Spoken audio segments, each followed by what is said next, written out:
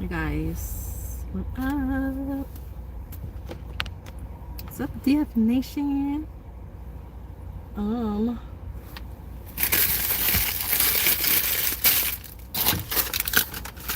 y'all doing? I'm trying to mount y'all differently so you can see me. I think you can see me correctly. So let me set y'all up. I don't feel like using my thingy jigger. What up, cold name? I'm tired. How y'all doing? I'm good. I am. Dude, what do you want, dog?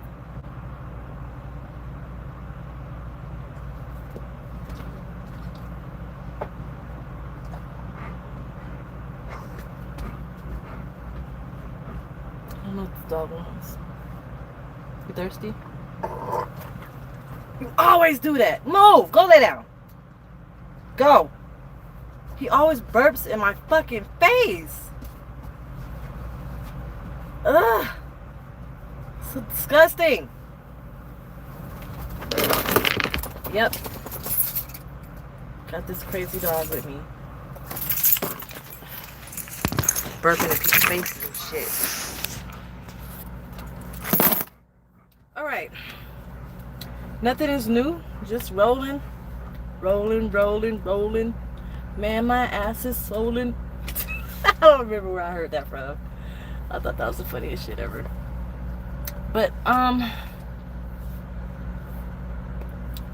am just not doing anything at all. Just tired, and I had a load where there was like, they didn't give me no leeway, no time, no nothing, and I was an hour late because I really have a hard time waking up in the mornings. So I was running hard. I got from Texas to Phoenix in 2 days. What am I doing? What was I doing? Oh.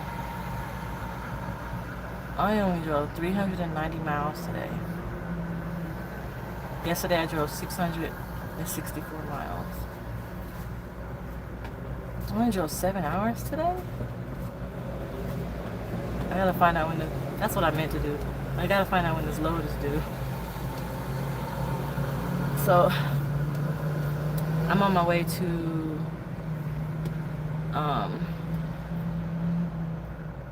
where am I going? Oh, I'm going to Kansas.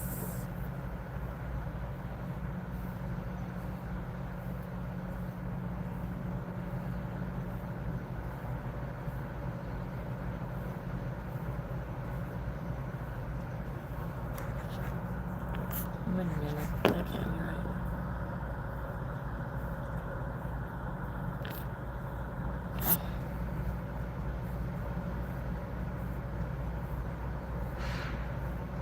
Okay, hold on, I gotta do some math real quick. I'm sorry.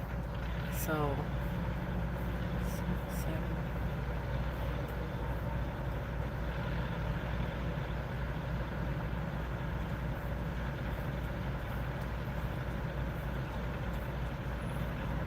Wait a second. Okay, I'll get there on time. What's up, Buck? I see y'all trucks all the time. I know exactly where you're going in Kansas. But don't say it. Don't say where I'm going.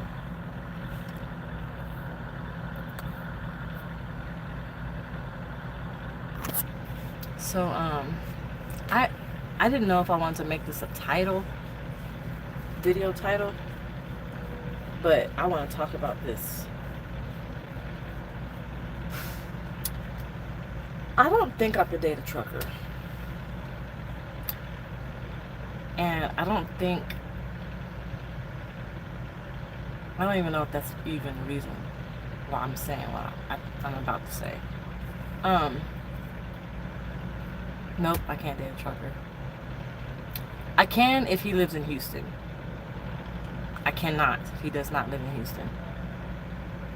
And I say that because I think I have trust issues. And I'm not trying to have trust issues. It's just like an automatic thing that happens. Like, if you don't live in Houston, no, scratch all that.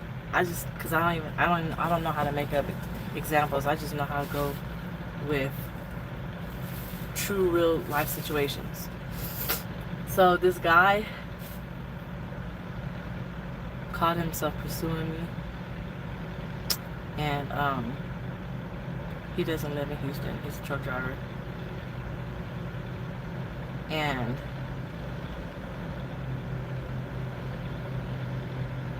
whenever somebody says that they are interested in pursuing me, I don't believe them right off bat, because, or maybe I believe them, but I'm like, okay, we'll see what happens with this, because, you know, I have like these certain expectations, and a lot of times the men that I've been meeting, they can't uphold to those, I know he's not about to try to park right here, uphold to those expectations. So, and they're not like weirdly like ridiculous expectations. It's just things I believe I deserve. So I am totally like out of it today. Like, I can't even get my mind right. I feel like I can't even focus today. So I say all that because when a man is interested in pursuing me, I expect him to do certain things in the pursuit of me. And so that's why when somebody does approach me in that manner, I'm like, okay, we'll see where this goes, because 9 times out of 10, which is a good thing, I think. If you look at it negatively, then it's a negative thing. But I'm looking at it as a positive thing, because I'm looking at it like this. If you're not meeting my expectations, that's good, because that means the man who is for me will meet my expectations, and he's still out there. So I'm not about to waste my time with you. I don't know if that makes sense. Anyway, so I just don't believe. I just wait and see if you're gonna actually do what you say you're gonna do, mean what you say what you mean, right? So then, once it gets past that part,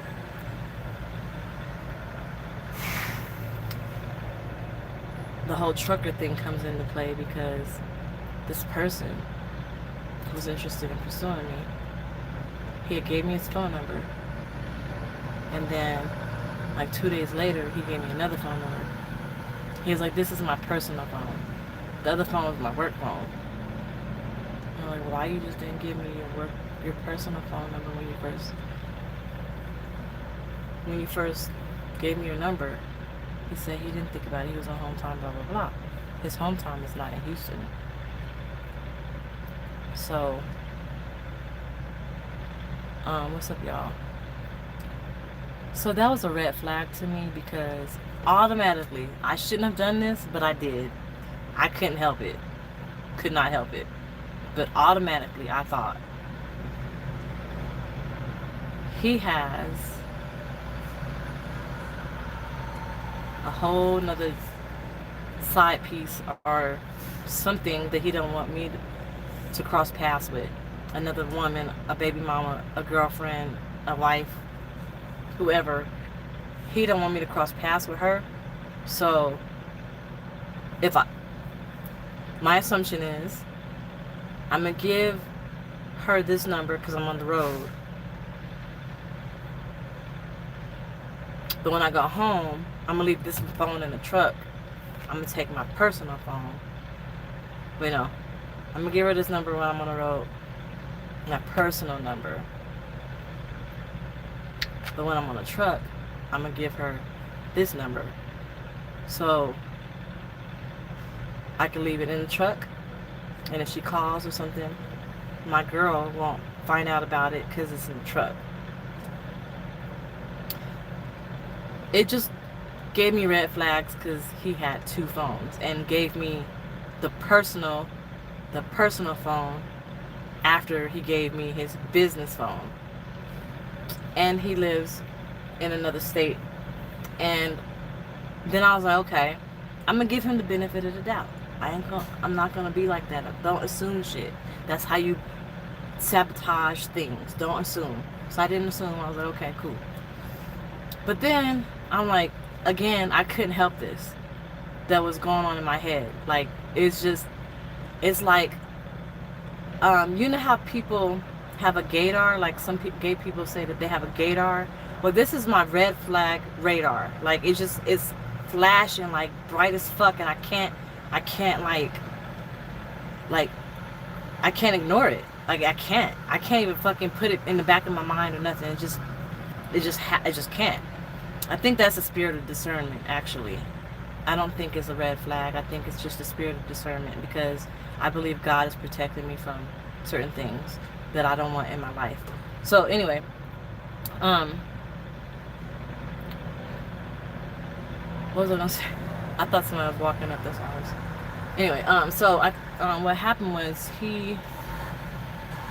I was like, well, I think that what's gonna happen is when he goes home on home time, I'm not gonna hear from him. And that is like the totality of everything, right? The 2 phones, 2 different phone numbers. You only text and call from 1 number. So he went on home time. I ain't hear from him. I mean, he'll text, good morning. How's your day going? What are you doing? He'll probably text like 4 or 5 text messages. And then the whole day, I won't hear shit. Not even a phone call. Then at night, he'll text me, how was your day? What are you doing? Are you awake? I thought you were trying to get to know me. I thought you were pursuing me. So how the fuck is that gonna happen if all we're doing is answering questions about good morning, my day was good, I'm not doing nothing because I'm driving, obviously, right? So yeah, all of that boils around, I don't want to date a truck driver that lives out of state. If I gotta date one, he gotta live in Houston, period. And we're gonna take home time together, period. He's busy, calm down. Okay, a man that's serious about a woman and is serious about pursuing a woman, is intentional about pursuing the woman that he wants, is going to make time for her. He's not going to only call, okay, I got a better one. Because we are on social media, right? So he had texted me that morning. I didn't hear from him all day. Then I heard from him in the middle of the day, and he said he was going to take a nap. And then after he took a nap, he texted me again. Not phone call, not a phone call. Text me and asked me what I was doing. I don't know how that's getting to know me. Asking me what I'm doing is not getting to know me. And then later on, I saw him on his social media chilling, listening to music somewhere.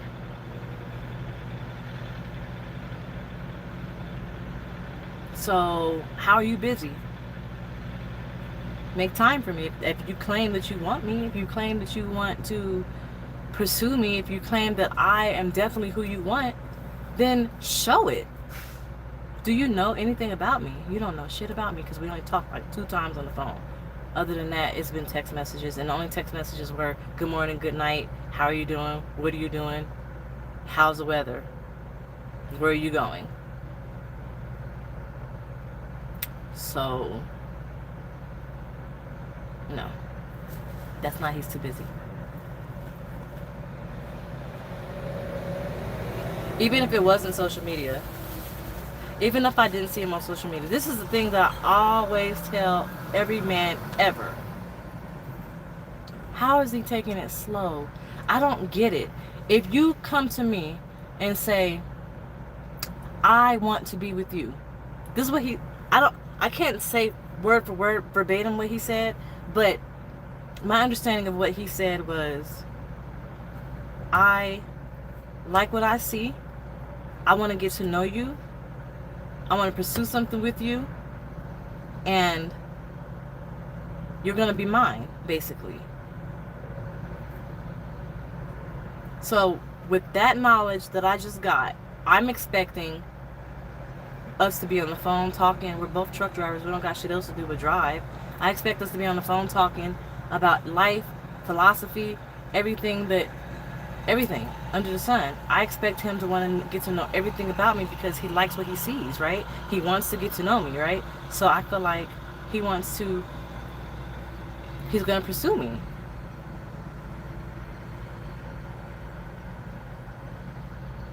So that's what I expect. Because when you're interested in somebody, and y'all can't lie about this, y'all know for a fact, when you're interested in somebody, don't you want to talk to them on the phone? Don't you want to get to know about that person? Don't you want to know their likes and dislikes and dreams and ambitions and what makes them happy and what makes them sad? You want to know what's going on in their life. You want to know what they're doing throughout the day. You want to know how they're feeling. You want to know if they ate. Right? So if I'm not getting none of that, if I'm just getting good morning, literally, good morning, how are you? Where are you headed? How's the weather? And then a good night. Or wait. Excuse. Are you awake? Good night. Or how was your day? And then good night. How's asking me how was my day, getting to know me? How are you going to learn about what I'm passionate about by asking me how was my day?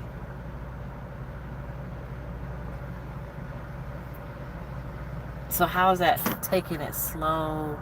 How is that assuming the worst?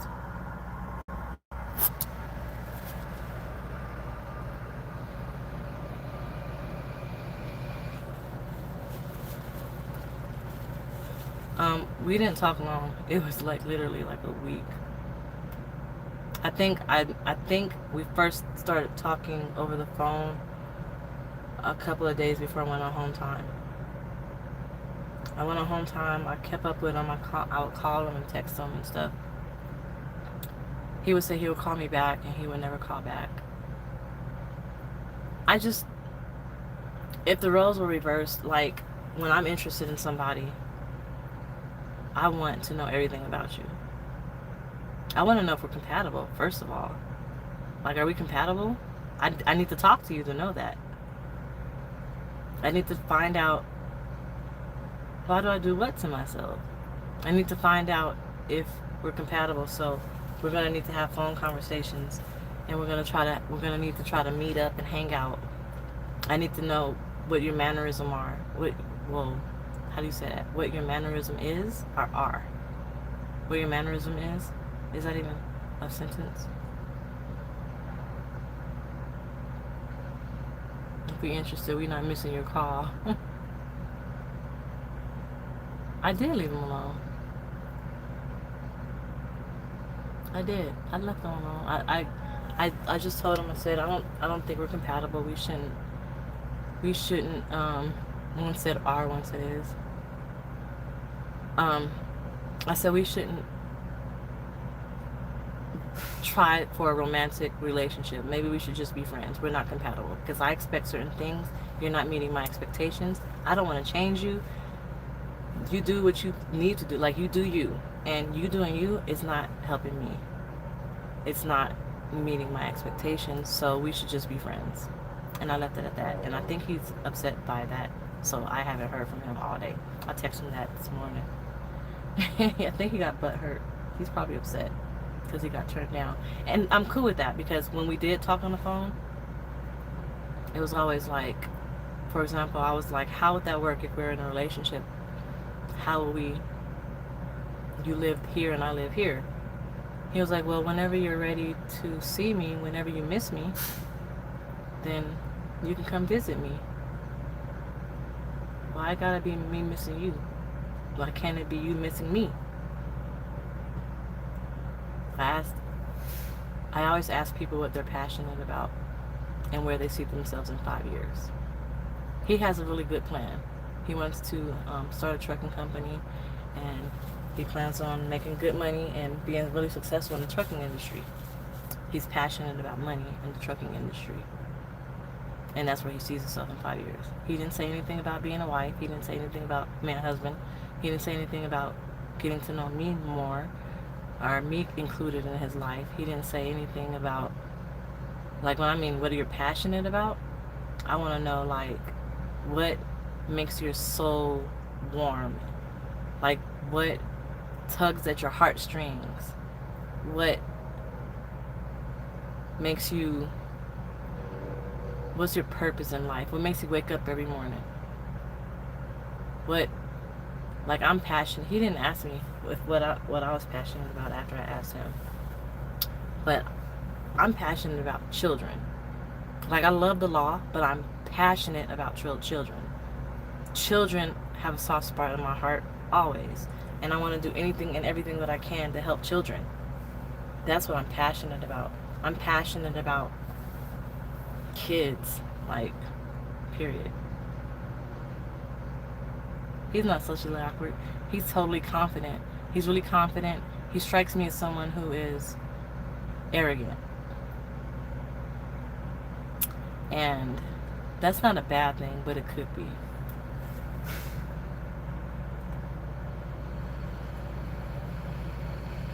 Exactly, Mitch. But you know what I did notice though?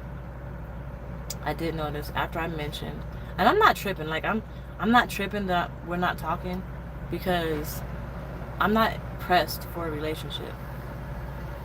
I am not pressed for a relationship. I don't have nothing negative to say about him, Mitch. That's why I'm not defending him. But I'm not pressed for a relationship right now. I'm a truck driver. I'm on the road. I'm not going to stop my cash flow to hang out with you. We're going to have to be able to cross paths some kind of way, or take our home time together. But I'm not about to, like, go home after driving for a week because you're at home. No. And I'm not about to reset ever. I run off recaps just so I can hang out with you, because that's my money. Thank you, Neo. I know what to expect as a truck driver, and I don't expect to find somebody that I can be in a serious committed relationship with, because if the roles were reversed and I was at home and I was dating a truck driver, I wouldn't want to date him, because, just to be blunt, there's gonna be a night I'm horny and he's not there. Yeah, I got all these other dudes on my line. He ain't gonna be home for like 3 or 4 weeks. That's not even gonna work with me. I'm not needy. I'm not needy face. I demand what I'm worth. I don't need nothing but consistency, honesty, and for you to say what you mean and mean what you say. That's all I want. That's it.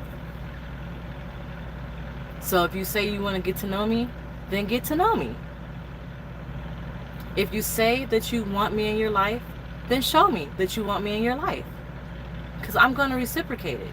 But if you don't give me anything to reciprocate, I can't reciprocate. So I'm not saying all the stuff that I need, I will give you that in return, or I will initiate it. But I need to see you start it, because I am not in the business of pursuing men. That's not how I was raised. That's not what I believe in. I believe the man is supposed to pursue the woman. So that's not being needy.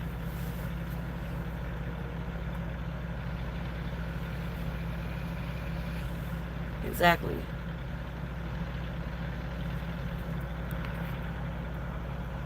Yes, but the possibility of being cheated on because we working is scary to good dudes. DollFace.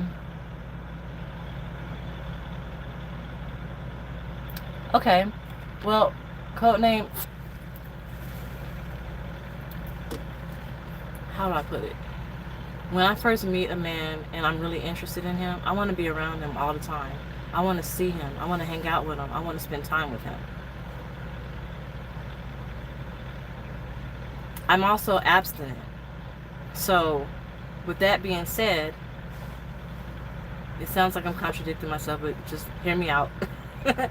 With that being said, if you're gone 3 and 4 weeks out of the month and only come home for 2 or 3 days, I gotta divide my 3 days, those 3 days between, well, if I'm driving trucks, so let's talk about it realistically. I'm driving trucks, you're driving trucks. We take home time together.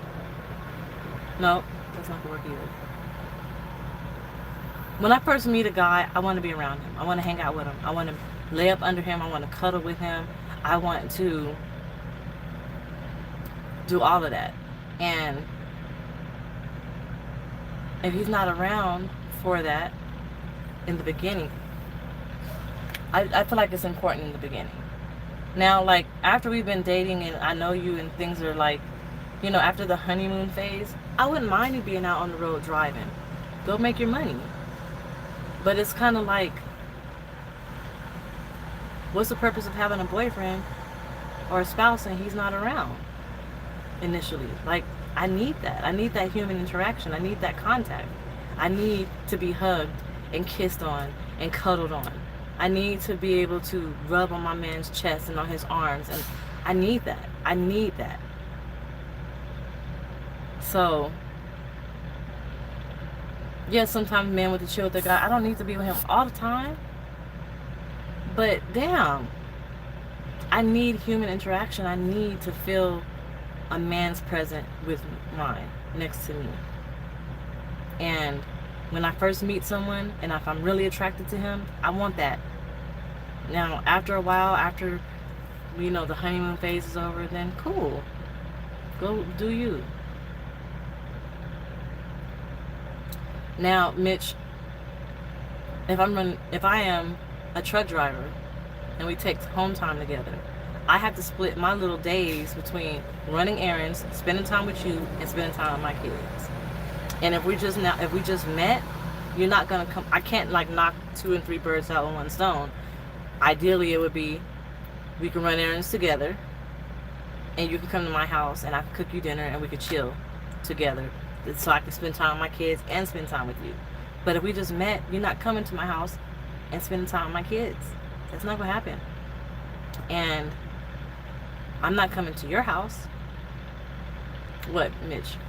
So that won't work either, because I'm not about to sleep with you until I know we're in a committed relationship or married or something like that. See you later, bud.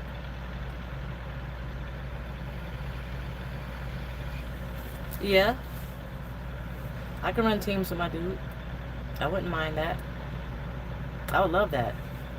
That'd be awesome. I could do that until I go to law school, and then I can't do it. The only guy that should really step to your needs to have their own truck and authority. Yeah. I mean, even if he drove for a company, I just need him to live in Houston. That's all. That's all I'm saying.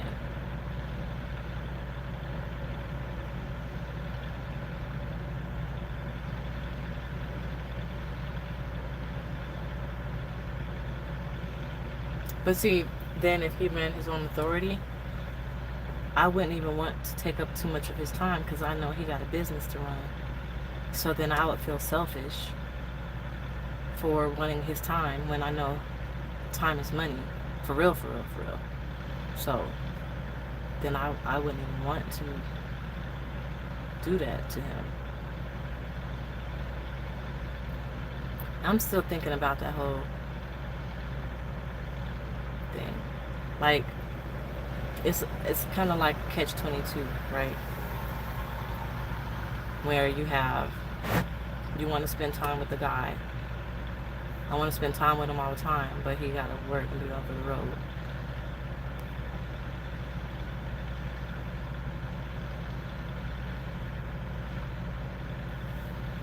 You know how his business work and he know that work.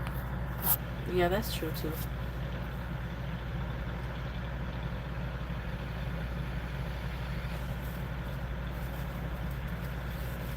I mean, I just know for the dating part, like for dating, like I'm dating somebody before we're in a relationship.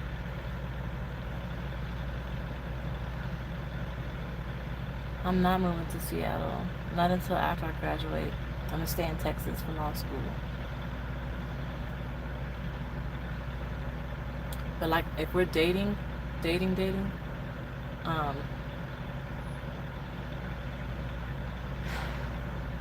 we're not having sex.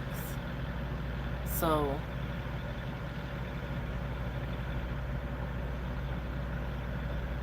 if he was on, I couldn't team with him because that would be inevitable. So the only time we'll be able to get to know each other would be, because that's a big thing with men. I'm just being realistic, Mitch. I was trying to wait till I got off the truck. I didn't pursue him. He pursued me. He came to me and asked me and wanted he started everything perfectly fine. Like, it was perfect how he started it.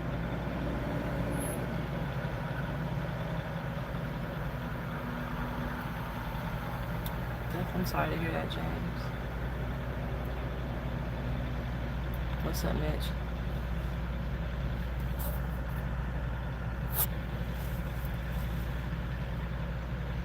I always talk about sex because that's a factor. Like, all right, face.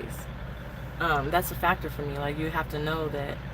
Don't expect sex in the dating phase. I don't even know what the fuck dating is. Like,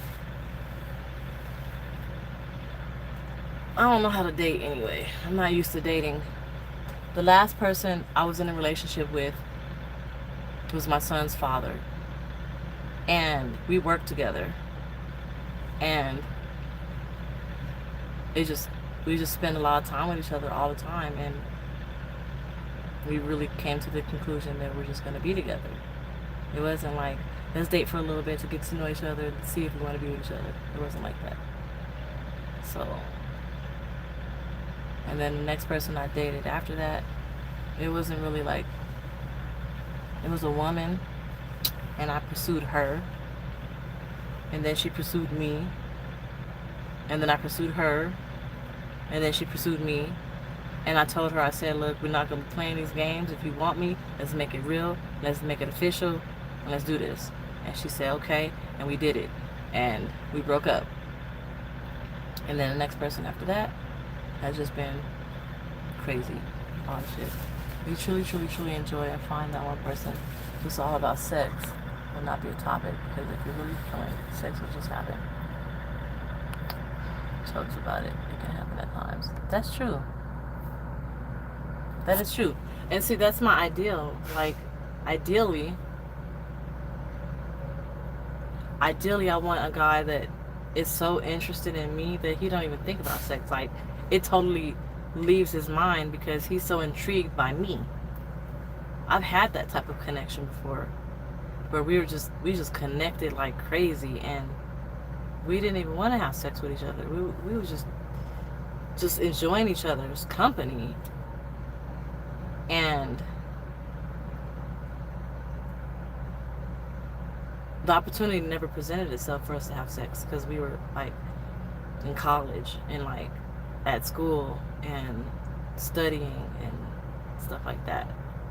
And then When we did have sex, it was when we went to a tournament for the mock trial, and they got us hotel rooms, the team, the hotel rooms or whatever, and we had downtime. We wasn't studying, everything was done, and then there you go, we had sex. But ideally, I want a guy who just is really, really, really, really, really interested in me and intrigued by me, that sex doesn't even cross his mind. He doesn't even want to have sex with me right away because he don't want to fuck it up. He don't want to fuck up the vibe or the friendship that we have. That's the kind of guy I'm looking for. That's the kind of guy I want.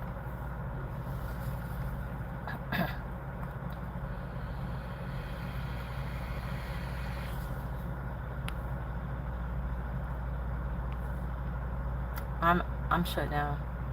I'm on my break. Not sex on a dating page. She's saying it's going to happen. If you're both fine, it will happen if you're both into each other. For real. I'm saying, I guess I could tell y'all this. I'm saying I'm not having sex with nobody until I know that your intentions are pure and we're in a truly committed relationship. When I feel it in my gut, in my heart, in my soul, my intuition, my instinct tells me that we are in a serious committed relationship, then I will give myself to him. Not before. So I'm not saying we have to be married, but I'm saying we have to be in a committed relationship. But I'm not saying we have to be in a committed relationship, because then guys will be like, all right, well, let's make it official then, just to fuck, and then break up with me. So I'm saying I have to feel that within myself.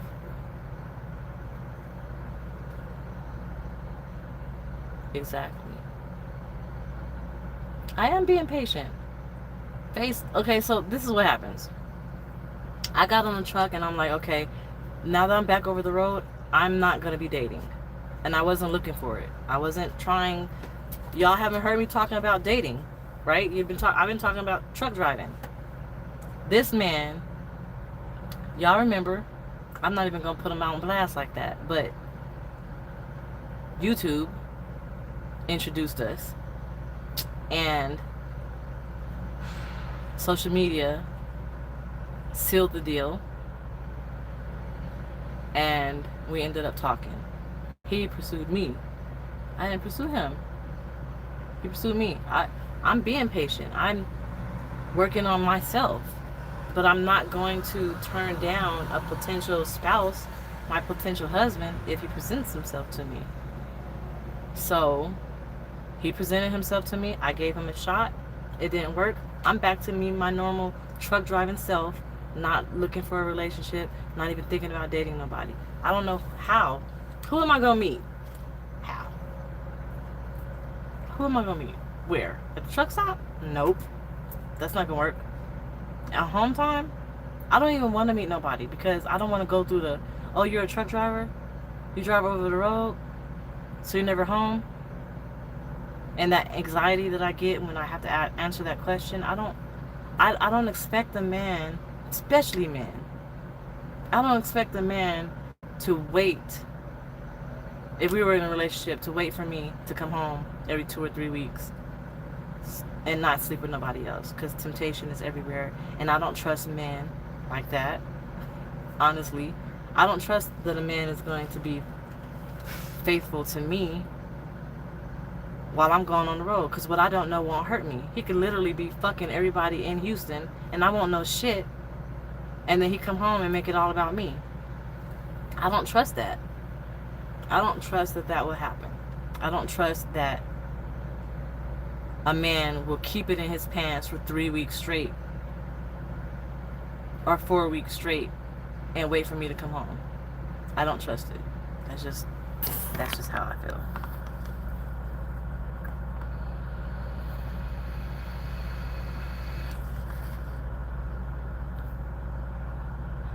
The military is a different situation, though.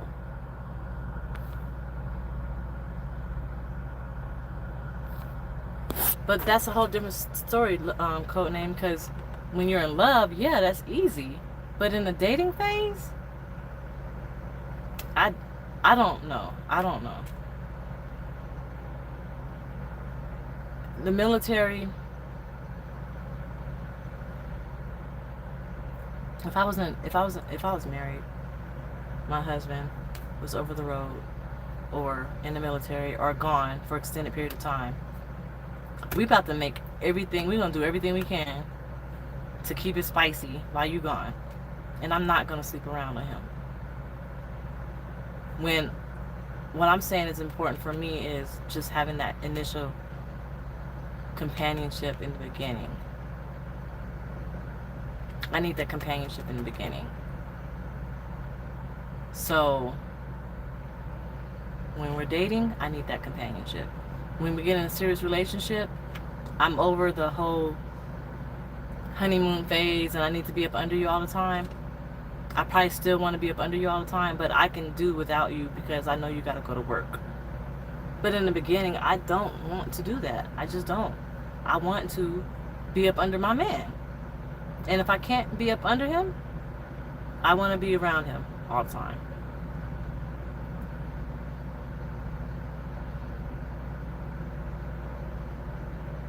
I be all over the United States. What you mean, Mitch?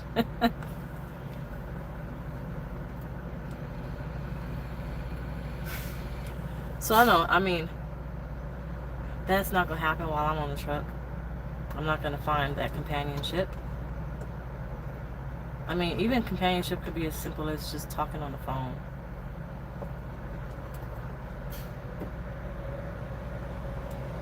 Like, just having somebody to talk to about my day and who genuinely wants to know about my day.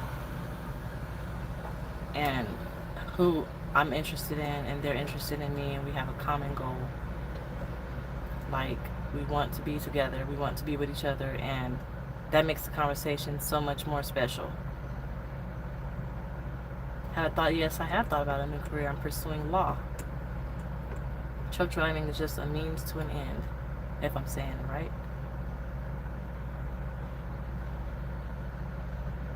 I'm not blocking you, Mitch. I'm not about to give you my number live on YouTube. You know how to contact me if you need to contact me. Didn't you already contact me? I haven't checked my email in like 2 weeks.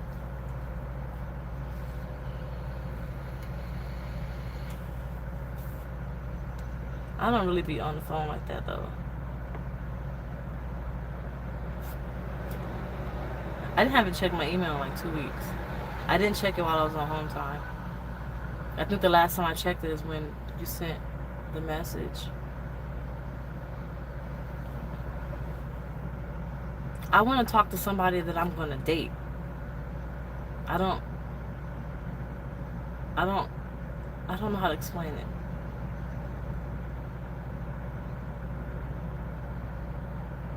How do I explain it?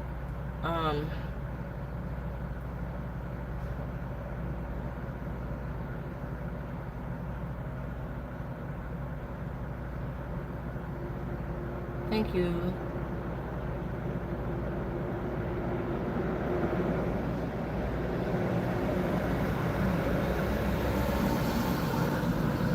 Alright, hello, man. What up, Shake World? Unless I'm talking to somebody that I'm romantically interested in, I don't talk on the phone. I don't. I watch my little study videos for the LSAT and listen to music. Lately I've been listening to the George Floyd murder, the murder of George Floyd. The George Floyd trial with Derek Chauvin. I've been listening to the jury selection. So I haven't really been talking on the phone. And the only time I want to talk on the phone is if it's somebody that I'm romantically interested in. Other than that, I'm trying to learn. So that's probably why I haven't called you or anybody else for that matter. I don't feel like it's, unless I'm bored, then I'll probably call. But it's rare that I'm bored because an idle mind is a devil's workshop. And I'm trying to keep my mind fresh on this LSAT so I can get this damn scholarship. Hopefully you make me feel better. What's wrong, Shaper Up?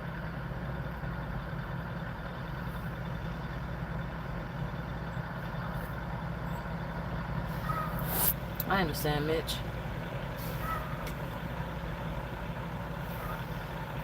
Every now and then we'll see what happens. I might give you a call one of these days.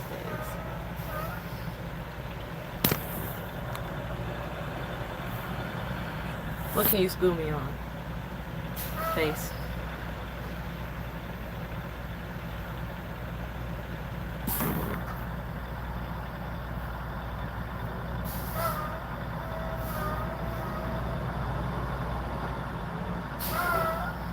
Ooh-wee. That's what you get. I don't go to no casinos. What up, Derek? Whew. On the other hand, I am so frustrated with these jurors, potential jurors, because they're like questioning them. It's called voir dire or voudoir.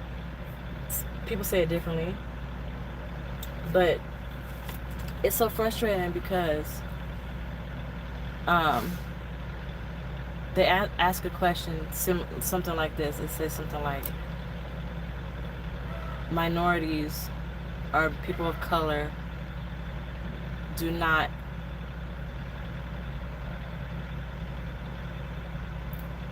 get equal justice in the criminal justice system, or something like that, right? And you have to say from I strongly disagree all the way to I strongly agree.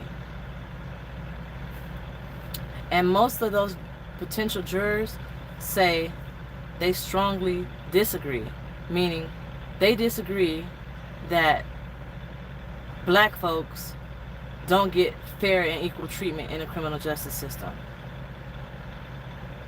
Somebody said that black folks do get fair and equal treatment in the criminal justice system. And I almost fell out my motherfucking chair. I was pissed because the whole 13th Amendment, there's a loophole in the 13th Amendment. The fucking Constitution was written against black folks. So how can you say, because she said something like, the criminal justice system is there to, it's fair and equal and just for everybody, including black folks. Motherfuckers not. The Constitution alone was written against black folks. You want to know what freed black folks? The Supreme Court some kind of way. They the ones who ruled and created common law and I forgot what the word I'm looking for, but that's what the Supreme Court does. They rule on constitutional matters. Something is not constitutional, you take it to the Supreme Court, they rule on it. So stuff like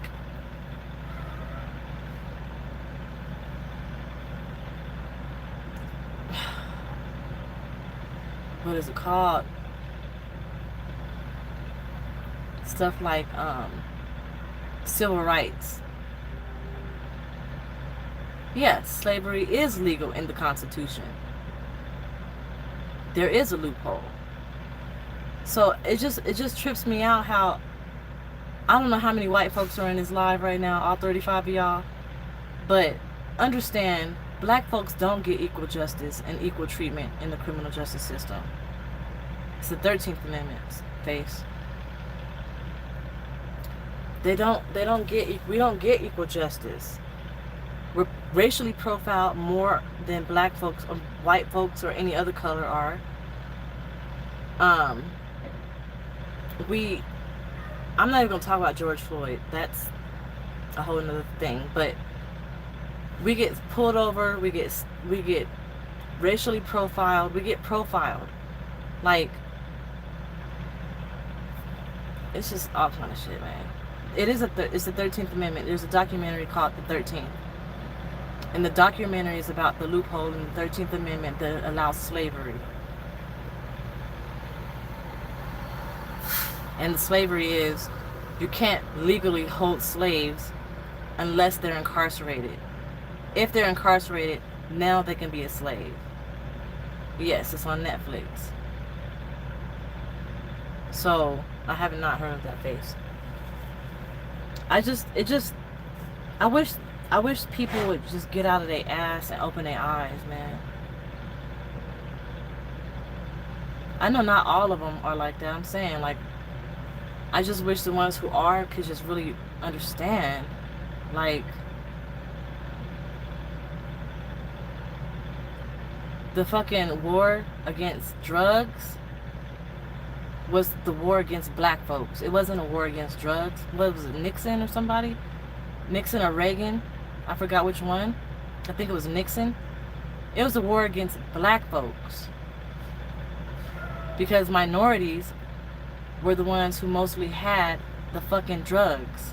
The 3 strikes law in California for black folks, to enslave them in jail, in prison. A white person gets caught up with drugs, they're gonna get a slap on the wrist. A black person get caught up with drugs, they're getting life in prison. I probably do, Mitch. I probably don't remember. It was Reagan. Okay. Like, watch the 13th on Netflix. Just watch that. You'll have a whole different view. Or read The New Jim Crow. The director or one of the producers for the Netflix documentary, The 13th, I think the producer, she wrote the book, The New Jim Crow. Read that book. It's on Audible. You can listen to it too.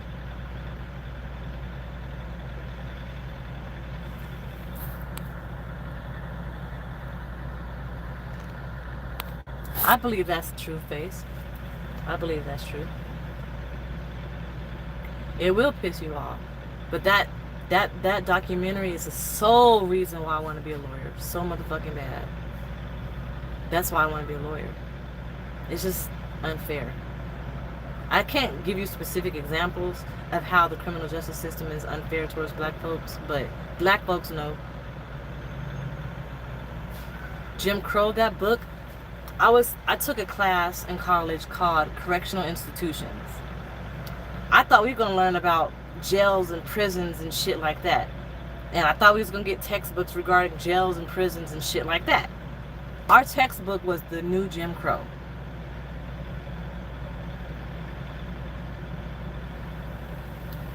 Man. And right after the class ended, that's when the 13th documentary came out, like 2 or 3 days later. And I told her about it. I said, you gotta watch this. I told my teacher, I'm like, you gotta watch this. Like, look at this. I have not been on a ride along. Well, I gotta stop. I'm just telling you how frustrated I am that some people are so naive to believe that black folks get treated equally in the criminal justice system. Why? First of all, y'all gonna hear me talk a lot more about it during law school, and when I graduate, this channel is gonna transform from trucking into law, and then it's gonna be civil law. I mean, not civil. What the fuck is it called? Civil rights. Oh well.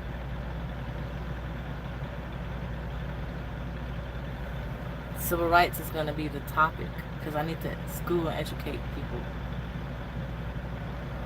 Exactly. I know, Mitch. Waiting so long for a love like this.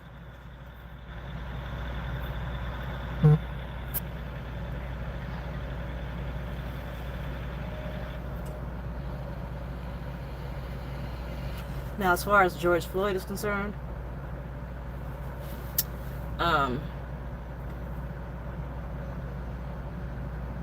I'm conflicted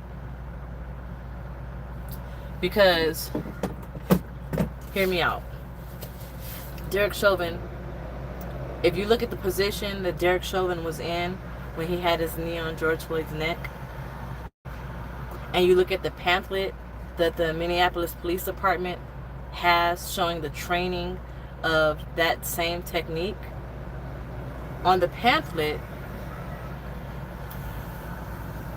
the guy is on his feet and his knees are hovering over the person, not on it, hovering over it. But his toes are still on the ground. The palm of his foot is still on the ground, and he's like squatting in a way over the person. That's the correct technique based on the pamphlet. Derek Chauvin, his whole knee and everything was on George Floyd's neck, and the palm of his feet were not on the ground. His feet were not on the ground. He was literally kneeling on his knee, on his neck. So that in and of itself is just wrong. However, George Floyd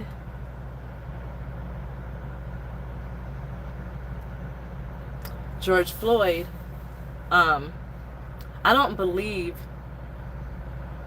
because he was on meth with, what was it called? That fentanyl, meth and fentanyl. And he already had heart problems. He had just recovered from the coronavirus.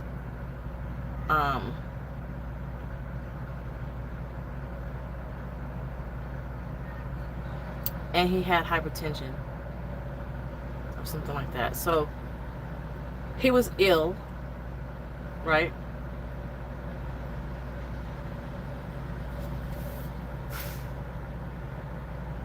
He was ill. So whatever was going to happen was going to happen. The knee on the neck contributed to that. So what makes it all bad is, say for example, Chauvin just kneeled on his knee for 1 minute and not 8, right? George Floyd may have survived. He may have not survived, because George Floyd was in distress. He was hyped up, and he was anxious, and he was feeling a kind of way. He was high and blood flowing and high blood pressure and all that shit, right? So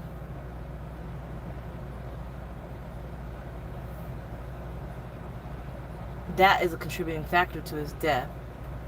And if Chauvin had his knee on his neck for just a minute, he may have survived. But also think about, Chauvin had his whole entire weight on this man's neck. Now, the position that George Floyd was in, I don't think that you would not be able to breathe in that position. I think when you have an anxiety attack, you can't breathe. And I think George Floyd was having an anxiety attack on top of being under the influence, on top of his heart problems, on top of just recovering from COVID, on top of hypertension and high blood pressure. I believe that all contributed to his breathing, but I don't believe that the knee on the neck in that position cut off his airflow. I believe that blood flow may have been cut off, which could have accentuated the heart problem. So I feel like, at the same time, I think Derek Chauvin is going to be found guilty for something. I don't think he's going to get acquitted. I don't think it's going to be second-degree murder. I think it's going to be manslaughter or third-degree murder. What are y'all talking about? My friend, I respect your thought and respect everything about your perspective, whether I agree or not. I look at it again. The future, not just now. DollFace has to give an open opinion. He's trying to park. Because what she is trying to do, they look at everything that is her. So we ask her to speak on the matter for her. I'm not worried about that, Mitch. I'm not. Because I'm not rooting for one side or the other. I am totally neutral in a lot of stuff.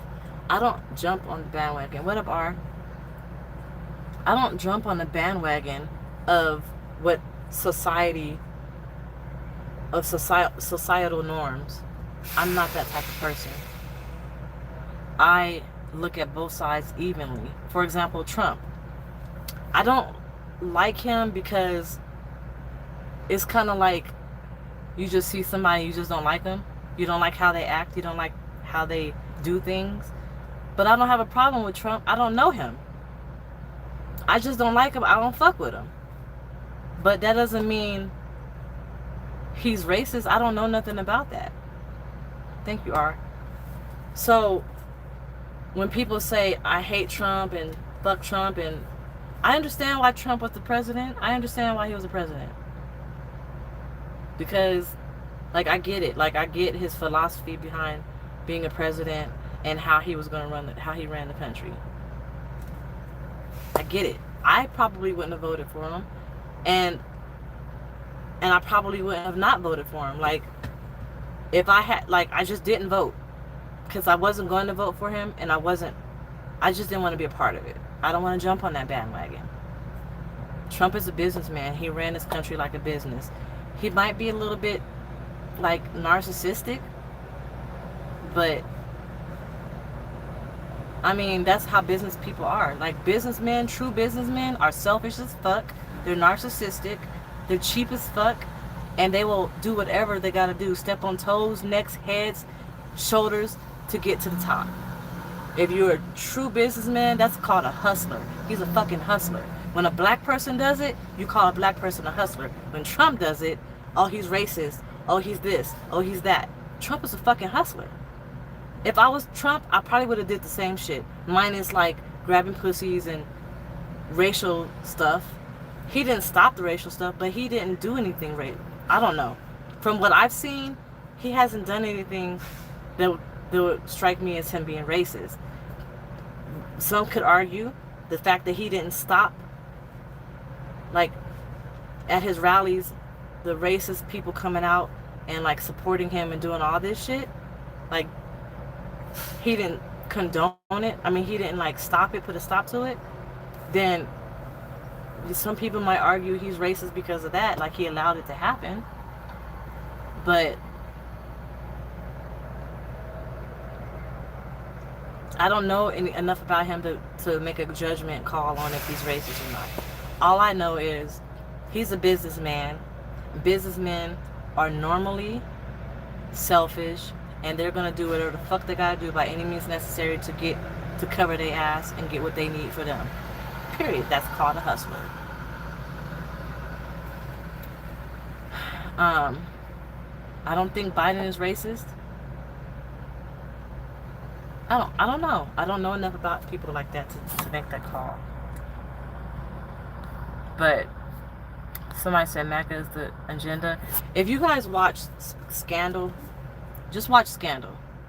Like, if you have to, go back and binge watch all the seasons of Scandal, right? Thank you, Lavelle. They was always talking about B215 or something like that. Command. I believe that shit is true. I believe it's real. And politics is just a whole nother level. It's a whole nother level. Whole nother level. It has nothing to do with politics and everything to do with the economy. It has everything to do with money. It has everything to do with motherfucking Rothschild and them motherfuckers up there. Like the Rothschild. That's the only name that I could think of off the top of my head. Those powerful fucking rich fuckers. That's what politics has to do with. So, yeah, whatever.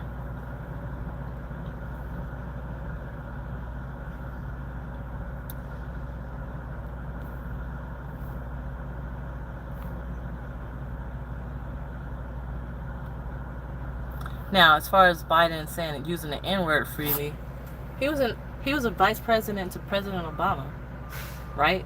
You don't think President Obama used the N-word freely? You don't think there was a nigga up here, everything in the White House?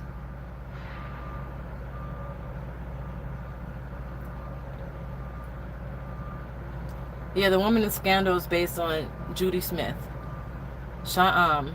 Olivia Pope is a character based off of Judy Smith, who is a real attorney who practices law. Her offices are in New York, California, Miami, I think. She is a crisis manager. I know all about Judy Smith.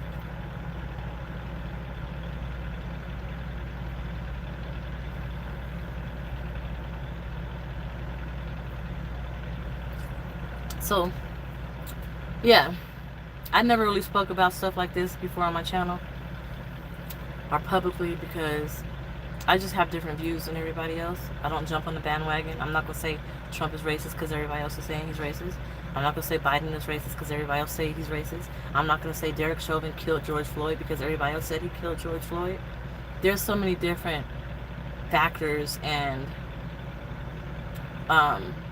so much context that comes with statements. You can't just base your opinion off of one thing that you hear or see that the media tells you. The fucking media, out of all people. Sometimes the media over-exaggerates or under-exaggerates things based on their views, based on their numbers. So that's why I don't jump on bandwagons. I gotta see it for myself.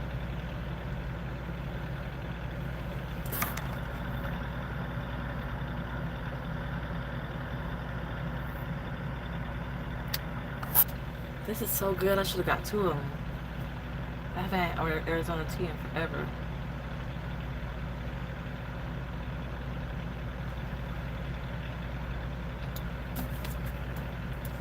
But yeah, I mean, I want to go back to the George Floyd thing though. I think Derek Chauvin was wrong because he had his whole entire body weight on George Floyd's neck, and he had his hands in his pockets. Like, fuck. Like, if you just look at a still image of that image, it just looks like Derek Chauvin was just like, yep, motherfucker, you can't move now, huh? I'm gonna sit right here. You ain't gonna be able to move. Just right here. I'm not moving. I'm just gonna sit here with my hands in my pocket. I don't give a fuck how you feel. I don't give a fuck if you can't breathe. I'm just gonna sit my knee right motherfucking here. I don't give a fuck. Malice. He was malice. He had malice in his heart. I believe that. That's what he's guilty of. Now, as far as that knee causing George Floyd's death, if I had to just rely on the facts of the medical examiner, I don't think the knee caused George. Put it like this: the knee on his neck created stress, anxiety, and for George Floyd's blood pressure to go up. This is my opinion. It's not based on any evidence-based facts or nothing. It's just my opinion. But I believe that the knee on his neck was making him hurt. He was in pain. He's high. The knee on his neck is making him in pain. He's in pain. I know that's painful. Also, I'm sure it's restricting blood flow, and it's probably restricting his breathing, which is creating more anxiety, which is making your blood pressure higher, which is making your heart beat more and harder. And he's already high. His heart is already stressed the fuck out because of fentanyl and meth. Meth is upper. Meth is like speed. It makes your heart race. Fentanyl is a downer. His body is fighting with itself. It doesn't know what it wants to do. Now he's in distress, and he already has heart problems, and he just fucking recovered from COVID. So I believe all of those, and he's in pain, and he's a black man in America having an interaction with cops. All of those factors. No wonder he didn't have a fucking stroke. He should have had a stroke. He should have stroked out. From what I know, personally, from people that I know who've been high on fucking narcotics, especially with fentanyl and meth, when you're in that high level of stress, you can have a stroke. You have a stroke or a heart attack. So, Derek Chauvin was the contributing factor to already fucked up shit that he already had going on. And he didn't make it any better by just putting his whole body weight on his neck and being so vindictive and malicious. He didn't give a fuck about what George Floyd had going on. All behind a fucking fake $20 bill. So, at the end of the day, I don't think that they will say that that Derek Chauvin killed George Floyd. He contributed to George Floyd's death. That's what I believe. I believe he contributed to the death of George Floyd. I don't believe he killed him. Strangle me, they did know each other. And that's another thing. I believe that Chauvin already had it out for... Chauvin did not like George. He didn't. He did not like George Floyd. He didn't like that black motherfucker. He didn't like his ass. This white man don't like this big black nigger. Right? And he got to work with this man because they used to work together. They didn't know that they used to work together, I don't think. But he used to work with it together. He probably fucking hated George Floyd's guts. And I'm so glad you brought that up. You can see it in his body language when he was kneeling on his neck. That's why he was on his neck with his hands in his pockets, just chilling there. Like, I don't give a fuck how you feel. I got you now. I got you. I couldn't get you in the club, but I got your ass now. And you ain't going no motherfucking where. And then he ends up dying. Because little did he know, George Floyd had ongoing medical conditions. So he just fucked himself. So he didn't kill George Floyd. He contributed to the death, but he didn't like him either. It don't take a scientist, a rocket scientist to know that. That's logic. That's straight logic that they teach you in law school. I would say street logic, because you got a black man, a white cop, right? Wasn't George Floyd, a security guard or something in the club? See? Okay. So you got a black man who's a security guard and a white cop who's actually a law enforcement. He's probably looking at George Floyd like, you want to be cop? You want to be nigger cop? You can't never be like me. You can't be like me. You can't be a cop because you're a nigger. That's what I think he felt. I think he felt like that. And he probably hated George Floyd's guts because, like, I guess what everybody was saying, he was so likable. He probably was jealous or envious or just straight out I don't like black people. And you're a black man trying to be a cop. And he probably was liked more than Derek Chauvin was in that club. Who knows?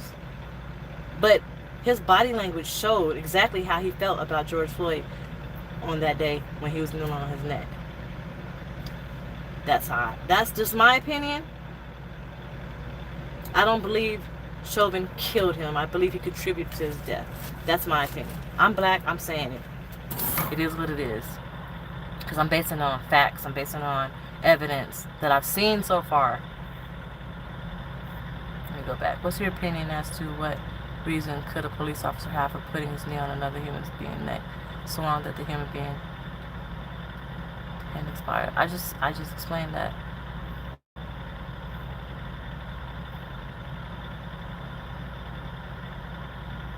MAGA means make America great again. That was Trump's slogan. I did not know that, Mitch.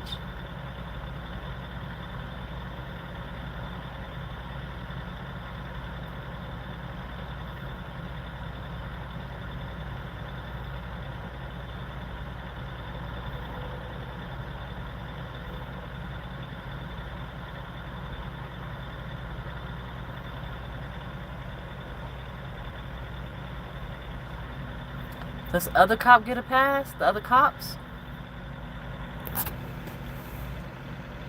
I think the Chinese dude should get a pass.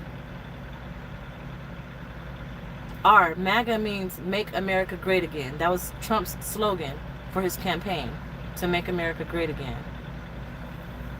But I think the other cops, okay, think about it like this. If you know anything about like military and shit like that, you have to respect your superior, right?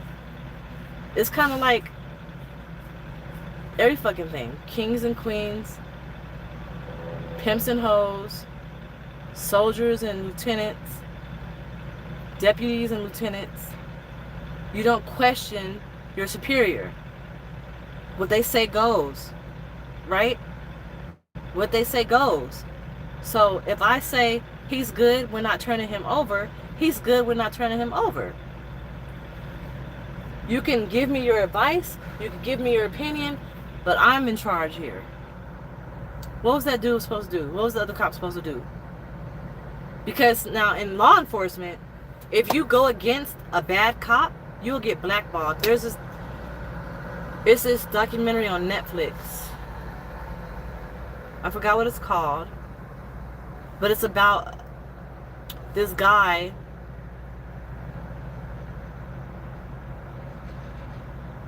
against all the bad cops in his precinct. And he's not against them, but he's not willing to conform and be bad like them. And because he won't be bad like them, they're trying to blackball him and set him up. And this is a real documentary. So, if he doesn't conform to what they want him to do, then he's basically not going to have a job no more. He's going to get killed. And I feel like that's what happens everywhere. And with those cops, with those 4 cops, how dare him, right? Try to tell his superior what to do. How dare you tell me not to kneel on this man's neck that I don't like? I'm being a bad cop here, and how dare you try to call me out on it? If you call me out on it, you're not gonna like what the repercussions are. And those cops knew that there was repercussions. Yes, he could have did the right thing and saved George Floyd, but again, people are selfish. They're gonna look out for themselves. If he would have saved George Floyd, he probably would have got fired, because Chauvin would have probably tried to get this man fired, and he would have lost his job and all kind of shit. So he just made the little statement, don't you think we should roll him on his side? I'm worried about excited delirium. He did his job. At the end of the day, Chauvin is the trainer. Chauvin is in charge. What can you do? I don't know the rules and policies of the police department. Do you have a duty to protect? I don't know. I know when I was studying law in Vegas, you don't have a duty to protect.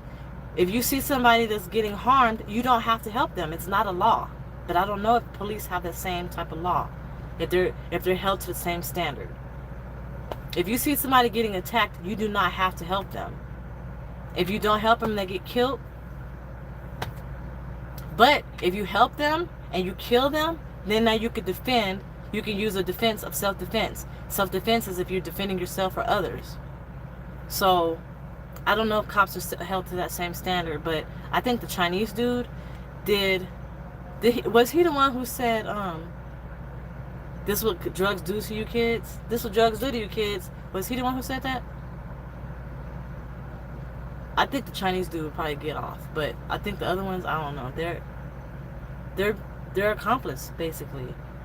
If you think about black folks, look at the first 48. If you help at any type of way possible in any kind of death of anybody, you're getting charged with the same exact thing that they're getting charged with. Accomplice, conspiracy, something after the fact. I lost for words on that. Carries the same sentence as the person who's getting convicted of killing the person. And I think those other 2 are going to get convicted of that. I think the Chinese dude is going to get acquitted.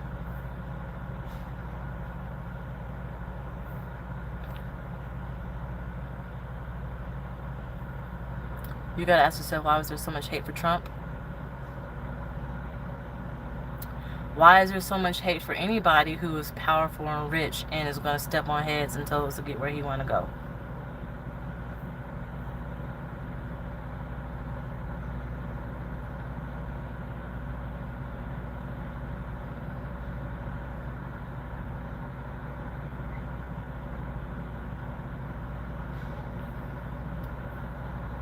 Make America great again. How? Some could say make America great again by getting rid of all the black folks. That's the first thing I thought. Get rid of all the fucking black folks. Trump is smart. These motherfuckers rushing, speeding through the parking lot and almost hit each other in a head-on collision. 2 car haulers.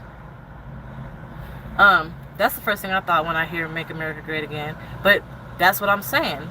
Trump is never going to just feign out, be racist, and say racist shit.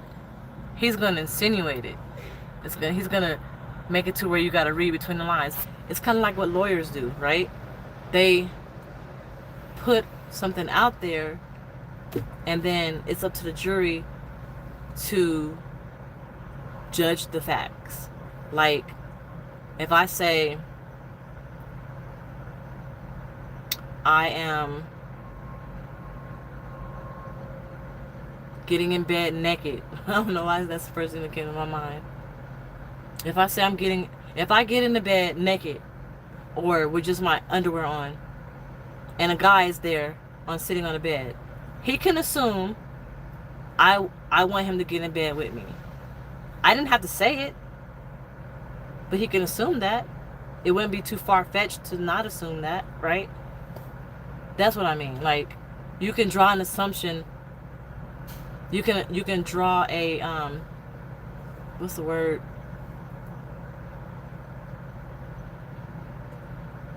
It's kind of like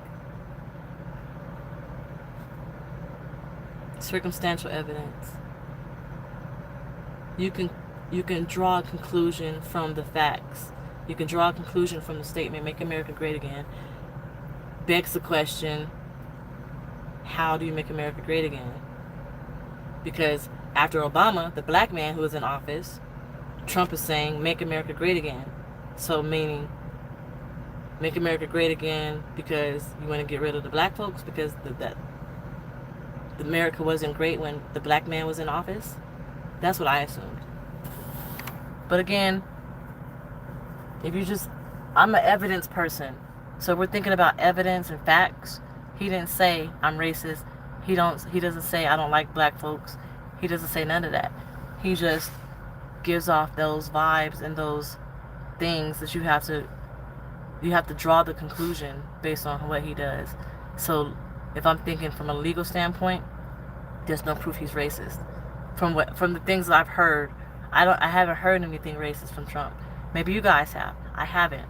So from a legal standpoint, if I was thinking of it from a legal standpoint, which is how I think of almost everything, there's no evidence to show he's racist.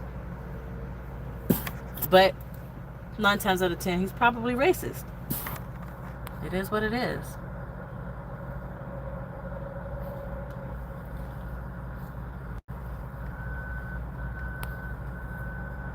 Look at the whole situation. They had him in cuffs. They walked him out of the store. They took him to the truck. Look him out of the truck. Then we see the ending. No one was Floyd trying to run. The cop had responsibility to withhold the law.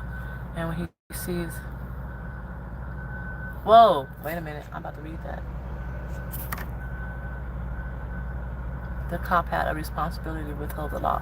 And when he sees another crime being committed by a cop, it's his duty to stop it. That's true. That is true. That statement is absolutely correct. But when you're dealing with a bad cop, right? And you're worried about getting blackballed and lose your job, you're not going to do that. You're not going to stop him because you don't want to lose your job. It happened in New York City. The cop called out all the cops. That's probably the documentary I'm talking about, LaBelle.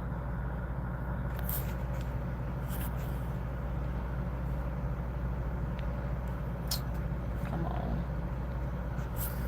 want to do it. So I would like to learn from my dog. I have a. I'm reading your comments, C-Flow. He said he deleted it. He said, you still have a lot to learn. I would not have you represent me or my dog. Yeah, I know. I have a lot to learn. I sure the fuck do. I'm not in law school yet. I only have a bachelor's degree in criminal justice. I don't know shit. You're correct. But I wouldn't want to represent your motherfucking ass any motherfucking way. Bye. They made him work at night in the projects in the Bronx with no gun and all that. So with that being said, none of them had the thought, not even to say, hey, bruh, you should not be like that. They probably did have the thought, you shouldn't be like that. But again, like, if you're in the military, would you tell your training sergeant or like the one who's training you in boot camp not to do something? Hell no. One did say that. They said, don't you think you should roll him over? Because it was of excited delirium. He was following procedure because he's in training. And Chauvin said no.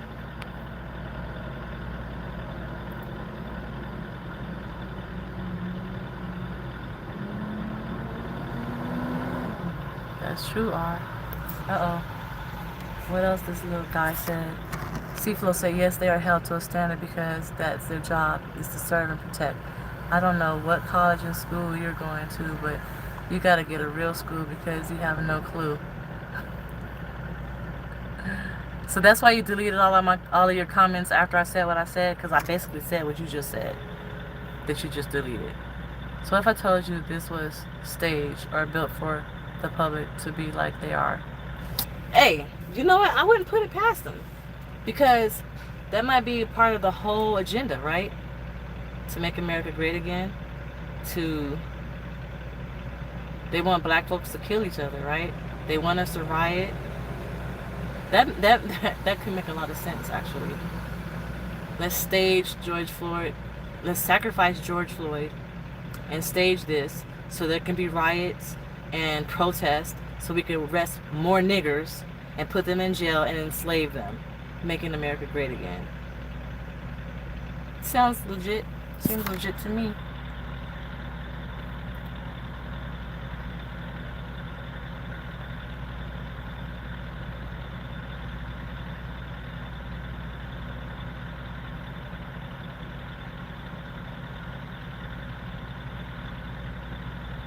Thank you, Lavelle. Uh-oh, what else does C-Flow say? It's another deleted message, because I'm going back and reading all the messages. So I was talking. Let's see what he said now. God, I can't press it. Oh, it's deleted by Mitch. You're not even in law school yet. You're already acting like your lawyer. Stop it, because you sound ridiculous. No, it wasn't great. Obama did nothing for us, just like any other politician. They are bought people.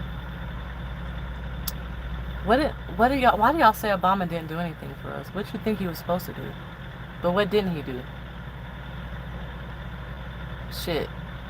I got a job behind the whole workforce thing. If it wasn't for Obama doing the whole workforce thing, guess what? I wouldn't even have my CDL. But what didn't he do, though?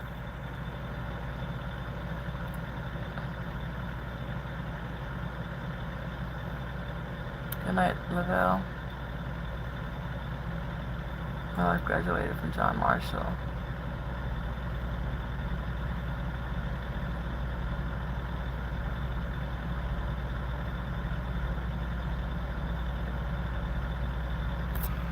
What's so funny?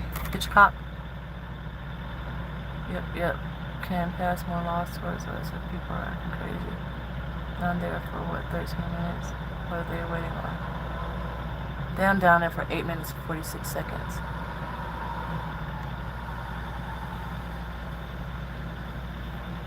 First, you shouldn't have abolished the laws requiring black people to only vote for 4 years. Like,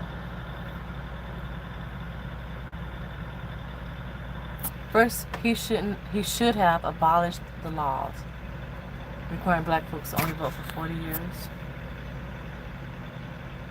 Elaborate, code name.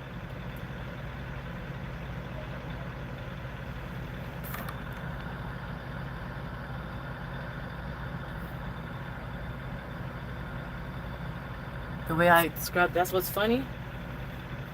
I don't know. I'm just talking. Like, these are just all of my assumptions and theories and opinions.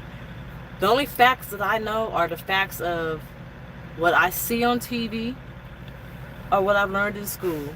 Other than that, everything else is just theory, opinion, what I believe.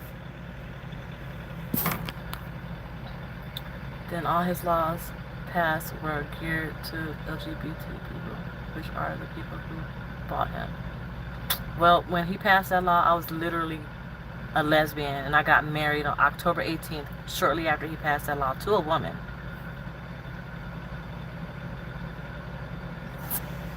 What's wrong with that? Still, again, what didn't he do for us? That's not explaining anything. I got value from him being president. You know what he did for us? He gave black folks hope that you can one day be president too. He let my sons, my little black boys, believe that they could be president if they wanted to. Obama. He gave little black girls hope that you can be a beautiful black woman and be in the White House next to your husband, who is the president, who's also black, who could be your brother, who could be your dad. He gave black folks hope. I sure as fuck was hopeful. I was hopeful. I was happy. You never see, because you know, black women are sexualized in the media or like, they're just fucked up in the media. Media makes black women look terrible. We're ghetto. We wear fake hair, fake nails, fake eyelashes. We talk loud. We are ghetto. We dress provocative. And Michelle Obama came in there and showed everybody what a black woman stood for.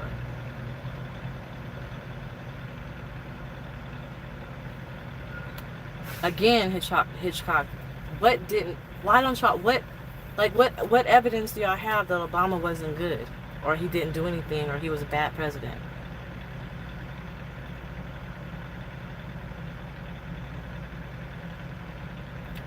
Yeah, he is mixed, but still.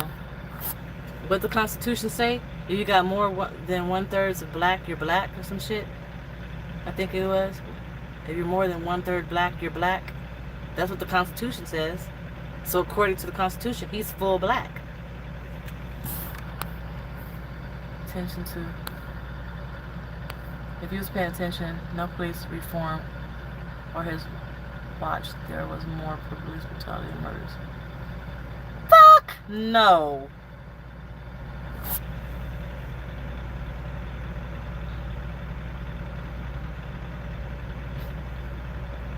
I'm gonna have to do some research on that.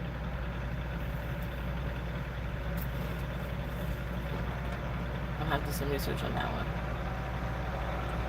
So we're comparing Obama and the police brutality that happened while he was in office with Trump and all the racism and all the KKKs and the racists that came out the woodworks thinking it's okay to be racist and fuck black people up and lynch them and chase them down the street while he's jogging and shoot him dead.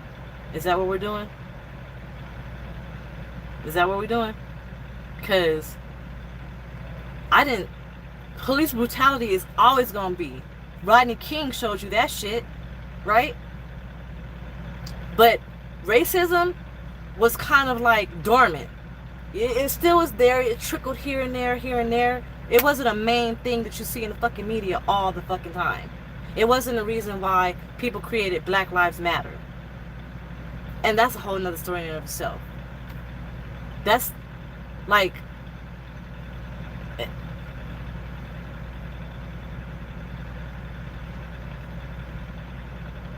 Okay, that could be true. I don't know. If that's what you say, I can look it up. But I believe there's more racism going on now during and after Trump than before Trump, as compared to Obama being in office and police brutality, which has always been going on, but it's not as bad. I feel like on a scale, I feel like racism is more than police brutality at this point. Because you have racist police officers that's beating up black folks and killing them.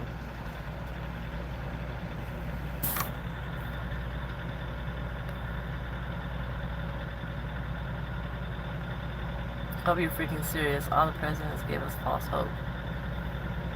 I can agree with that statement at some point. Yeah, because you can't please everybody, right? Some people are going to say he's great. Some people are going to say he's not great. You can't please everybody. That's just how life is. Some people were hopeful. Some people are like, fuck, we're fucked. It just depends on what side of the fence you're on. In the time we had Obama, did anyone ever storm the Capitol? With Confederate flags. Talking about killing Nancy Pelosi and Pence. And to me, Confederate flags equals racism. It may not mean it, but when I see a Confederate flag, it scares the shit out of me, because I believe the person who is hanging that flag in their truck, on their bunk, in their window, their sunshade, on their front porch, coupled with the flag that says "Don't tread on me" with a snake in the middle, that equals racism. That equals you are prejudiced, you're racist, and you don't like black folks, and I need to stay the fuck away from you. They stormed the Capitol with those flags. Get rid of qualified immunity, IA, and police immunity. You will have change. DollFace, love your hair, just right. We'll have to watch replay. Hope all is good. Stay blessed. Thank you. People look back at your history for years. He did more for LGBT community. And I thank him for that, because at that time I was in the LGBT community. I'm saying you can't make everybody happy. You're mad because he did more for the LGBT community. I'm happy because he did. I was able to marry a woman. That was powerful.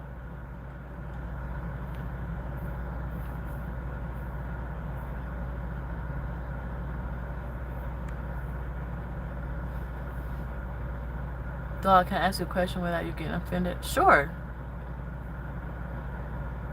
Delusion is serious out here. Hey, call me delusional then. So when you know better, you do better. I might be ignorant to the facts, so you can call me names all you want to. I'm just speaking my opinions and what I know to be true today. That could change later. That doesn't mean I'm delusional. That just means I have opinions that you don't agree with. You shouldn't call me names because I have different opinions than you. That doesn't mean I'm delusional. Racism is not as bad as the media wants it to be. Are you black? Tim Hitchcock? I think not. You would say that because you don't know. You're not black. You can't even empathize with what black folks go through. Well, they will say the couple that jumped the fence was bad, but no president never stopped police brutality. It's police state. Duh. Because we got a job, a CDL that made it all good. Wow. Every time I see Confederate flag, I think of that movie, Time to Kill.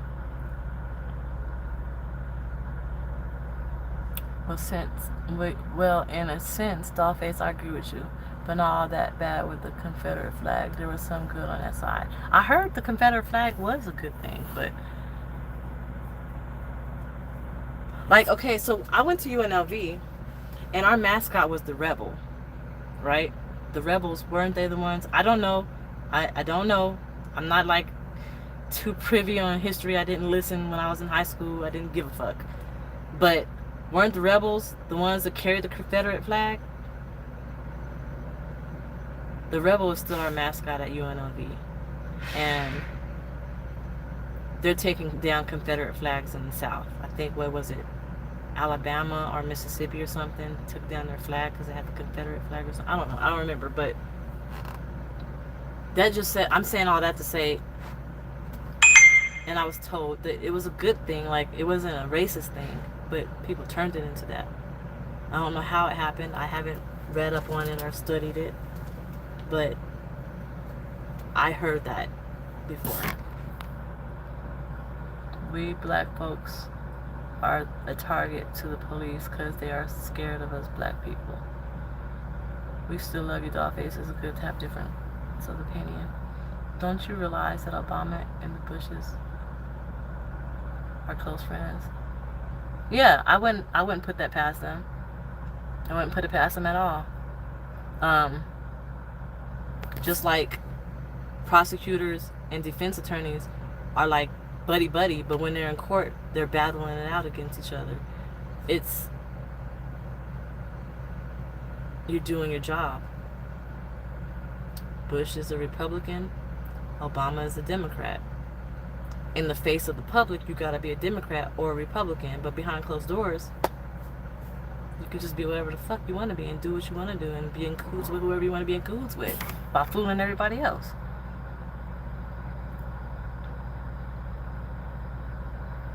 It's never dormant. Where are you from? Wow. Racism was never dormant. Where are you from? Wow. I say, boy, racism was dormant like you didn't see it every day on the news like you do today. I didn't walk down the street worried about, am I going to get lynched 5 years ago like I do today.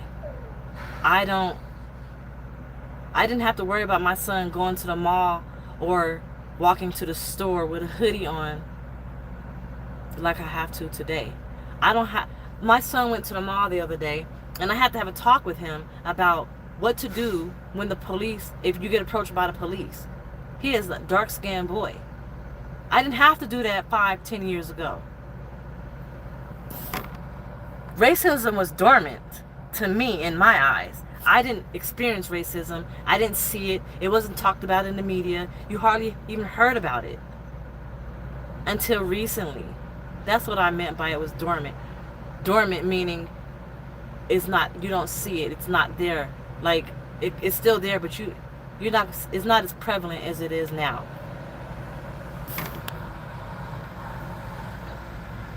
I think the LGBT makes it harder for people to speak freely on their views. I got wrote up for not agreeing that a gay dude view of a man and mine is wrong. Where you get wrote up at? Was the ones that had slaves. That was a boiling point. Black Lives Matter. That's why it was never dormant. Racism was going on every day, all day, in every major city, and then some. Well, I mean, where I was at, I didn't see it, and I didn't worry about it until recently.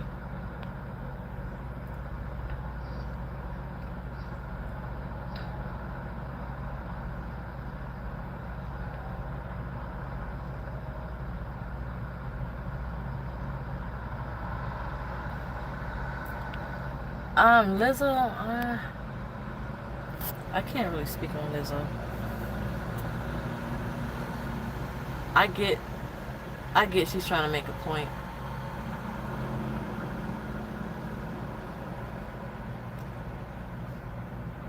Like, she's letting everybody know she's comfortable in the skin that she's in. She went through a lot of shit when she was younger and had a lot of insecurity, and now she's famous. So she's flaunting it. I get it. It's entertainment. You gotta have a niche. That's her niche. If you're gonna be famous, you gotta have a niche. You gotta have fans. You gotta make money. I don't think she would be doing that if she wasn't famous. No, it's just they're more comfortable because of Trump. But it was always going on behind closed doors as far as banks, jail systems, schools, etc. I agree with you on that. That's what I was meaning, though. That's the whole basis behind the whole thing. People were more comfortable with Okay, people are more comfortable being racist, are like being coming out the closet as a racist because of Trump. Just like people are more comfortable with coming out the closet as gay or lesbian because of Obama. It's like a norm now. Dang, I can't even imagine that kind of world where racism is the norm. As you're saying, it is. I've never experienced that. That's scary to think about. Racism being the norm, like, that's scary as fuck. Especially as a black female truck driver, and like majority of the people I see out here are racist. It scares me.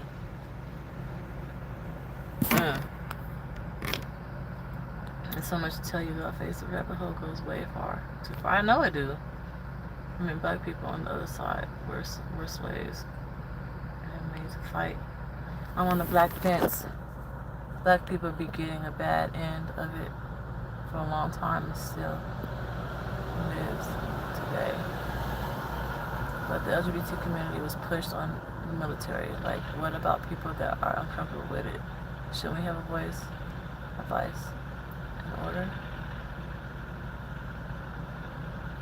I don't understand. There's a black guy that got hung south of Jackson, Mississippi.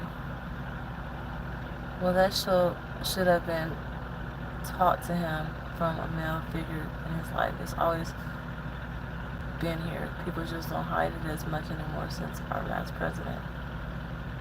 I record myself whenever I walk somewhere alone, and I carry the Constitution book on my dashboard of my vehicle. In class, I interact with police officers.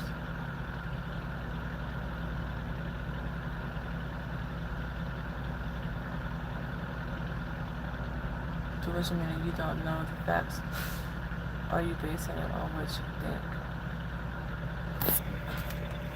What is your definition of being delusional? Delusional is like, I haven't never looked up the word delusional, but I would think it's something like you're seeing things and thinking things that are not there, are not true, and you really truly believe it.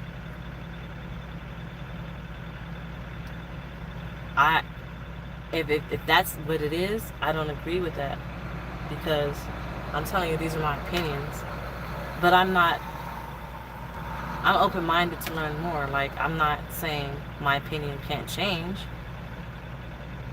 I just know what I know based on my environment and the people around me. But when you know better, you do better. So if I learn, like you're telling me, you're schooling me on some shit. They're schooling me on some shit. So I'm learning. So now, if I ever have this conversation again, I can add that I've learned tonight to that conversation, because that's called evolving. Being delusional would be like you're just stuck in it, and that's how you feel, and that's what you think, and you're steadfast on that. That's not me. I'm just talking. Like, I'm telling you how I feel, what I believe in, what my opinions are, but that doesn't mean that I'm steadfast and stuck to that. I'm always willing to learn and evolve.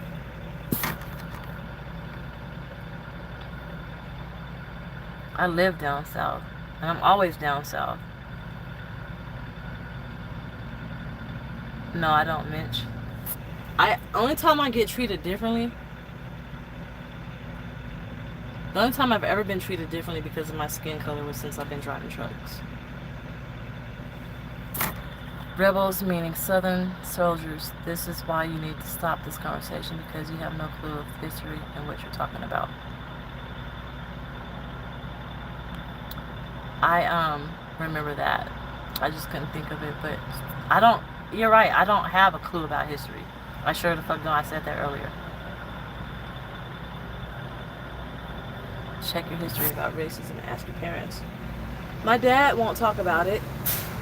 He does not want to come to the South. He would not come to Texas to visit. He don't want to have shit to do with it. He don't want to talk about it. That's the only person that could tell me anything about racism or black history or anything that went on. And he won't talk about it. My mom, it's a lost cause. I would just have to. I was thinking about taking a theology. No. I was thinking about taking classes again. I love learning. As a matter of fact, shit, I'll probably be listening to some YouTube videos or some courses on it. I'm always looking for some good knowledge. I'm all well and good for women being comfortable in their skin and everything. However, that baseball game where kids were watching, that's where we make that point. I can see both sides. I can see your point of view and I can see her point of view. Because today's society, they're teaching their kids to be comfortable in the skin you're in. As long as it's not trashy, she's not out there doing porn, they accept it. Back in the day, that's not accepted. So it just depends on who you ask and what side of the fence you're on.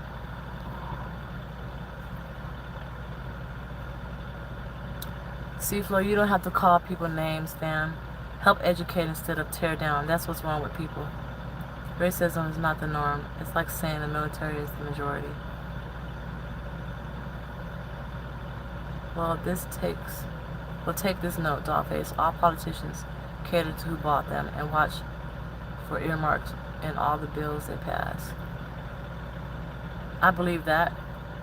I got a whiff of that from fucking... I mean, that's life, right? That's everything, right?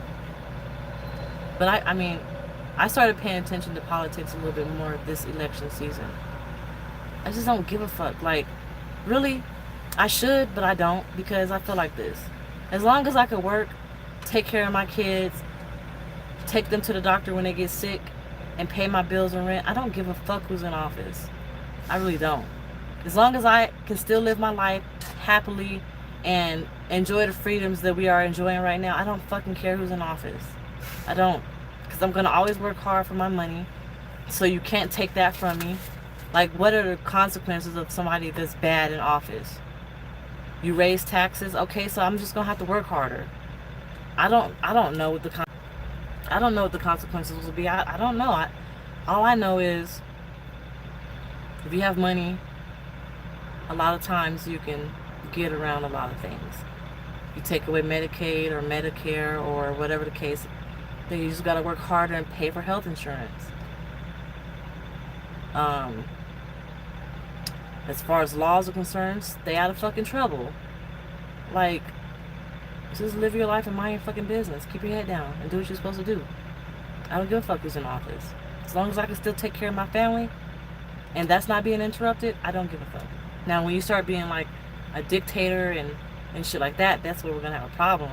I don't want it to be like a communist union or a dictatorship and a police state and shit like that. I don't want that. Trump was on that path, but if we don't get there, I think we'll be good. It doesn't matter who's in office to me. It's been 10 years with Trayvon Martin? Seriously? No, it hasn't. Has it?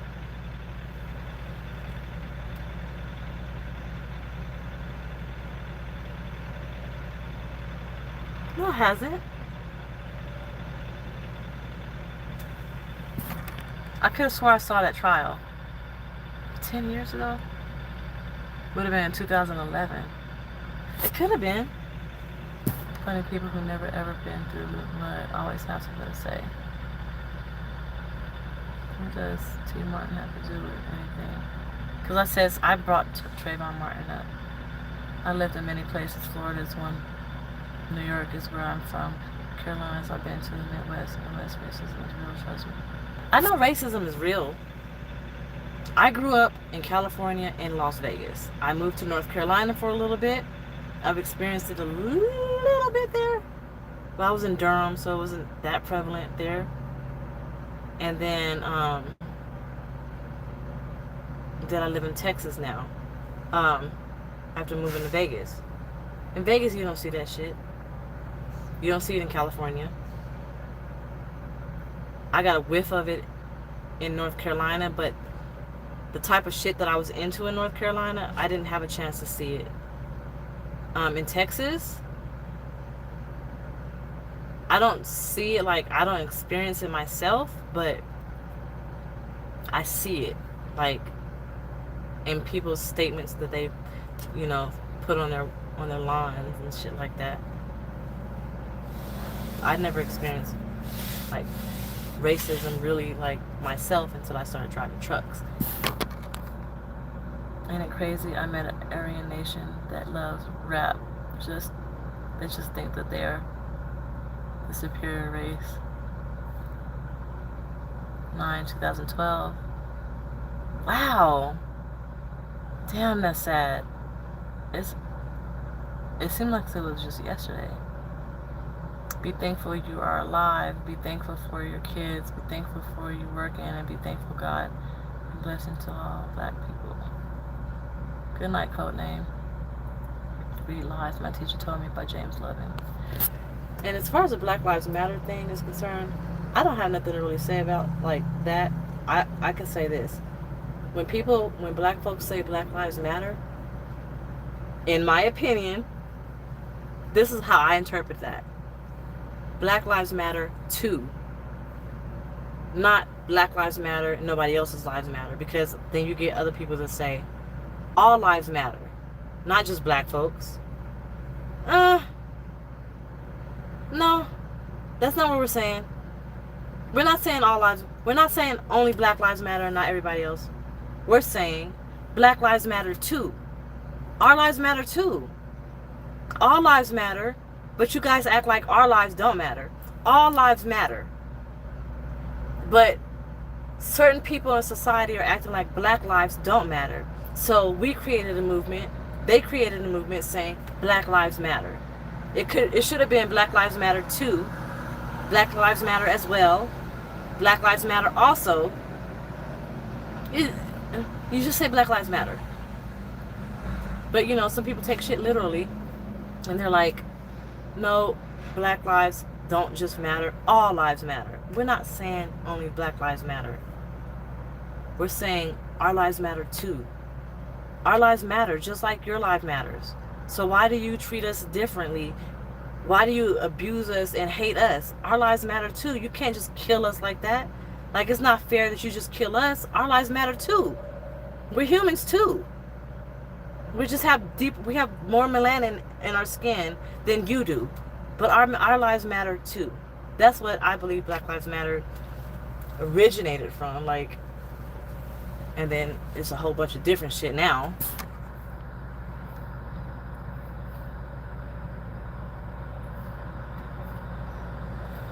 I apologize if I was being a little harsh. Much love, lady. Thank you, C-Flow. I'm up for a good challenge, and I'm up for, like, I don't take things to heart because I know I'm ignorant in a lot of things. I probably have been sheltered. I would like to think that I wasn't, but the more that I have been driving trucks and the more that I've learned, I think I have been sheltered. Like, I may have been sheltered a little bit.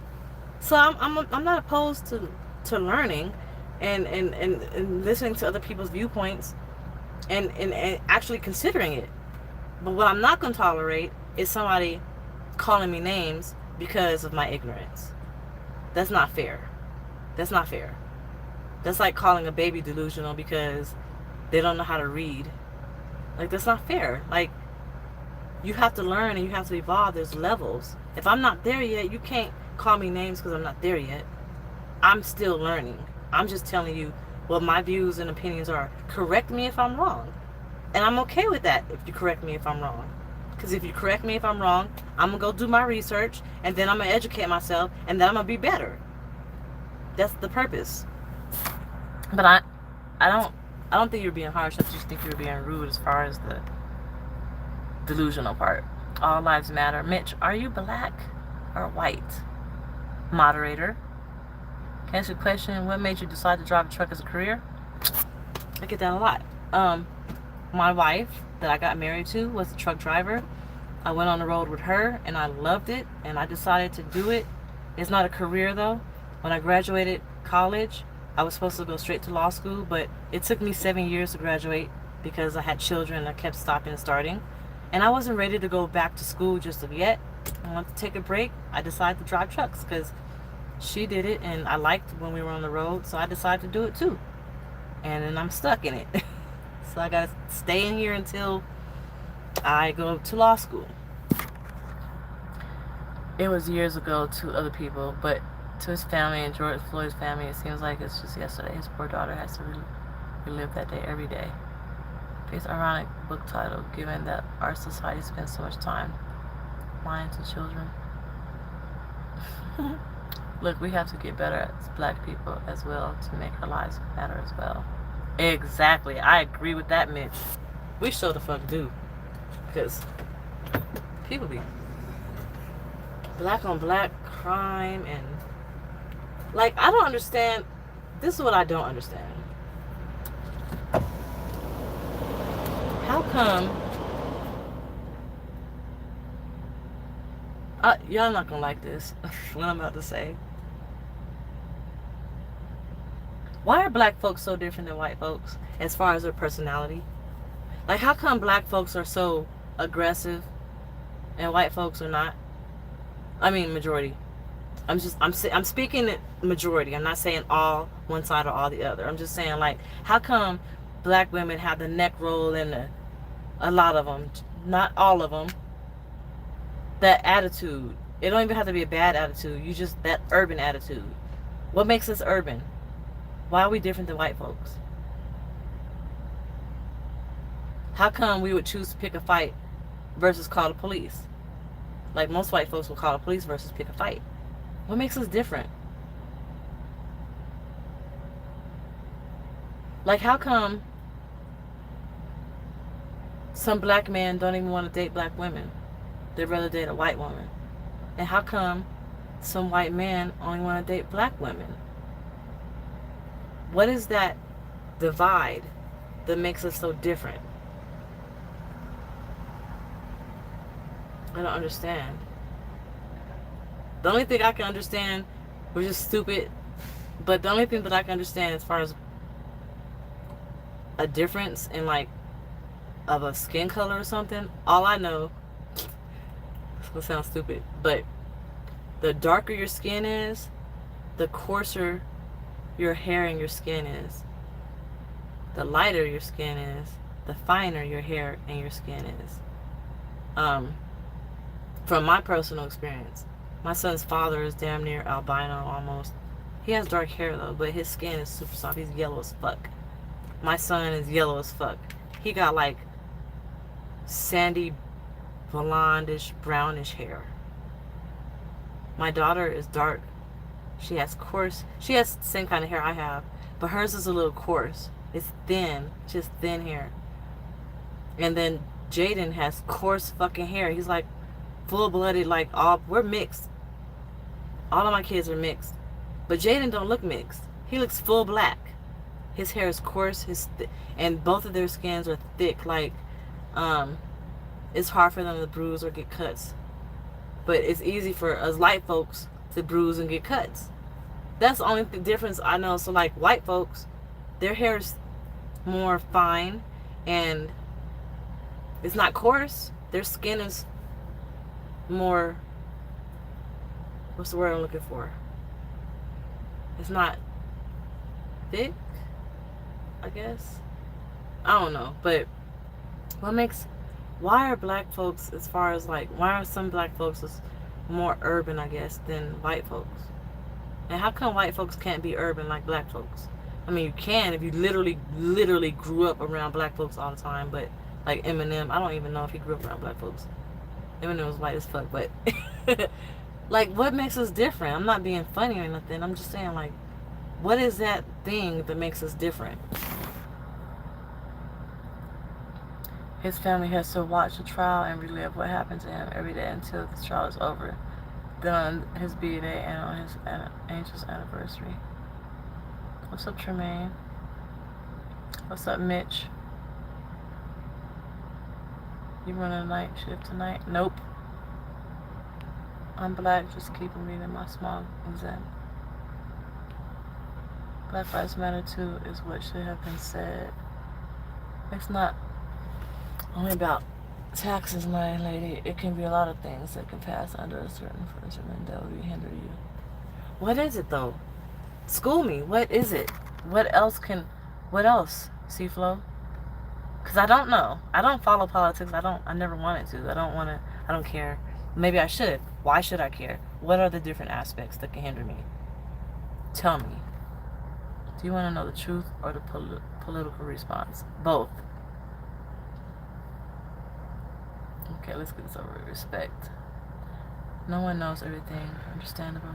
I have family in Dallas that own Popeye's restaurants and other businesses. They experience it. In Dallas, I can see that. My stepmom's name is Ernestine Williams. My son's name is Ernest. The reason is simple. We as black people hate to see other black do well. We can't stand to see another success. We rather hate and talk ish instead of being happy for the other. Not all of them. One word, melanin. Slavery.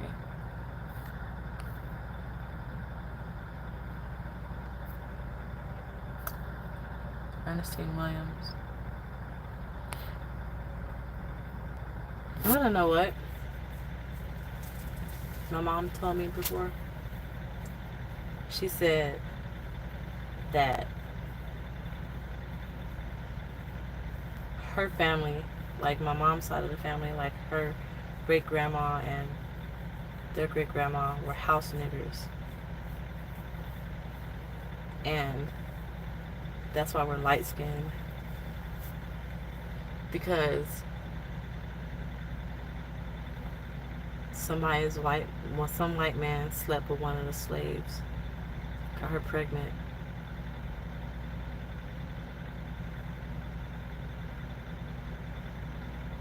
And I used to hate the fact that I was light-skinned because of that, of what she told me. Because I would get like teased because I was light. They used to call me highlight or light bright. And they used to say that I thought I was better than everybody else because I was light. And I'm like, where is this coming from? Why are y'all saying that? I can't choose my skin color. I can't choose if I'm going to be light or dark. I'm sorry that people who look like me got to stay in the house while people who are darker than me have to work in the fields. Enough about racism.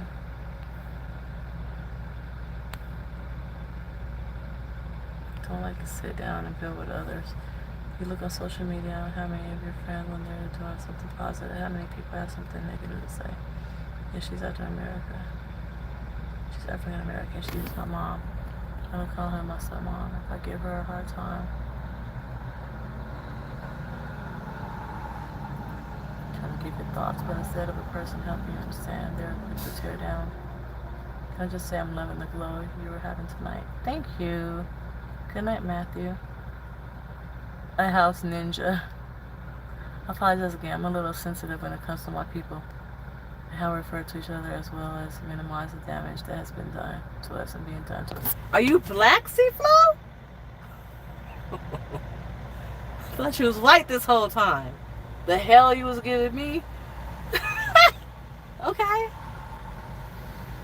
Why does that happen? Okay. So, this might be an ignorant statement, but is that why a lot of black folks don't like other black folks? Because of the stuff that the stuff that I was saying and sounding ignorant and delusional? Is that how some black folks view other black folks? Is that why you were frustrated and irritated? It's all a learning process. We're all learning. We're not here to tear down nobody. We're all just trying to be better people. I would hope so. We're all just trying to be better people and learn. So, you're learning just like I am. Don't feel bad. I used to get lynched for not talking black enough. Oreo, I got caught that before too. Right, I thought he was wild too. I got called Oreo, and I thought mulatto was a bad name. I used to hate being called mulatto. And then I get teased because I wear blonde hair. Are you trying to be white? People used to say that I sound white. If they didn't hear me talk on the phone, if they heard me talk on the phone, they wouldn't have known I was black. I get teased because, like, if I say something like blackish, I guess, they're like, you trying to sound black. No, I'm not. No, they like each other because it's built into our minds to not be happier, to help others in the black community. I don't think, I guess that could be for the majority, but I've never thought like that, Mitch. Some people call us Uncle Toms too. Why? I've heard that. What is an Uncle Tom? Because you get along with white folks? See, in the black community, we are taught, get your money, don't let no one tear you down, always look out for number one. Because of the abuse and the pressure that we've been through since slavery.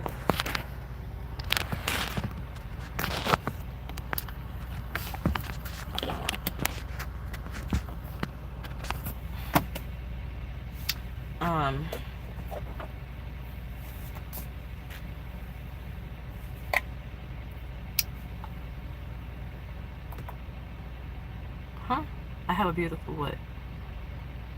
I did not know it was this late. Jim Crow Laws. Have you read the book? Yeah, I have. That was a textbook I had to read in college for my correctional institutions course.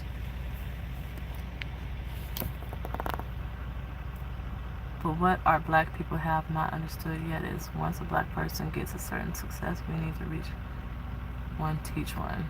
That's true. What's up, Shy? Thank you, R. What up, Brandon? It's disingenuous when people say they do not understand what people are saying when they say it. I'm gonna read this. Black lives matter is absolutely ignorant. Human nature triggered by things one doesn't wish to discuss. Have you thought about teaching law? I thought about it. Funny story. So, when I was in elementary, you remember when they used to give you guys, when they used to give us the assessment, the career assessment of what we should be when we grow up? All of my career assessments said I should be a lawyer. I should be a teacher. I was like, I don't want to fucking be a teacher. Never ever wanted to be a teacher. Until I started thinking about maybe getting a PhD in criminal justice, a LLM, and then a PhD in law. And I'm like, I want to be a doctor, but I don't want to be like a doctor. I just want to have a PhD next to my name, and I want to be called doctor. And I was like, what's the purpose of doing that? And if you get a PhD, the only thing you can really do with it is teach, from my understanding. I'm like, I don't want to be a fucking teacher.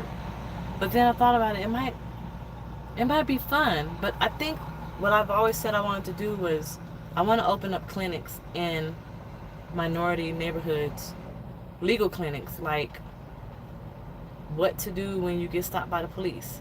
Teach people their rights, teach people civil law, criminal law, and civil procedure. Do you know, if you can just go buy a civil procedure book and you'll learn all kind of shit. Like, people don't know this information. So I felt like maybe I could open up a nonprofit and I could teach people civil procedure. Like, I don't know. Alright, see, in other communities, they help each other out. That's how the rich stay rich and how they build empires. So we have an open discussion. It's all love when we understand one another. Oh, and did you know that some grad student and PhD students get a stipend to go to college, so all their expenses are paid for? No.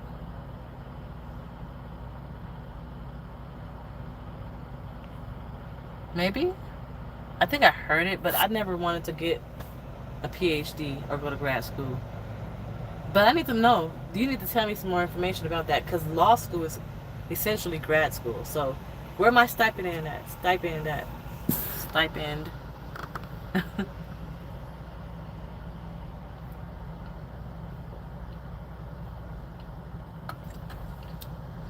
Yeah, that's true. See, Flo? I'm just saying, like, that's why I started that sentence with, in my experience, my personal experience. Thank you, Face. The environment is, you raise that what you become. Ugh. I learned that in in economics.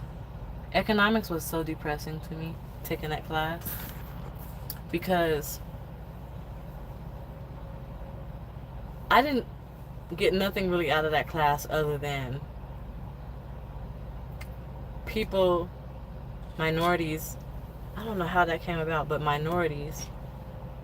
They said something about, like, I don't know the whole context, but it was something like minorities didn't have access to transportation, which didn't give them access to good education, which didn't give them access to getting a good job, and why there are poor communities. Like, one of the reasons why there are poor communities. And it was just so depressing to hear that. And I started thinking, like, there are people who, when I was living in Durham, North Carolina, who's never left Durham, never seen anything outside of Durham. That's all they know. There's people who are in the hood, in the ghetto, that's all they know. But do they dare to dream?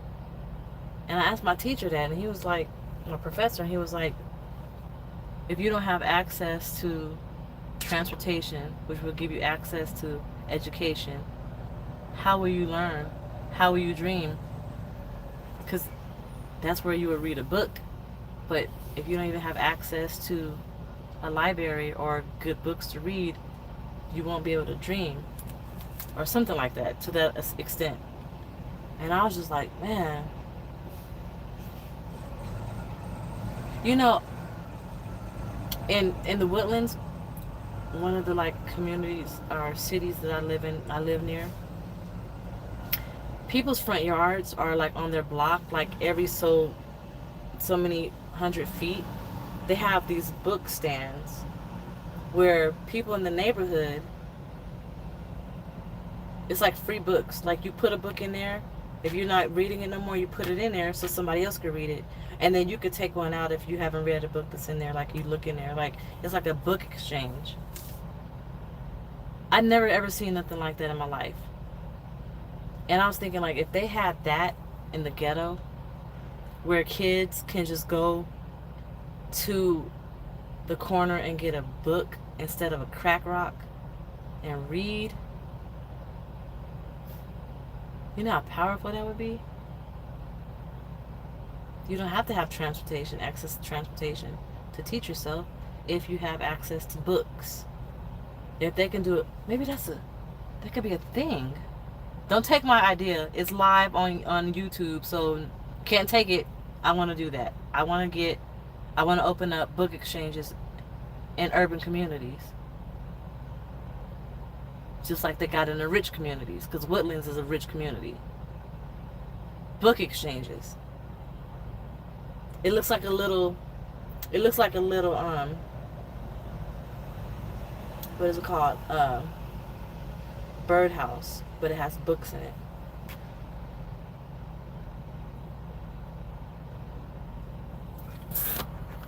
I want to do that. That'd be cool. Operation Bookhouse. That's what we'll call it. Operation Bookhouse. I looked it up on YouTube, and students share how much their stipend is and how they budget. Some of them get 30 to 40K a year just to go to school. I need that. I'm gonna look it up. A major key that people lack, which is why they never build their empire, is listening and being able to hear others' points of view and put it into your life to move forward. I agree with that. Yes, I have enough water. That is false. You still dream, but it's not an American dream. That's the birth of the hood nigga.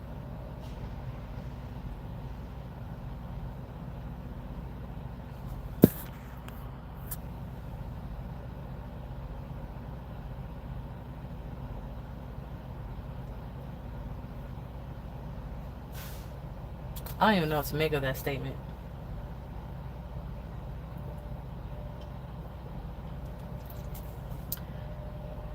Y'all, I haven't been able to eat. I can't even eat fast food anymore. I forgot my hot plate at home.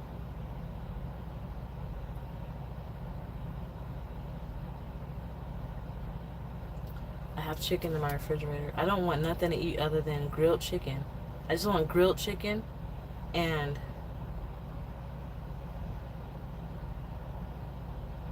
that's it. That's all I've been wanting, is grilled chicken. Your civil liberties, your right to have an abortion, your right to medical care. Okay, you're answering the question. Your right to have an abortion, your right to medical care, your right to live certain places that you want to live. Remember reading, you could live in the white neighborhood. Redlining, you couldn't live in the white neighborhoods. Yo, for some neighborhoods, you still can't live in a white neighborhood. For some neighborhoods, black folks can't even buy a house because the deed says you cannot lease to an African American or something like that. That shit is still going on right now. But I get what you're saying.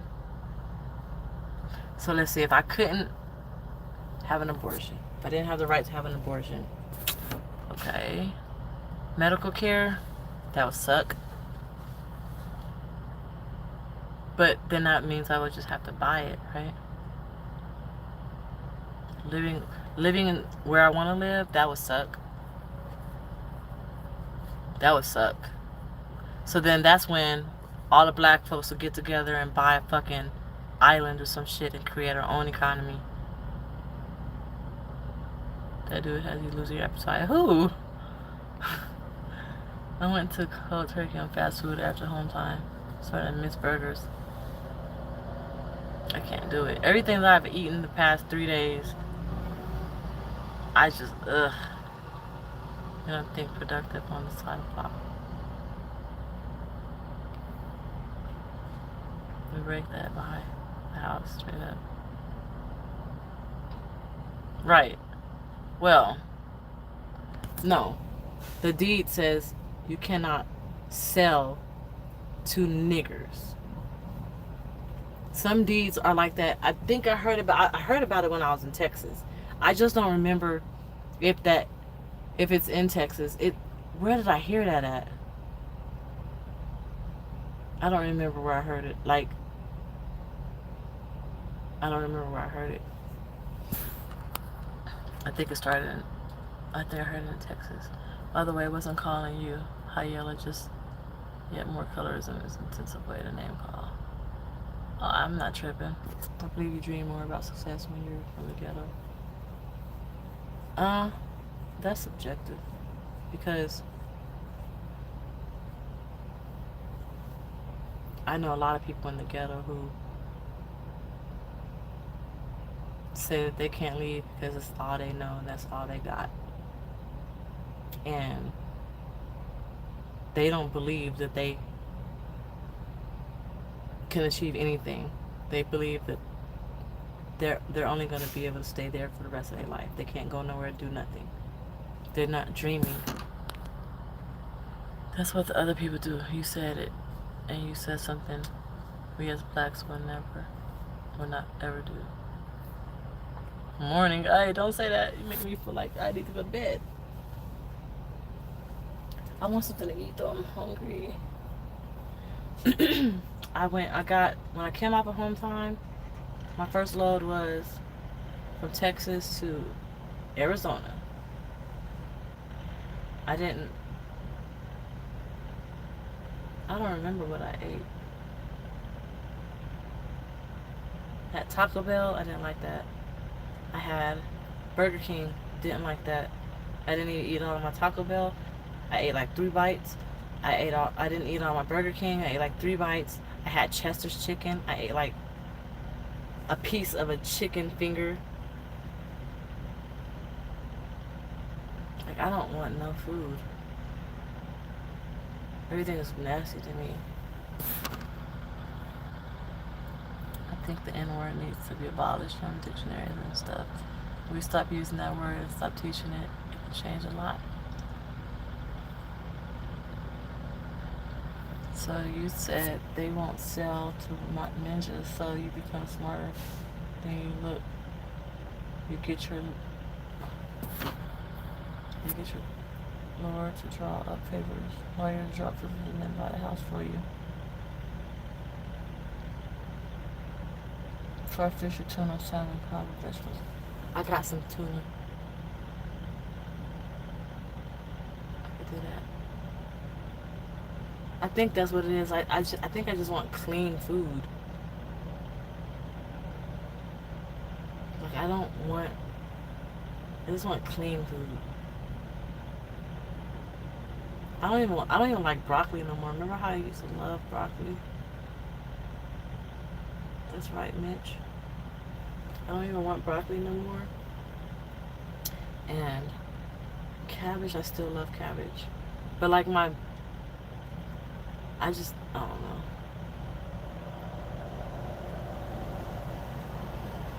What's the bombshell, Mitch? I think I just got used to fucking cooking at home. You start to idealize the people that's making it big, so you want to do whatever they do to make it. Too much negativity. What's up, Mitch?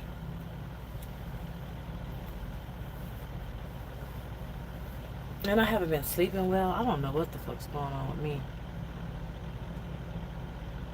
If I could remember whenever I turn over in my sleep, or how many times I woke up, I'm not sleeping well. Can't even go to bed, go to sleep. What are you talking about, Joshua? You start to idealize the people that's making it big, so you want to do whatever they do to make it. Too much negativity can put. If I hear another person say they want the N-word to stop being said or they get mad, I'll fight them. I heard the N-word wasn't even a bad word. I heard that. I heard it wasn't even a bad word. But then I also heard it meant dirty. I heard a white guy tell me that the N-word meant a dirty person who doesn't take care of themselves. He was like, I don't understand why they only call black folks that. I know a whole bunch of so-called N-words if they want to call it a dirty person who doesn't take care of themselves, and they're not black. I started cracking up. But then I also heard N-word means black. Like, I don't know. I gotta learn. Do we as black people not understand the definition of N-word? I don't. I guess not. So, what is the true definition? What is it? There was the kings and queens in it. It's also in the Bible. Really?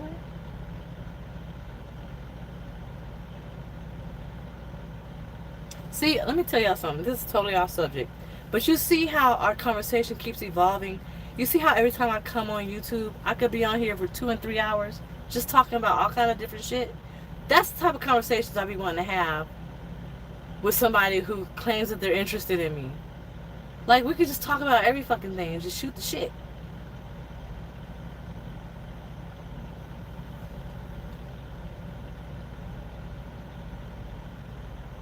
Okay, Joshua. People in poverty can't dream, they dream different. So let me go back. Start realizing, oh. Right. I met people who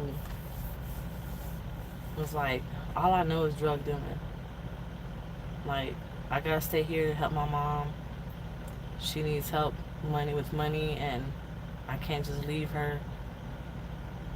And some people just, even like myself, growing up, I thought you had to be super duper smart to go to college. I didn't think that I was going to go to college because I didn't think I was super duper smart. And then I thought you had to be rich to buy a car. Literally. I was like, well, I guess I'll never buy a car. I'm always have to catch the bus because I don't have the money and I'm not rich to buy a car. So, you're a product of your environment, and you have to want to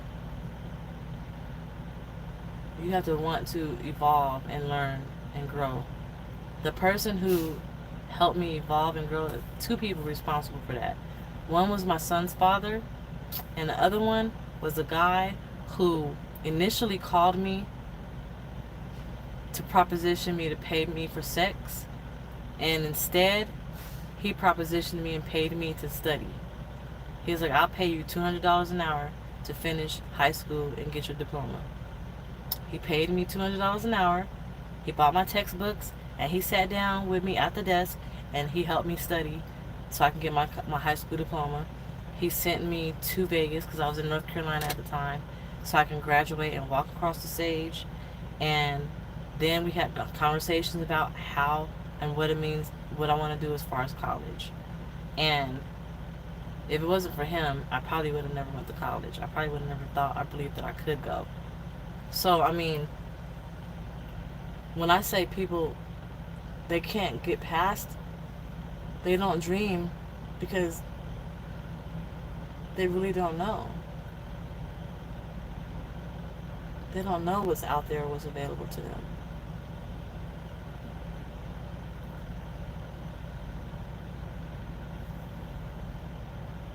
I need something to fucking eat. I can make a sandwich. I can make noodles. I don't want noodles.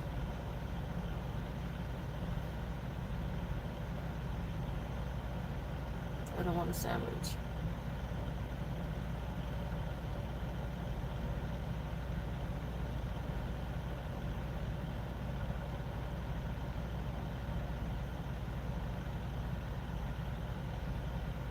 Where is it at in the Bible? I want to see that.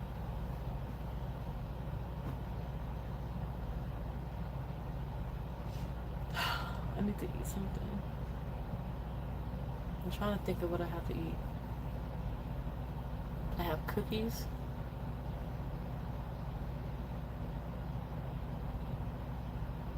I have cereal. I have cereal and milk. I got some Fruit Loops. I really don't want that. It sounds good, but I don't want it.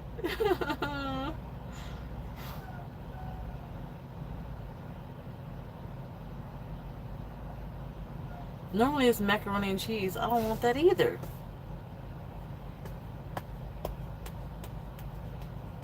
I want some grilled chicken. That's what I want. Tuna. I don't want any tuna. I don't want any seafood. It's 2 o'clock in the morning. Jesus. 7. Ooh. I was supposed to get up at 7 a.m. That's not gonna work. That ain't gonna happen.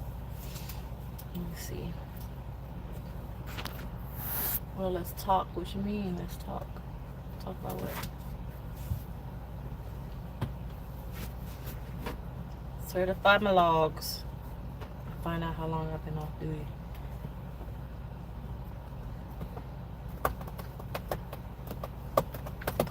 Oh, Bear. I gotta put that stuff in your ear.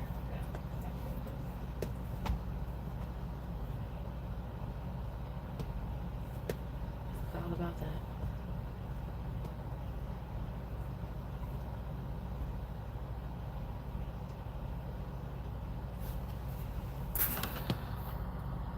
So you want a person that's open-minded and willing to learn? Do I want a person that's open-minded and willing to learn? Sure, of course, definitely. I don't want nobody stuck in their ways and complacent. Try 14 shakes, 3 yummy mixed with cashew, almond, or oat milk. Well, that sounds good. From the Houston Ghetto, full ride to college. Who? Are you talking about Face? I gotta give Bear his medicine. And I need to get out the driver's seat because if I keep sitting there, I'm not going to ever go to bed. I gotta clean the bed. I have peanut butter and jelly. I forgot I got those. I got brownie bites. I forgot I had those. Thank you, DollFace, for conversations like this. I learned a lot. Think you'll make a great lawyer and change a lot. Thank you. I don't be meaning to have these conversations. It just be happening. I know I wanted to talk to y'all about the whole George Floyd thing. I don't want brownie bites. So why am I about to get that? Just because it's up there? I have oatmeal. I don't want nothing sweet. Oh, medicine. That's what I was trying to do. You need to put some medicine in your ear, Bear. He has a strain of infection that is resistant to medication, and the doctor says I have to refer him out to a dermatologist. He has a yeast infection on his belly. My refrigerator?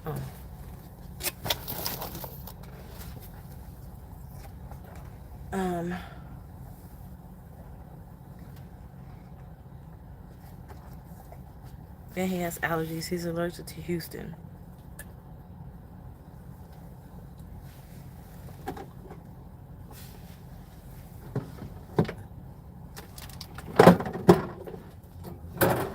Hold on, y'all.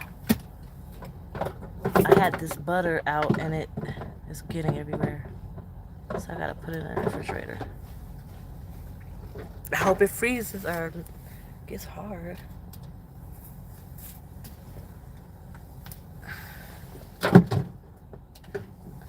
I'm about to just eat this meat. This is what I'm gonna eat. Go sit down, it's not for you. So I gotta take him to a dermatologist to get his allergy situation situated. And then they have the medicine that will get his ear infection situation situated.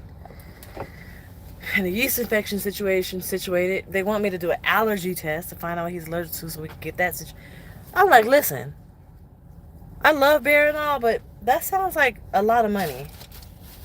Sounds like thousands of dollars. And I wasn't planning on spending my income tax check healing the dog.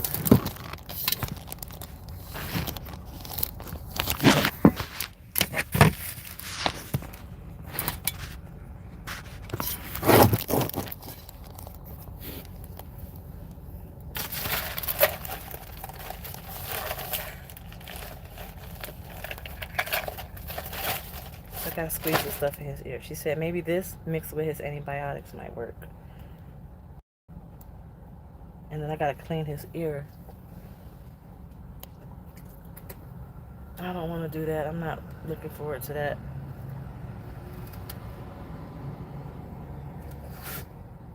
You ready, Bear? Come here.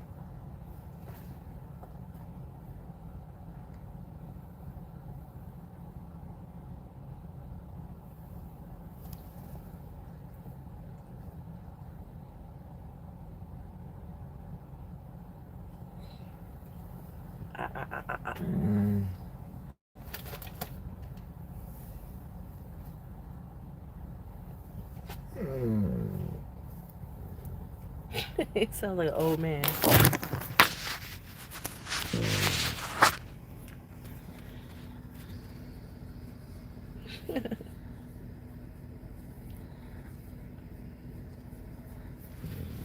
Ah, don't rub it on me.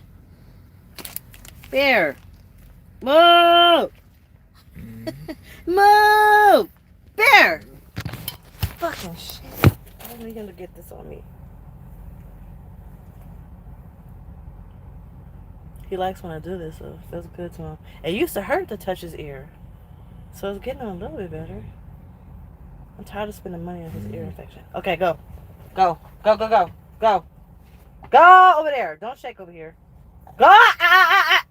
Go. Over there. Over there. Don't shake on me. Go over there.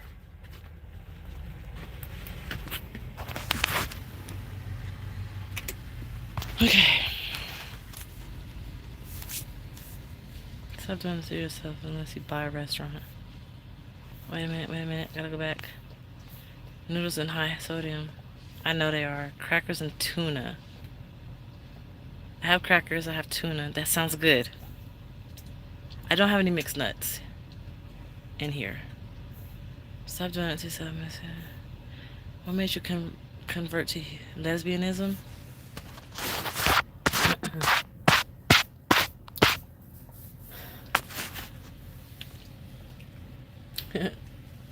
Why do you like women? What turns you on about women? That's why I like women.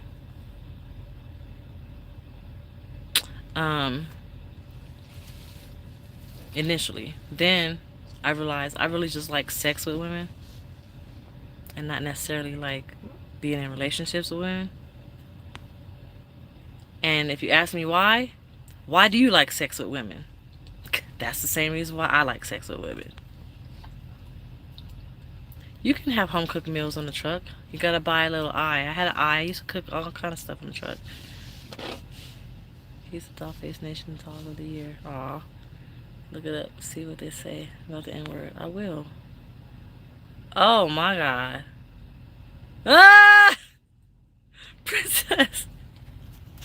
Ah! Wait a minute. Why does he have George Floyd as his profile picture though? Chris was on that shit. Golly. And Mitch. Both of y'all. Wow. Fucking shit. I'm gonna eat a sandwich with just meat. I don't even want no cheese. I don't want no mayonnaise, no mustard, no none of that.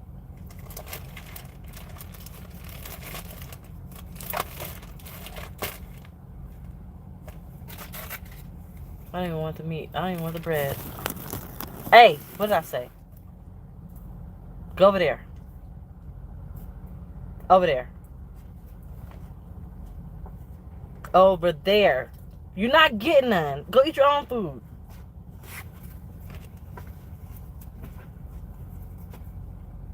Over there. Over there. He think he's getting his meat. That's why he won't sit his ass down. Over there.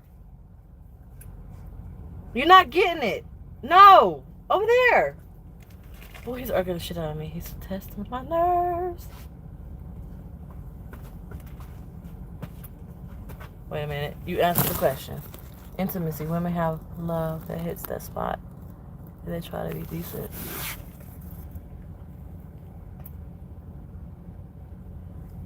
Should I be blunt with him and tell him what I like, why I like women?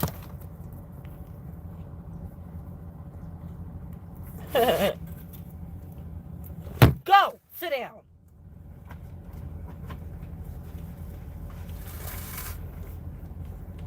Let him wonder. I want to be like blunt though. I need to learn not to be blunt. Remember, I'm trying to be a wife. What I was going to say is not the mouth of a wife. So, I'm going to refrain from what I was going to say. I gotta clean my bed off. This truck is a mess. Hair is shedding like crazy. But for real, you can't be like that. I know. Like what? Blunt or like women? Which one? Both?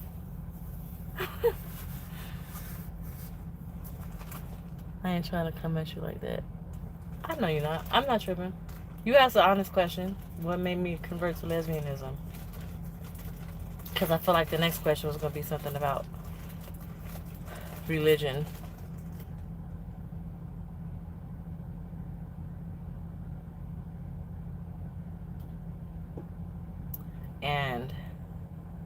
I got a whole spiel for you about that.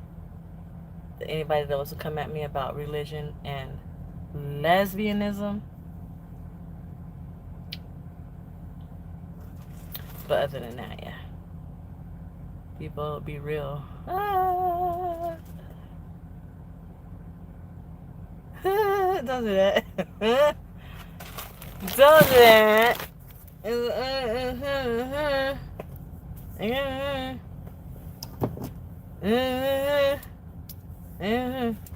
Can't say all that. That butter spilled everywhere. Why do I always spill butter in my truck? No, not on no religious. Oh, okay. You said you want to be a wife. Why the hell would you not be you? Because if they can't handle that about you, fuck them. What I meant is, some of the stuff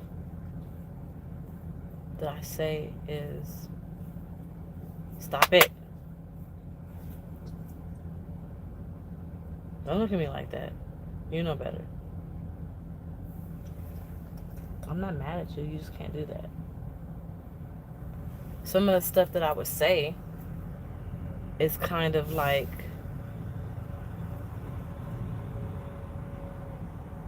what's the word? Unbecoming of me. What's the other word? Inappropriate. No, it's a word. Like when you're talking nasty out of your mouth, like it's nasty. It's not ladylike. It's not graceful and classy. That's what I meant.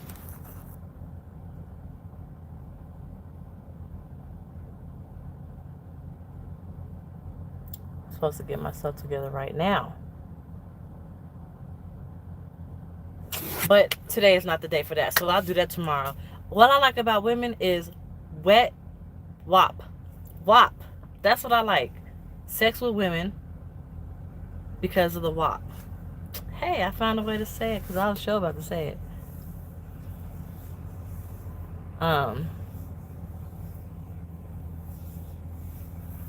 Wop. Their wop against my wop. Rubbing together the wops. That shit feel good. That's what I like about sex with women. Or when I kiss the wop,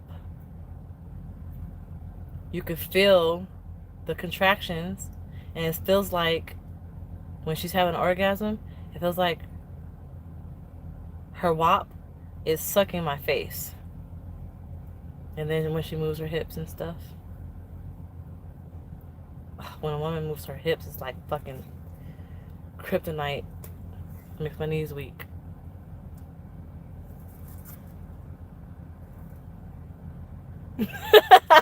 Princess, we ain't doing that though. I said wop. Keep special things closer to your best. So like yeah, use your imagination. I mean, that's as blunt as I can get it.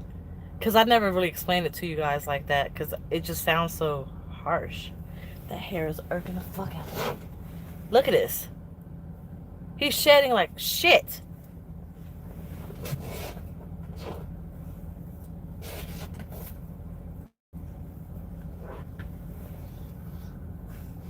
Yeah, get your boots and your coat. Bump it, let's go. I didn't say all I had to say. That's my definition. That's what I like about women. That's what initially what made me go to lesbianism was the fact that if a man and a woman stood in front of me butt ass naked, I would not get turned on by the man that's butt ass naked. I would get turned on by the woman that's butt ass naked. But then I started dating women and being in relationships with women, and I got turned off by the fact that they're not strong like men. Like if you can't open the jar because you don't have the strength to open the jar, but he can. Or something is too heavy and you can't pick it up, but he can. You can't pick me up, but he can. You can't choke me, but he can.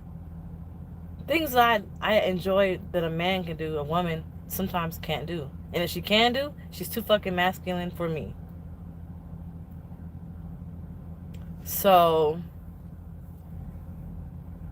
and then I started thinking, like, what's the reason why I like women over men? And at that time in my life, when I was dating women, when I started dating women, is because I was dating a lot of men and sleeping with these guys that didn't please me sexually. And it made me feel like that's what sex was about. They're just there to get their quick nut and then that's it. But with a woman, I mean, I like ass and I like wop, and if she got an ass and a wop,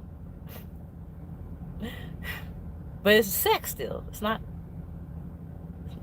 You open up Pandora's box, Joshua. So it was up to me. I'd talk about sex 24/7, literally. I could do it.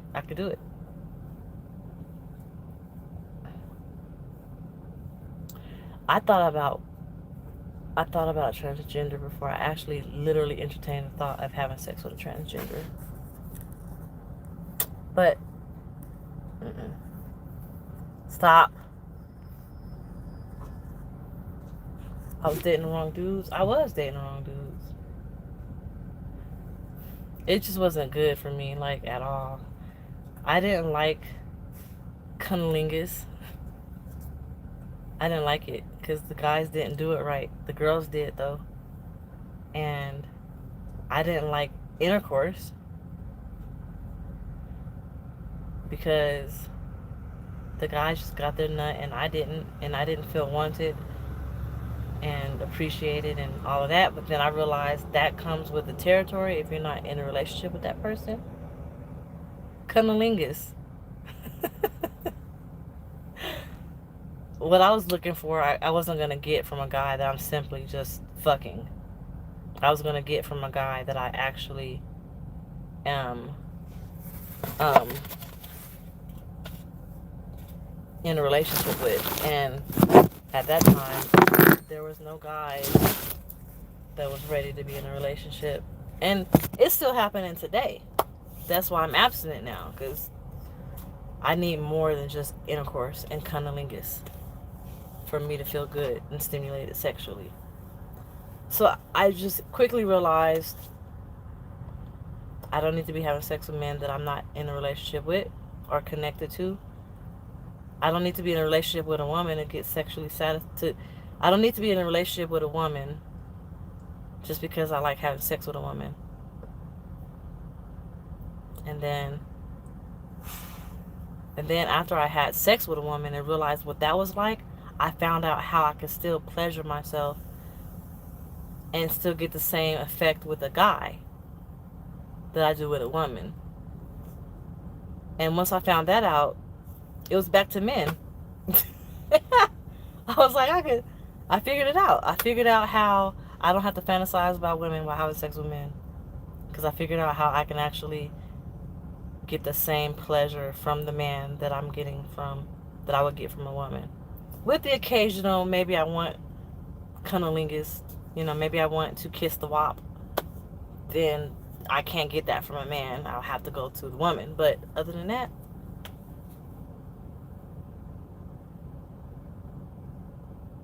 that's crazy to not get your nut.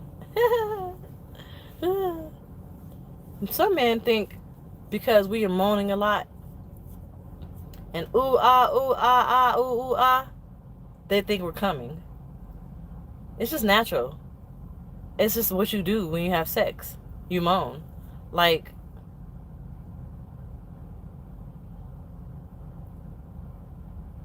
when you sit on the toilet and pee comes out naturally. Like, you don't sit on the chair and pee comes out, but if you sit on the toilet, it literally will come out. Like, it just happens. It's like a second nature. You just moan. I don't know why I use that as an analogy.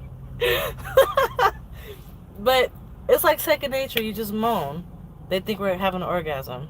Then they come, and then once y'all come, sometimes, most of the time, you guys get soft, and then we're left out, ass the fuck out.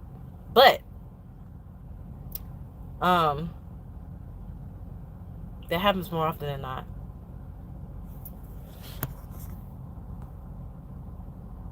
How the fuck did you lose your CDL from being celibate?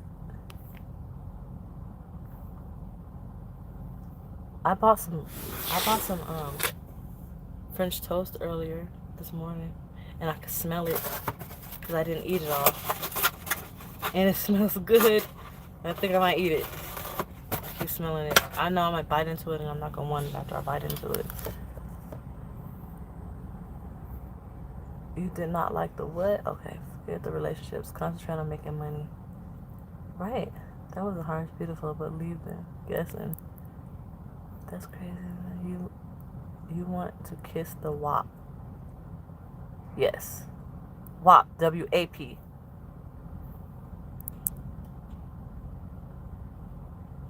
To eat the WAP first? I didn't like it at first. I used to tell my son's father, I don't want you to do it because I don't like it. Until I had a woman do it. And until I did it to a woman. Then I realized what I like. And then, but then there was a time where I didn't want to tell a guy how to do it. I was too scared or shy to tell him how to do it. But today, I think I got cougar vibes. No, he didn't know how to do it. I mean, everybody does it differently. That's the fucking problem. What one woman what one woman likes, another woman may not like. So, to keep it rated R, y'all like, some guys like sloppy toppy, some guys like neat and clean, right? Some girls like sloppy toppy, some girls like it neat and clean. Some guys don't like it. Like, they don't. Some guys think that you should.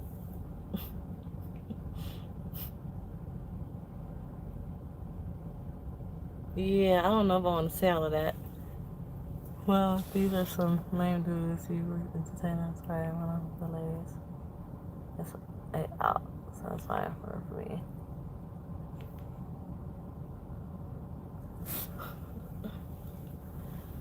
Well, so I'm the type of person, I'd rather it just happen together. We do it together. We come together. If I know you're about to come, I'm definitely about to come. If you come before me, I'm not going to come. And if I come before you, I don't want you to come because I'm done. After I have my orgasm, you need to get out, move. I'm done. So that's why I would like to come together. And then to answer your question, the ABCs, it's not even about that either. Keep your tongue on the clit.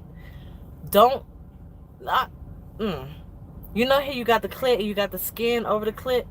Do not put your tongue directly on the clit. Keep it in the area. I like to say just like do circles around the clit with your tongue. But it's not just tongue. You got to put lips into it, and you got to put your chin into it. And maybe your nose sometimes. And your fingers. For some women. And it has to be sloppy toppy. Sloppy toppy. There should be a wet spot when everything is said and done. You should be able to feel her orgasm in your chin. You should be able to feel her orgasm in your chin. And if she's running while you're doing it, before she comes, it's because your tongue is on the clit and it shouldn't be directly on the clit. Ladies, am I lying? Go on in. You rounded first base.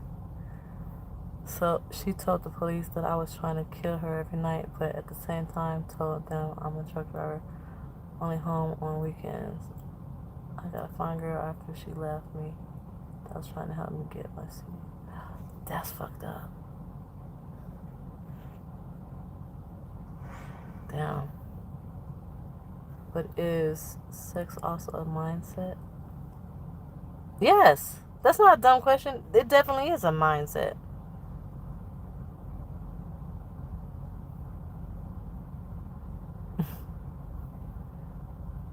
What up, Reggie? You need to stop education sessions. That's something all men need to already know. How would y'all know? Know what? That analogy made sense. Was not silly. Let's get real on here. Human growth and development time for you young men.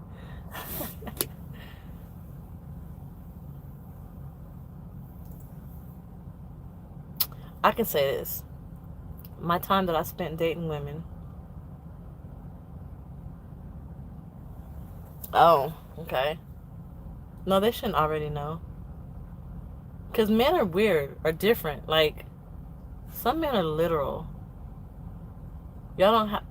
I don't know how to explain it. You know, men are just different. So, first of all, this is what used to turn me off about that. When a guy's trying to impress me, and he's trying to kiss it, and he's trying to go all out and just like totally fucking impress me, you're doing too much. It's turning me off. It don't feel good. Don't try to impress me. Listen to my body. All you gotta do is listen to a woman's body. When you're licking her, what is she doing? What is her hips doing? Is her muscles contracting down there? Can you feel them moving? Is she shaking? But then you gotta listen too to like if she's shaking, right? That could be a good thing. It could be a bad thing. It could be a good thing if she's about to come.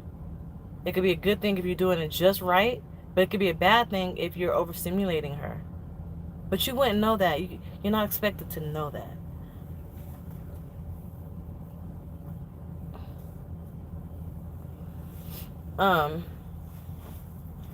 What was I gonna say?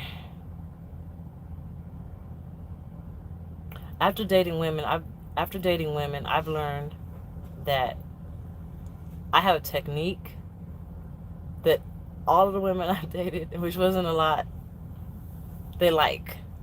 I only had sex with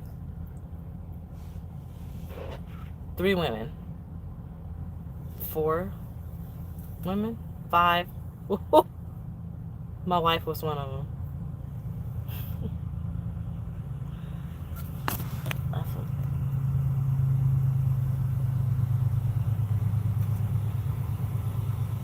Oh, wow. Sorry to hear that, Josh.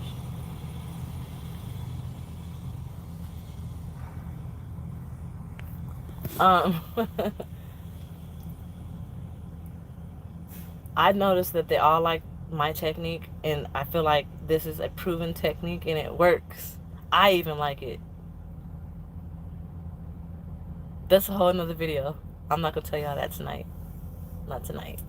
I would actually, I don't know. I might not be able to do that. I might not be able to do a video about it, so I might have to tell y'all tonight. The technique is, I told y'all already. We had this conversation, actually. It was DollFace After Dark. Y'all remember that? And it had things that said, warning, explicit content. If y'all missed it, y'all missed it. Oh, well. Let me see if I could open this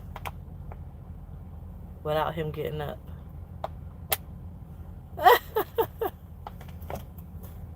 He heard it. Not do it on Snapchat. On the Snapchat. Hell no. Oh.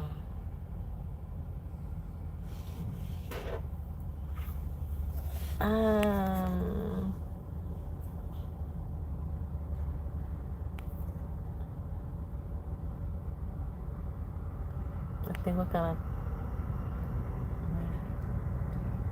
of woman watches says, huh?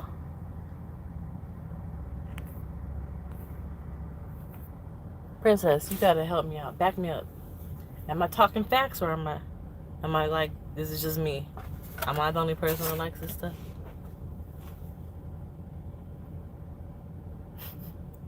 No. No. You need to eat your own food. Okay, I'm gonna just give y'all a little sneak peek. Really quick. Put your...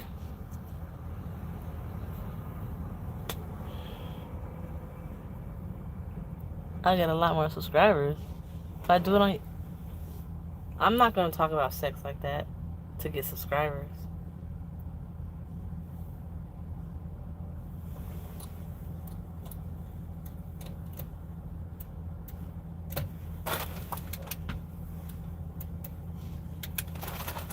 But I'm gonna help y'all out real quick.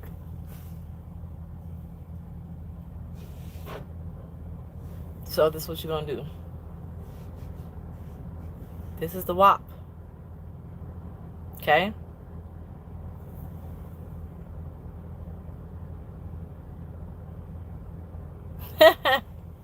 You're gonna pretend like you're gonna kiss. Like that. Put your lips just like that on the WAP. And then when your lips are on the WAP, all you do is stick your tongue out. Like, I'm not about to do that. But your lips are loose. Like that. They're loose, so they're not hard. Like you're kissing, like, not like that. And then you just put your lips on the WAP, which is basically around the clit. So that means the clit is in the middle, right? And then you get your tongue and you just circle around the clit. And your lips, and while you're circling around the clit, okay, so it's all one motion. You have 28 people in here doing this. In the mirror. You have all, it's like a lot of shit. So that's the first step. You start there.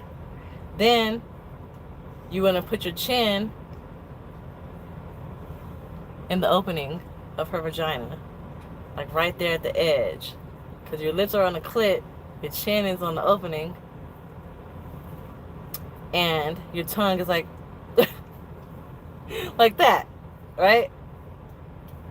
TMI, I do like WAP eating, but my husband acts like he's eating a taco when he's down there. Well, just tell him what I'm telling you. You'll like it. I promise you. I promise you. If you don't like it, I'll give you money. I'll give you $20. So then, you got your lips like that.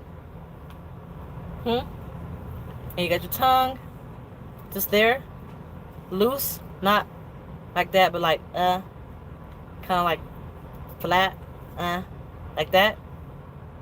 And with your lips like that, your tongue like that, your chin in there, and then you just go like that. Circular motions around the clit. Don't do your tongue like that, your whole face.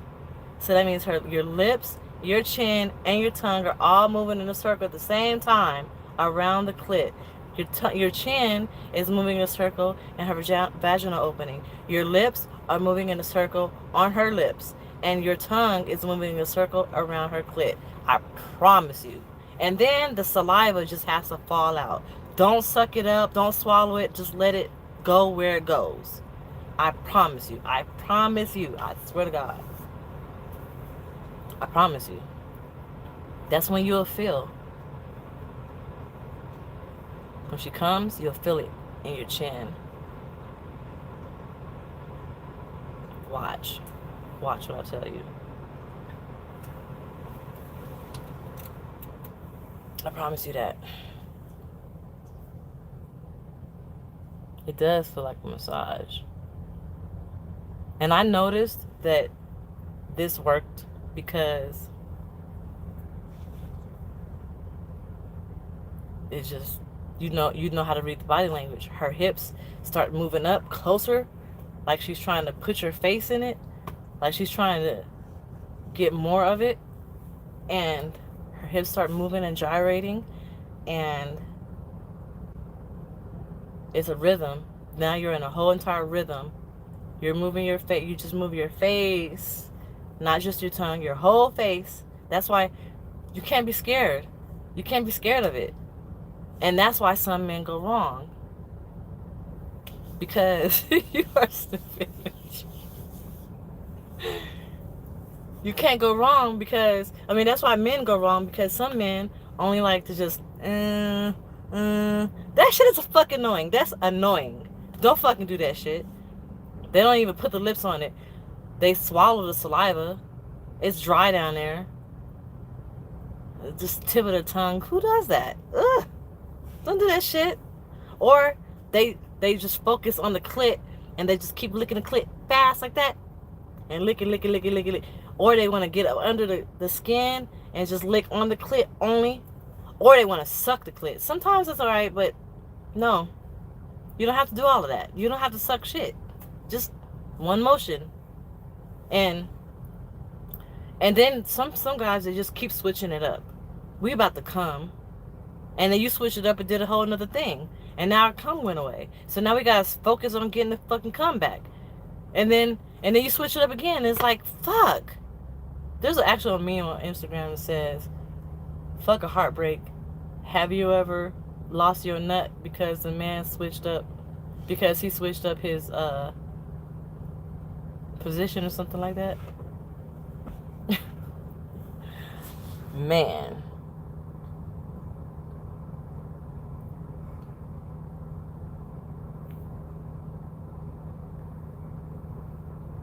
So, I promise you, if you do that, your lips have to be loose, because the ideal is the rubbing sensation. It's like skin to skin. So they can't be hard. It's kind of almost like French kissing, but you're not moving your lips. They're just in the French kissing position. French kissing, I said that, huh? And your tongue is in one position. And it's not pointy. It's like kind of flat, like that. Because that means your tongue is covering all areas. Because if it's just a point, if it's pointed, then it's just going in a certain area. But if it's wide, it's covering all of that, right? And then your chin, because a lot of women, a lot of them, maybe, I don't know, back me up, princess, if I'm right, but that vaginal opening, like almost like just putting the tip in, just put the head in, like playing with the vaginal opening, that teasing, that shit is fucking stupid good. But if your chin can do that, if you have a beard, I'm sorry for you. Jay. No. Because if you can't put your chin in it, that's cool. As long as your lips and your tongue is doing what it's supposed to be doing, your chin don't gotta be in it. If you can't put your chin in it because you have a beard, use your finger. Just one. Not two, just one. And just go in and out. We want the sensation of that slippery, slidey, skin-to-skin sensation. It's kind of like raw sex, right? So, if you can't do the chin, use a finger. You're going to get tired. Your arm is going to get tired. It's going to be a weird position because you're like this. But it feels good. And she's going to love it. And she'll come fast. Just do not switch up the tongue. It has to stay flat. And your lips. And you just go like that.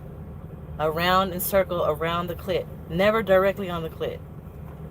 She'll come fast. And it's going to be wet. And it's going to be a fucking puddle. And she's going to thank you. And she's going to pay it for it. Just saying. I should teach this shit. I would like to. I think. I might. I mean, I can't say I could teach it until I know it worked for y'all. And if it worked, then let me know. And I'll probably do some videos on it or something.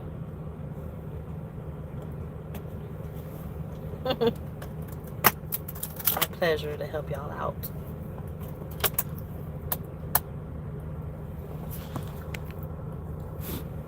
But there's a time when I would never, ever, ever, ever, ever, ever have said that to the dude I was dating back then. I would have been too shy. I want some hot sauce on this. I'm acting like I'm pregnant. I'm not pregnant.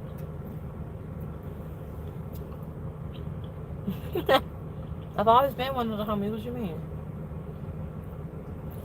Work for my hands so far, so good. Alright, cool. Thanks, princess.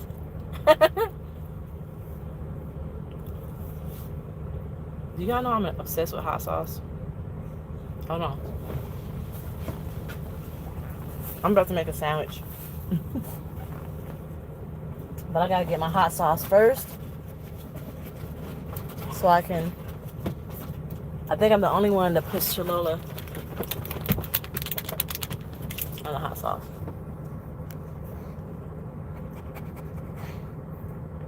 What's the best hot sauce? Depends on what you're trying to use it for. I like pico pica for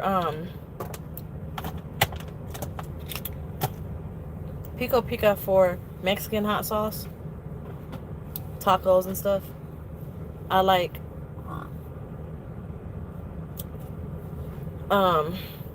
sriracha for my Asian stuff and tacos too. If I don't have pico pica, I use sriracha. And then I like Cholula or Tapatio, preferably Cholula, for everything else that's not tacos.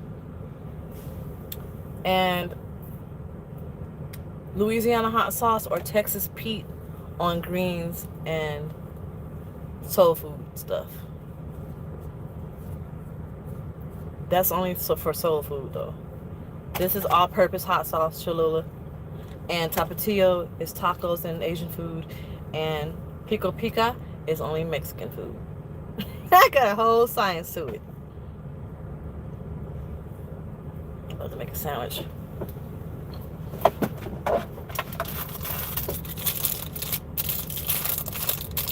Anything else? Anything else y'all want to know?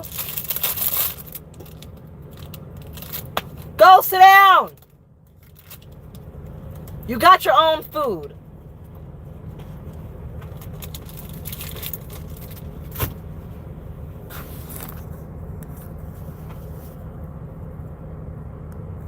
Guys, quiet as hell. Quiet as hell.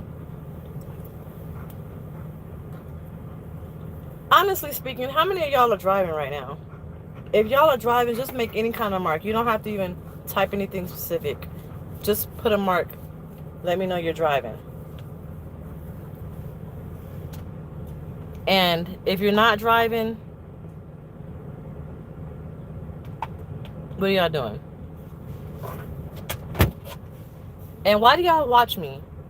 Why do I consistently have 30, 35 people on here?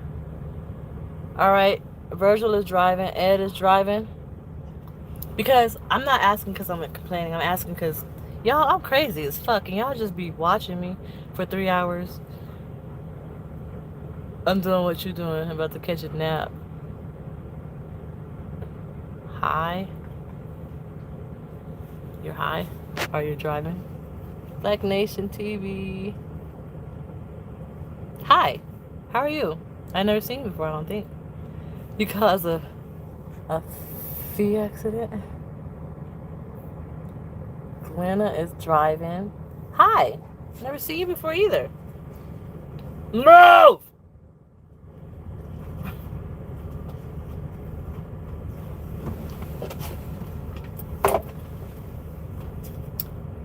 If you're driving, thanks for listening to me be stupid and political and ratchet and ghetto sometimes and mad and happy, and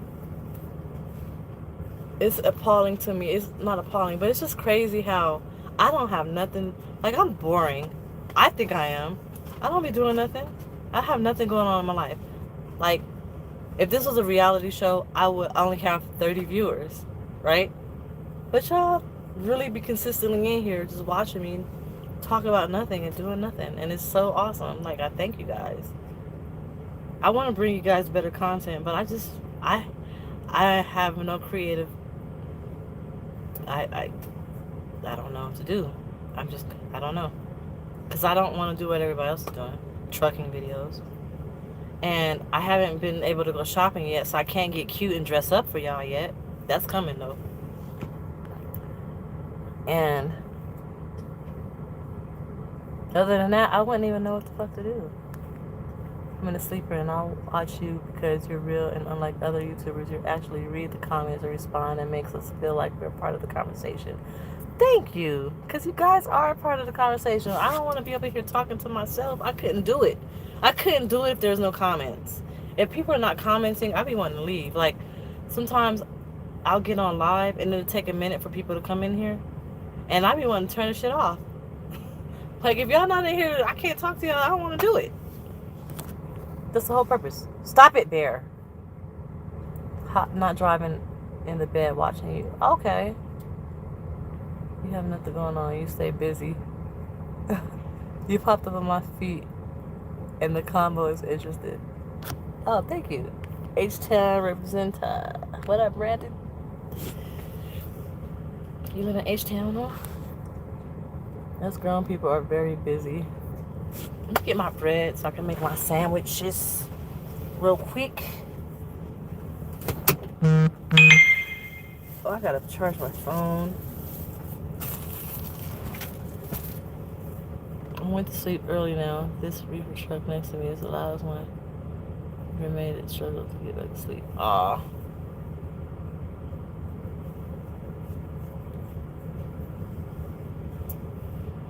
Here you stink.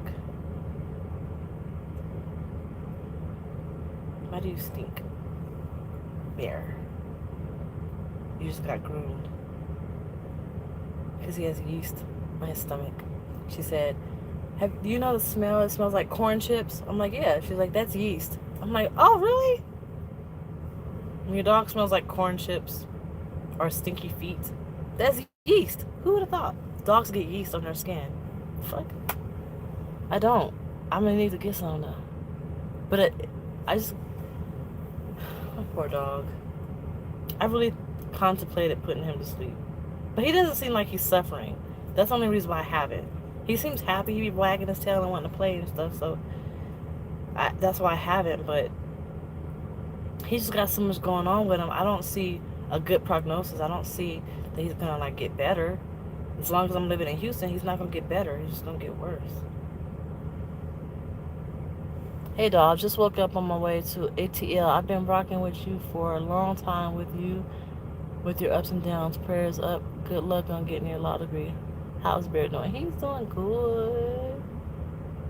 Thank you. Go to Walmart. I plan on going to Walmart. I could have swore that trailer that just drove past me had a picture of Kim Jong-un on it. I swear to God, I just saw that. I think it was Kim Jong-un. That shit's crazy. What up, big bro? I'm a dump truck driver. Work 5 or 6 days a week. Just love watching your videos. Aw, thank you, Ed. And again, fucking on a truck with me. That'd be cool. You just gotta have a lot of chew toys, so he doesn't chew up everything. I gotta get some more utensils. These are my utensils, and they're all... I gotta get them fixed up because it's a whole bunch of trash in there. I'm almost out. I've got a lot of knives. I have 1 fork, 2 forks, 3 forks, 4 forks. 1 fork, 2 forks, 3 forks, 4 forks. Petro and Arby's. Oh, Arby's before the coronavirus. All of my utensils. I'm Running low. What the fuck? Are you doing? You trying to park next to me? You can't. It's no room.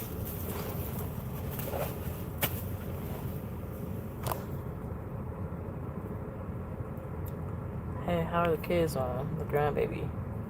They're doing good. We had a really big family talk because I was going to send Ernest back to California with his dad. And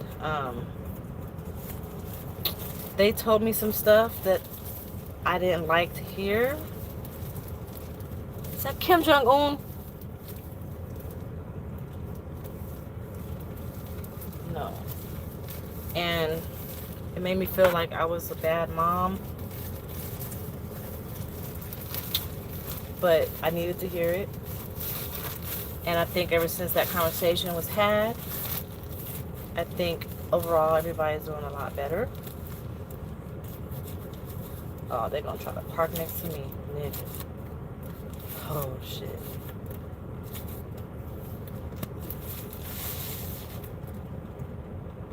And the grandbaby's doing awesome. She's so crazy and funny. This bread is so soft. Oh my god.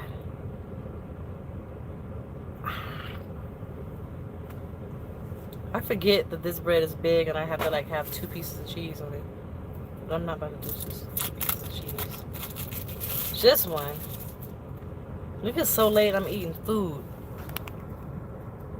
I'm headed to Kansas. Kansas. He didn't get up. He didn't get up. I'll move if they get out and ask me, can you scoot over a little bit? I'll scoot over a little bit for them. But they gotta ask.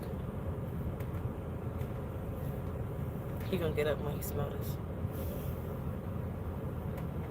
Peppered, cracked pepper turkey, cheese and hot sauce. That's what we doing. Shalola. Oh shit.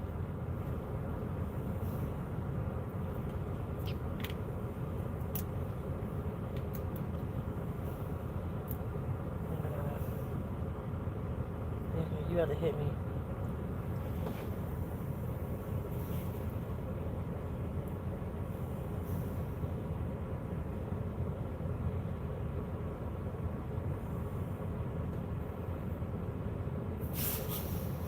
Yes, get out and look, please, and thank you.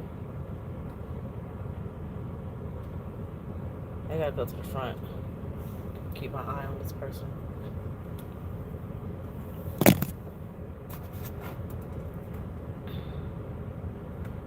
I gotta put this meat up before Bear gets into it, though. Ah, shit. I already. Oh.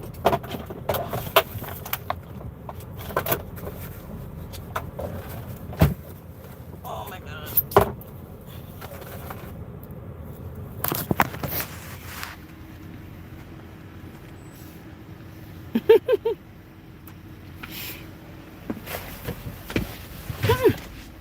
Almost fell.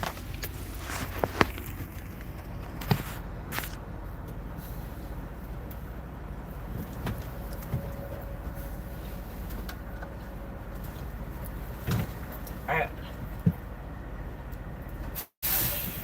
I gotta get out of here soon. Off to West Memphis 110. Into Austin.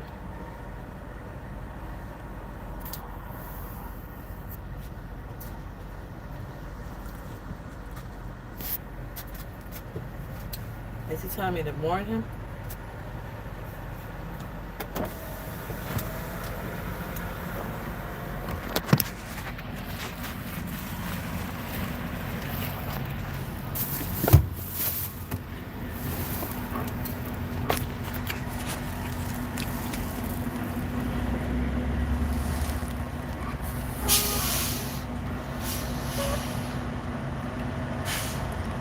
But I can't sit over here and warn him.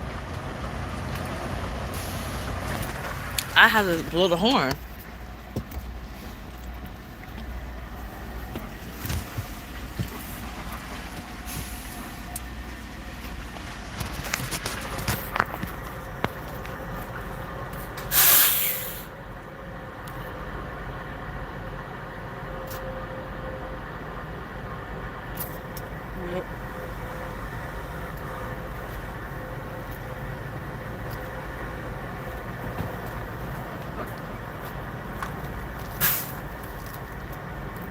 You're good. You're good. Please, lights, please. You want me to turn them on? Turn off the lights, man. Please. I don't have lights on.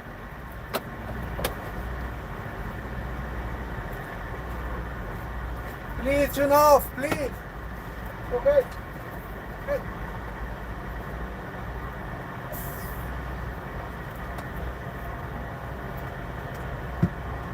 The daytime running lights that come on when the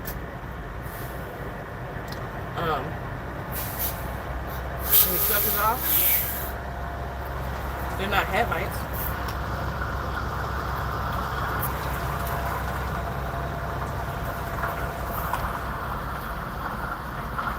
So I will have to probably snap.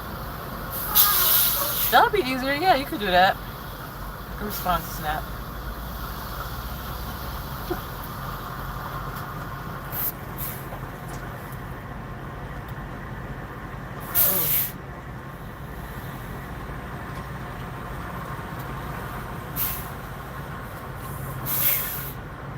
Should I move over for him?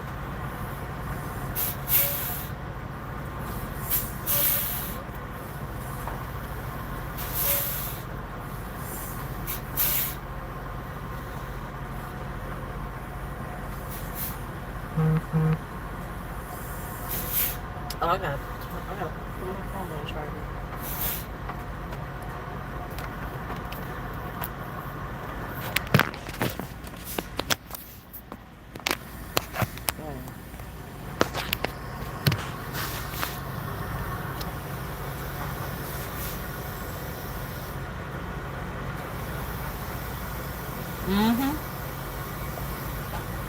They are, they do stay on.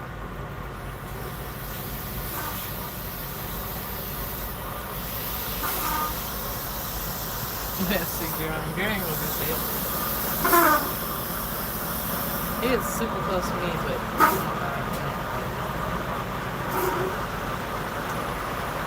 he's so close to me, I can hear it hit me.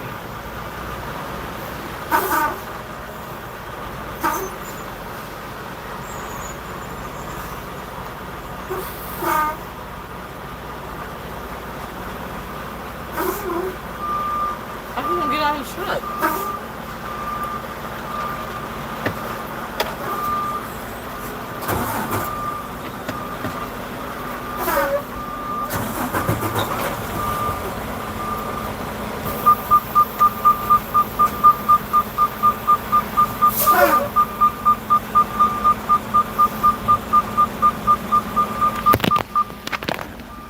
Hold on, y'all. I'm moving over for this guy a little bit.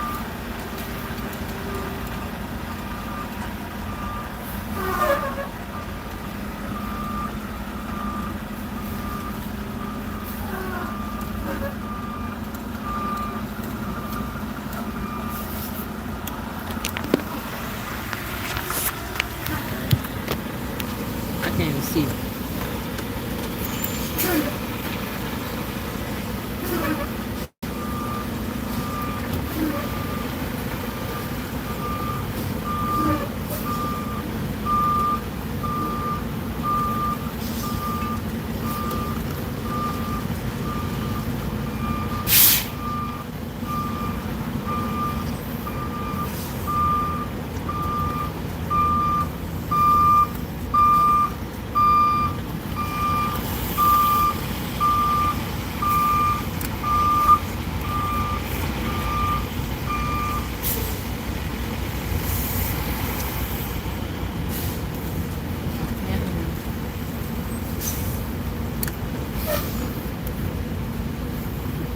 He's so close.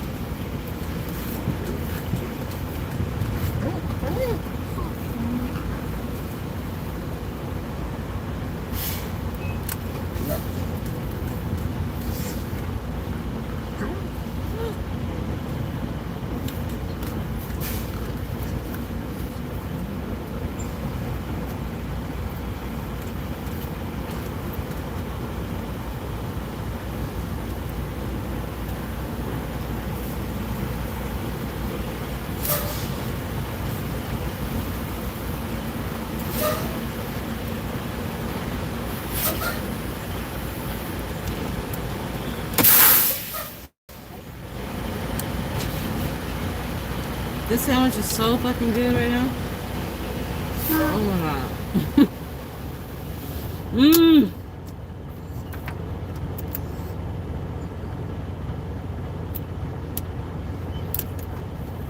So good.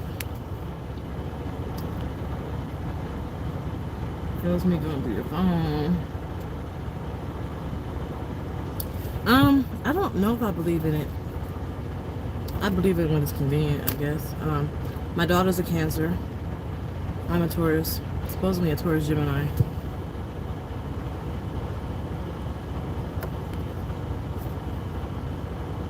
Okay, bitch. I think I got it.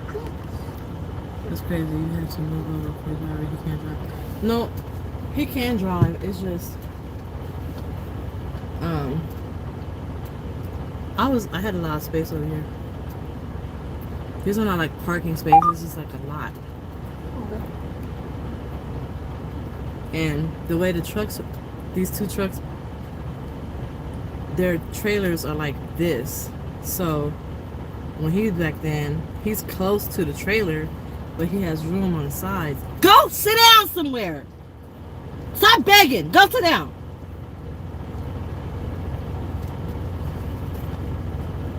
So sit your ass down.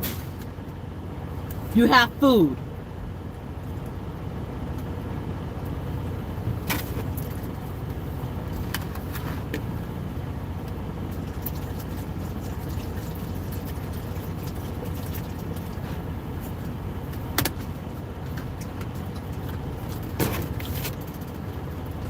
So when he back then, he was just really close to me. And I know that I had to open the door wide to get Bear out. I wouldn't have been able to open the door, so I had to scoot over. Oh my god. Why haven't I made a sandwich ever? I should have been making sandwiches. That shit was good. Oh, I want another one. That's like the first full thing that I've eaten in like 3 days.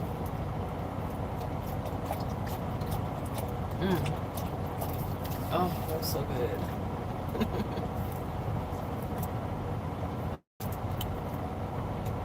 I've been here for 3 hours. More than 3 hours. Fuck.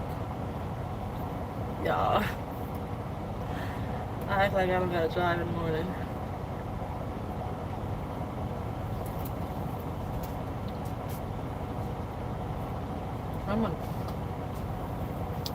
I still have 15 hours, 35 minutes.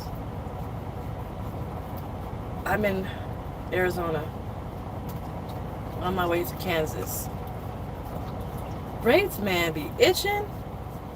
Sheesh. It feels good though, but it itches.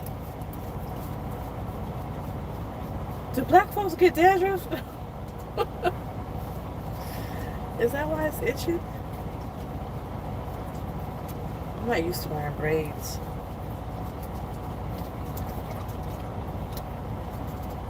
Use tea tree oil and moisture your scalp. Tea tree oil, huh?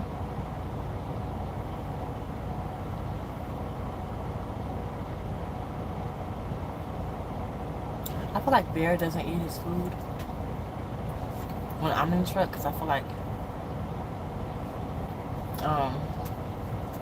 he's gonna. I feel like he's waiting for me to give him food. Hey.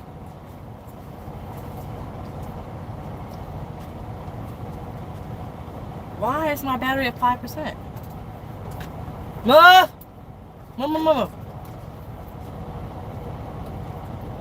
I thought I had charged it. My scalp is getting dry. Just greased it though. Why we gotta? Why? No.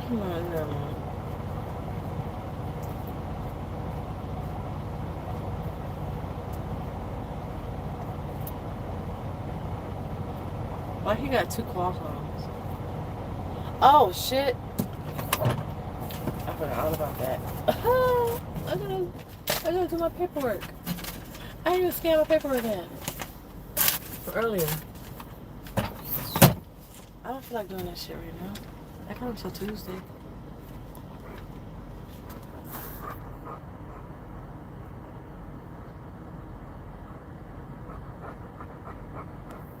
I'm gonna sleep good tonight. What? The WFX next to you. What color is the truck? It's blue.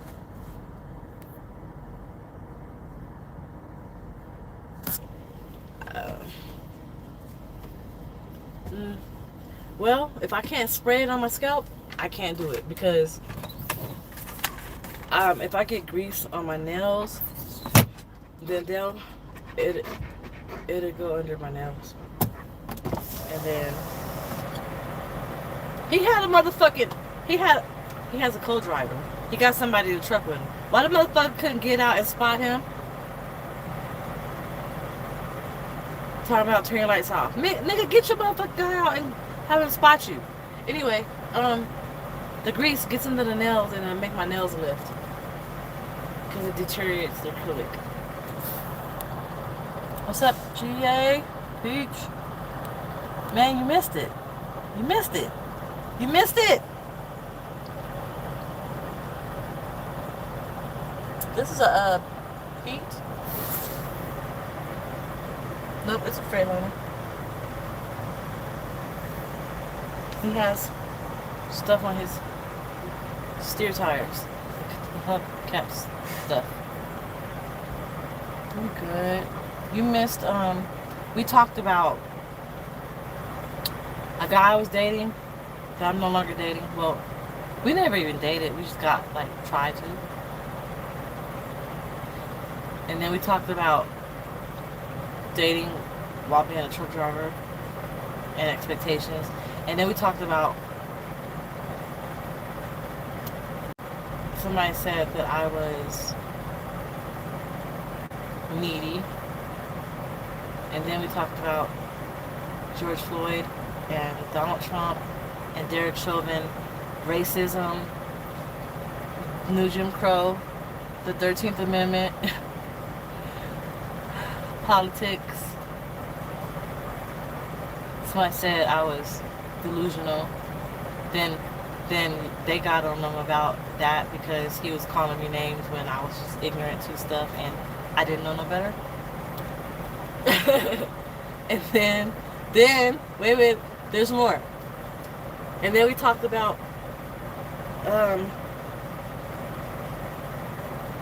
how do we get on sex? We talked about sex.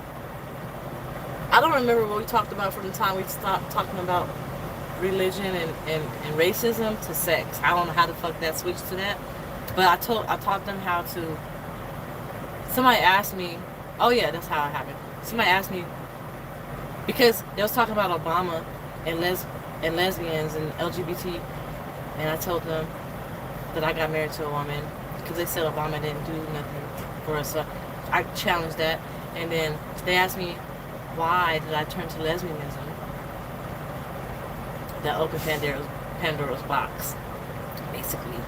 And then I told them why I turned to lesbianism. You had an experience. What kind of experience? And then we talked about cunnilingus. I don't know how we got on that though. Oh, because I said why I started dating women. And it was, yeah. And then I taught them how to do cunnilingus. And Mitch said I got 70. He said I got 77 people, and they're kissing their hands trying to turn. And then Princess said she tried it on her hand, and it worked. So she said it might be a good thing. And I told them that if it worked, I bet Princess $20 that if her husband doesn't on her, what I explained, she gonna come fast, and if she don't, then she won't come fast. I mean, if she doesn't come fast, I give her $20. And yeah.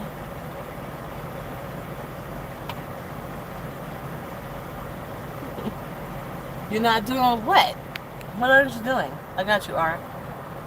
So you're a lesbian now? Oh my goodness. Oh, you didn't do that. Well, what did you do?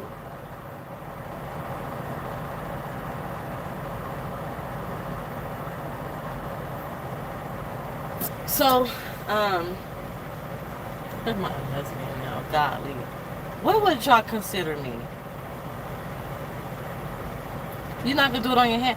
Well, you can't really. You don't need to.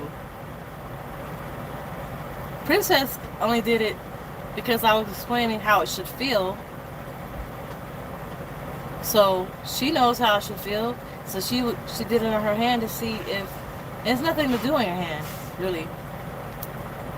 She just did it on her hand to see if what I'm experiencing, what I'm telling y'all that it's gonna feel like is factual, because she's gonna mention,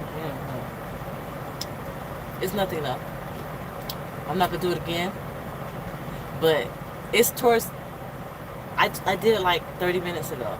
So when you watch this video again, just fast forward to that part. I'm proud of myself though, because I've always wanted to explain that stuff to you guys, but I've always been too shy to do it because I just feel like it's too vulgar. Thank you.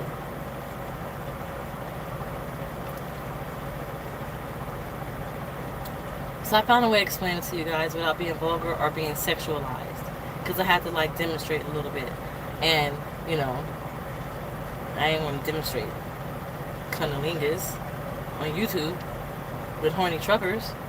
So I did it though. I'm proud of myself.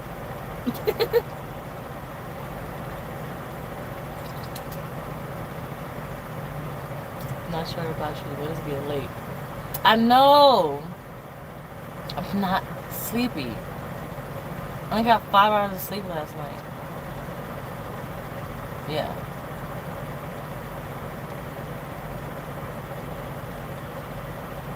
Thank you, Paris. I'm not. I don't feel like I'm that bad. Okay, before I let y'all go, I got some stuff to show you. For the ones that went on self and clicked the link on self, thank you. They sent me 2 checks. It's a $10 referral. I get $10 every time somebody signs up. So 2 of y'all signed up. I haven't deposited the check yet because I don't know, I forgot. Thank you. But you won't regret it. You're gonna love it.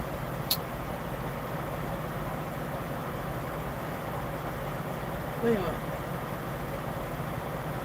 What's wrong? You're looking at me with puppy dog eyes.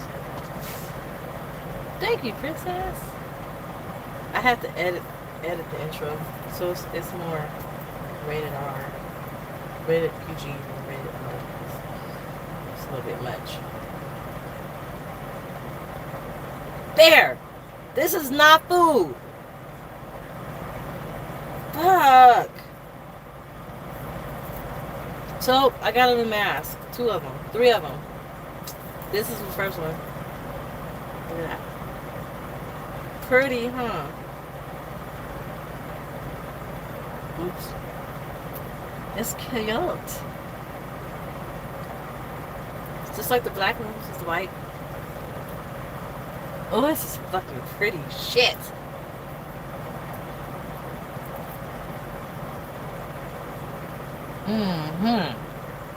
Right?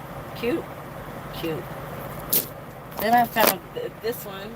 I got this from a truck stop. They had a whole bunch of them.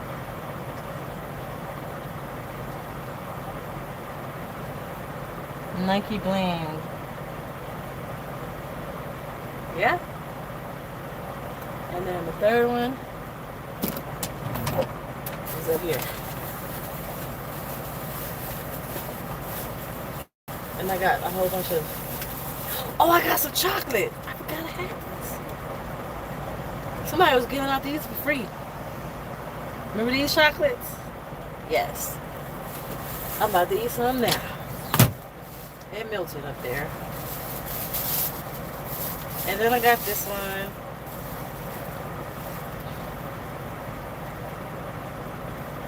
Cute, right? I know. So yeah, I went mask crazy. At least if I gotta wear the shits. This is like satin, and this is like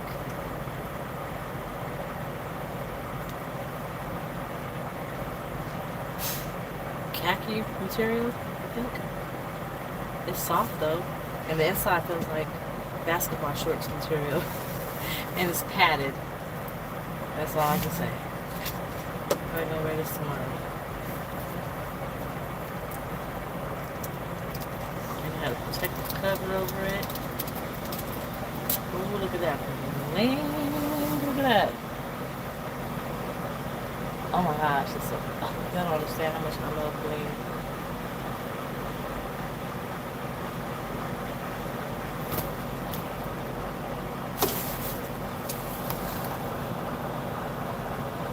I know something about myself, I'm not the sexual, but let's just say I'll stick to myself. Hey, elaborate. What happened? Thank you, Mitch. Thank you, Peach. Oh, it melted. It doesn't even look cute anymore. Is this old? Is that why he was giving out for free? Best by July 2021.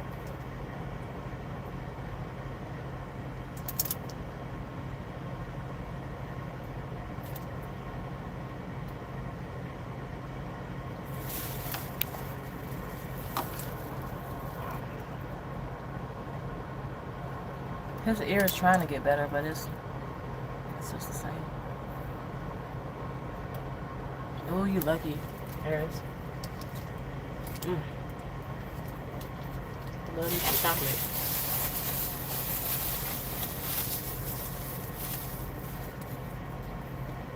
You know what? It never occurred to me that maybe I haven't been getting sleep really well because I haven't been eating.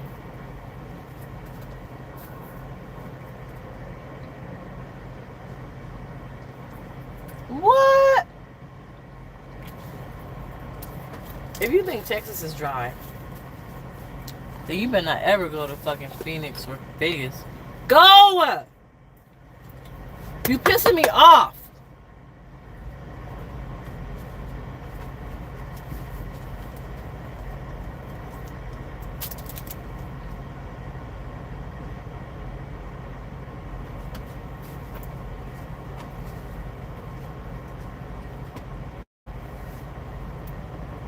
Down.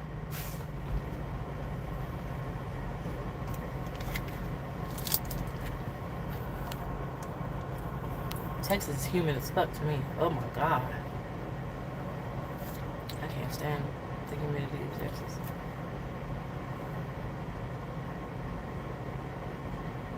I made the intro and I don't ever really post videos, so I don't even know why I made the intro. No, he already went out for a walk. He wants his chocolate. Every rapper he hears does that. He thinks it's for him. Because he ain't ate his food in 3 days. He ate a little bit of it, but he usually eats a bowl a day. He hasn't done that. Because he wants everybody else's food except his own. I don't know. I don't know why I haven't.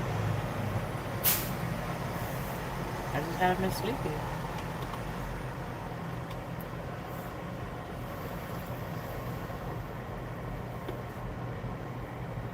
I don't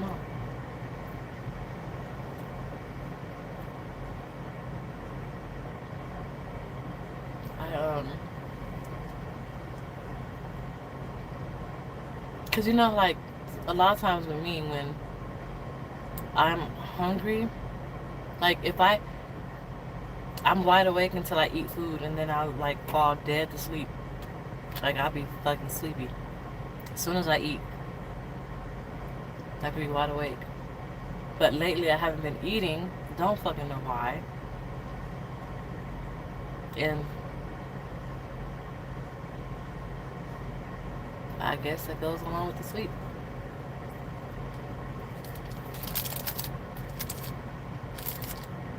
Keep this shit away from him before he eat it.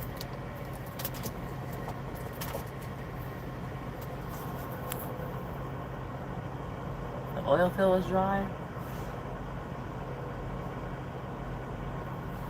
I would like to find a place in Texas that's dry. Because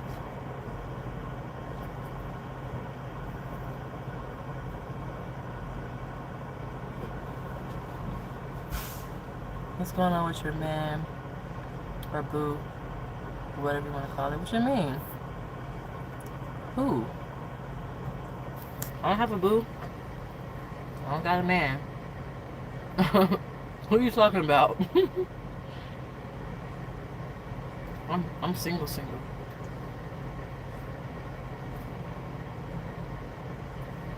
Single woman, no ring on my finger. Single. I don't even have nobody to think that they're in a relationship with me. I don't have nobody hoping they're in a relationship. None of that. I'm single.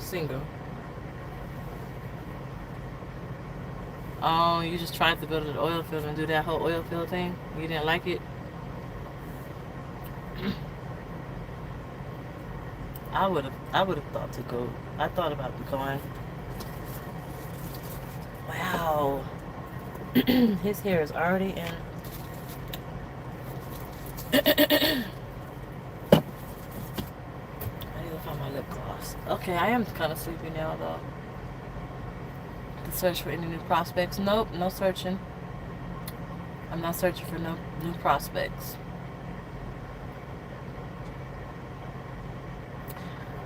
I feel like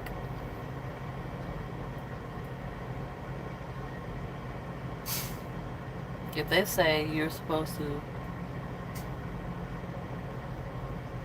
work on yourself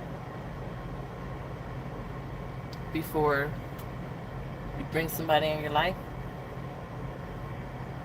and if that's the reason why I'm not getting the man that I want, I don't want to search no more. I don't want to look. There ain't no new prospects I'm looking at. I am trying to work on myself. If that means I'm going to get the man that I want, I'm going to work on myself. And then when God feels like I'm ready, he's going to send me my husband. So, nah, I'm chilling, working on myself until God says he's ready. I'm ready. Because the Lord knows I do not want to get in the situation. Situationship. It excites me to think that if I put in the work, I'll be rewarded. And so I feel like I'm working on myself, that's putting in the work. And I'll be rewarded with my husband. So no, I'm not looking right now. I'm just waiting for God to tell me it's time. And faith without work is dead. So I have faith that God is going to tell me, and I'm working on it. I'm working on myself. I wish people would really follow that advice before they have others. For real. I know a lot of people do, but they're the people that's already married and taken. That sandwich was really good. Oh man. I'm gonna be dreaming about that sandwich. I'm gonna go, but it's 4 hours. I've been out here for 4 hours. Man, you know, that trips me out when, like, some people are so damaged they don't know how to love, because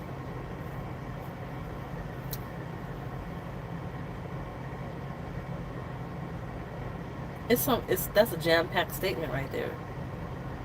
That's a loaded statement. If you love God and understand God's love and love yourself, and understand your worth, and you know your worth because you love yourself, then you'll be able to love. But you can't even love without God. If you don't have that in the equation, you're never gonna love right.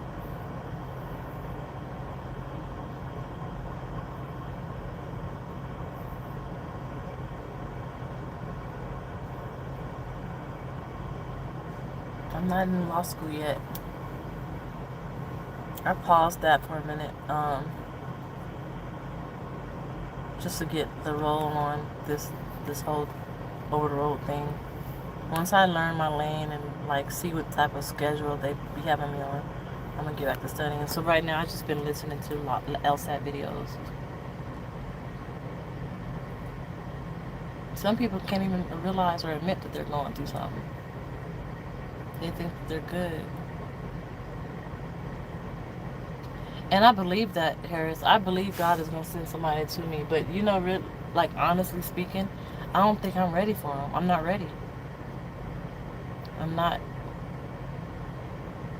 If God sent me my husband right now, chances are I would have to stop driving trucks. And Lord knows I'm not ready for that. I don't have a plan B. My plan B is law school. Or another job. I don't have that, though, right now. So, I would have to be a wife. Literally, like right now, if he was to send me my husband right now, nobody's ready for that. My kids aren't even ready for that. My house isn't ready for that. Nothing is lined up. Like, it's just not in the... My lease is up in July. If I was to move in with him, which I don't think I'm ready for that. And if he moves in with me, he can't move into my apartment. Like, that little apartment is a 2-bedroom. And Trinity takes my room while I'm on the road. And mentally, I'm not there. Mentally, I can be there, but mentally, I'm thinking about school and making money. Like, I think if a man was to come in my life right now at this exact moment, like literally be like, we're getting married like next month, I think it would turn my whole world upside down. I need some time. Give me 6 months. Not next month. Like, if God had a sense of humor and that man really literally fell in my lap, I would be like, what the?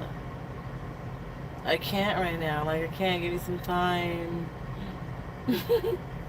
So, he'll send me the one, and I know, but I'm waiting. So it makes you happy. Now you seem like you're very happy. I am. I'm happy. I could be happier, but I'm happy. I just feel like ideally, my ideal of the type of wife I need to be, I don't need to be a truck driver. If I was married, I would not be a truck driver, unless he was. If he was a truck driver and driving over the road, then I would be a truck driver. But if he was not a truck driver, I wouldn't be a truck driver. If I got married to a man who wasn't driving, I would not drive. My goal is I feel like my job is to be a wife. I need to be at home with him. Because then what's the point of marrying me or having a wife if she's not there with doing her wifely duties?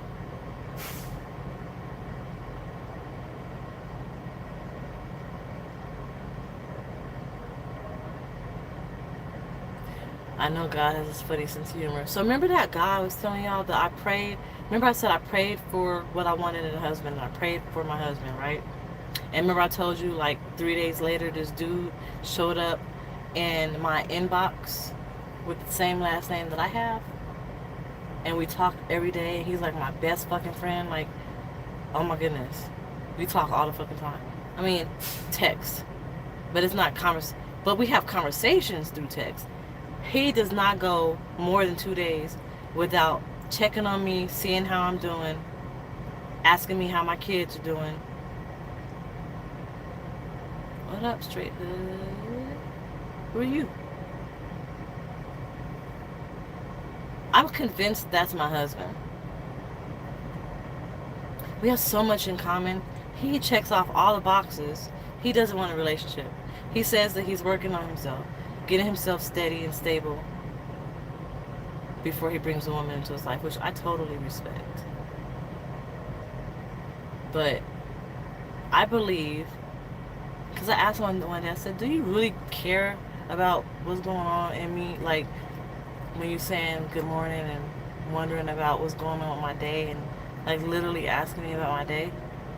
And he sent, like, a meme, like, the fuck you think? Like, duh. And I'm just like, dang. Like, he really cares. And I believe he's going to be my husband. We haven't never had sex. We talked about it. And from what I hear, there's like one specific thing that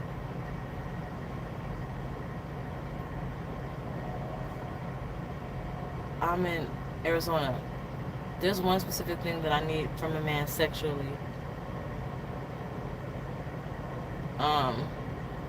And he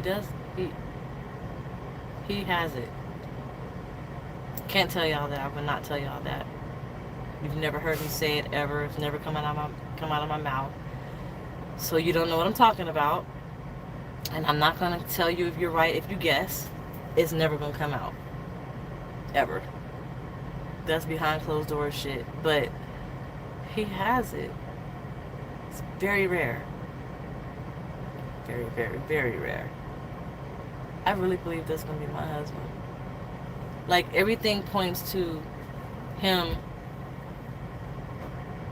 Like, I don't know how to explain it. I feel it in my gut. No, he ain't Captain Hook. Nah. It doesn't have nothing to do with body parts. Nothing to do with body parts.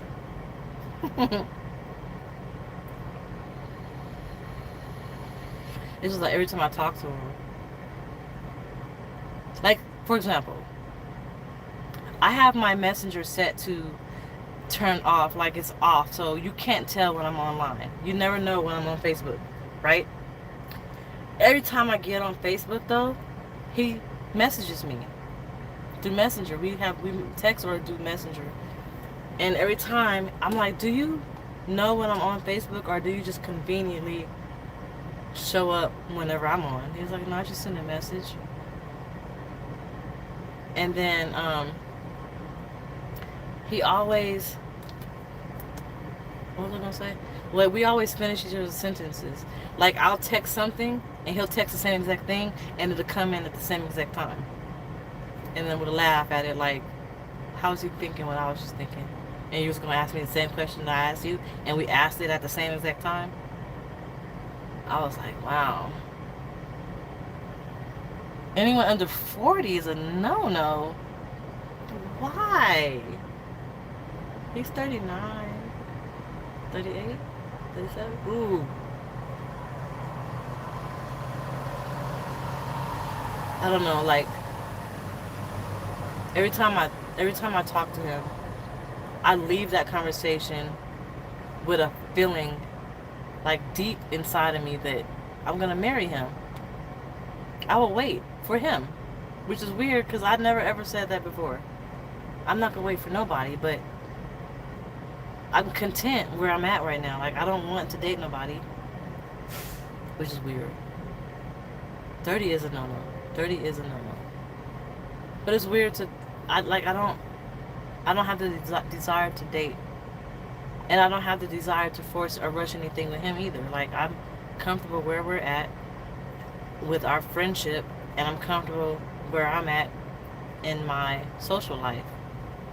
Like, I feel content, which is different than how I felt in, like, November and December. I wasn't content. I was, like, I tell him everything. I be telling him about the dates I go on. And he keeping it real with me. He keeps it 100. That man is going to be my husband. He is. Watch. If y'all pray for that. Pray that that man is going to be my husband. Pray that he's what God has sent for me. Because I don't want something that's not for me. like jinx myself, but like I don't want to ask for something like that. Be careful what you ask for type thing. I don't want that. I don't want to be careful what I ask for. But I genuinely think I know if it's meant to be able to be, I know. I just don't, I think it is going to be.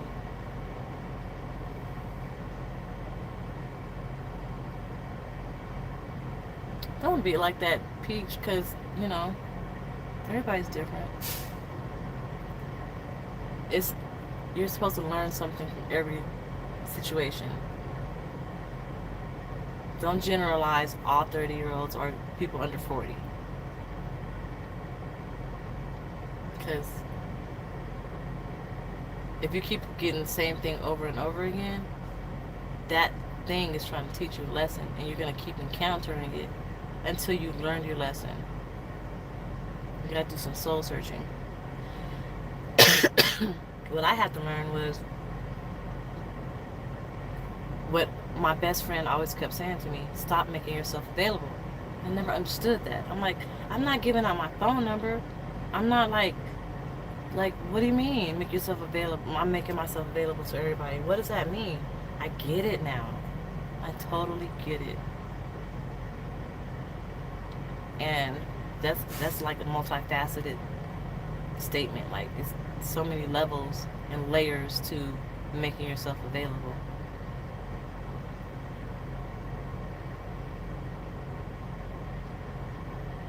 Hear you. So yeah, that's gonna be my husband. Watch what I say. And if y'all pray for me, pray for him, pray for us, pray that. Give me a sign. No, I don't need a sign. I just really believe.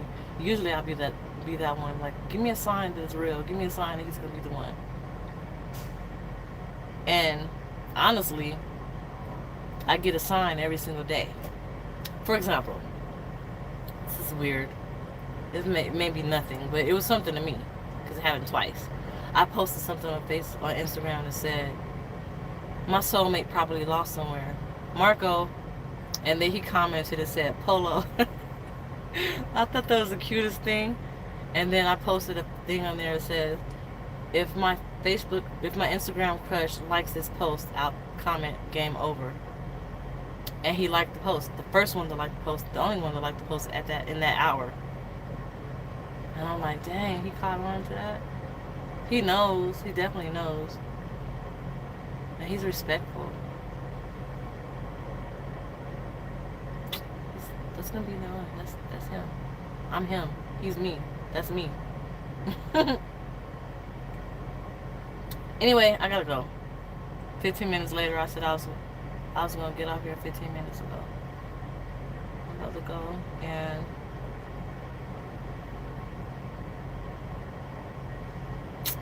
can y'all help me with another topic to talk about next? Like, I want to actually have a topic. What do y'all want to talk about? Moderators, send me some topics. Whatever you say I have to talk about, we're going to talk about. Okay? Let's play that game. I have to talk about whatever y'all want me to talk about for that video. So send me some topics.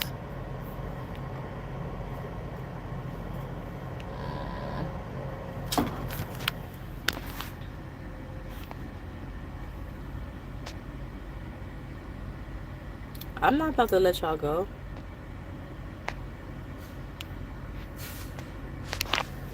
I'm not gonna let y'all go. Does he know I do YouTube? I don't want him to watch my YouTube channel. Because I kind of talk about him every now and then. I don't want... I do want him to watch it. No, I don't. I don't want him to see this video. Not this one.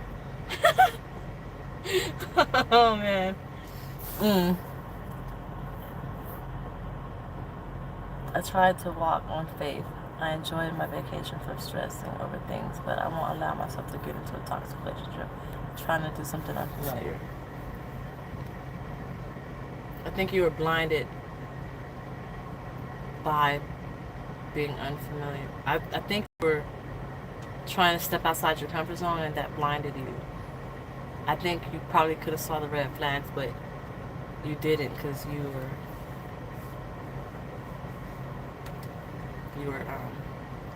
distracted. How he feels. I know how he feels. I know he's keen on me, or sweet on me, whatever the word is. I just know he's not ready for a relationship right now. He was married for, what did he say, 11 years? 7 years. He was married for 7 years. He's been single for 2. So, I respect that. And he has 4 kids. Ah, you got a rich girl! Yeah! You sure did. Wait, I got another wrench to give out. I'm not going to tell you who it is until you comment. And then I have another one to give out, but wait, let me see.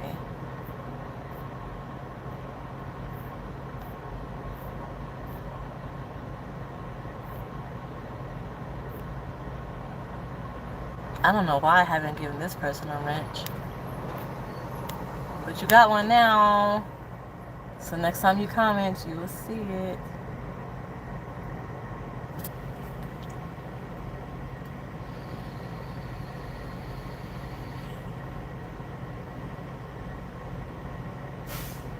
But yeah, I forgot what I was saying. He's the one. Oh, I know how he feels for me because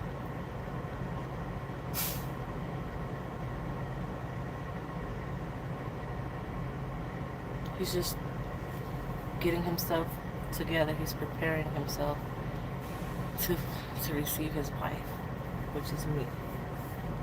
And we have the same last name, so it's easy, right? We have so much in common. When he first showed up in my box, I was like, who is this guy? Where do I know him from? Why we got the same last name? So naturally, I'm looking, like, trying to do some research. And he is in the criminal justice field.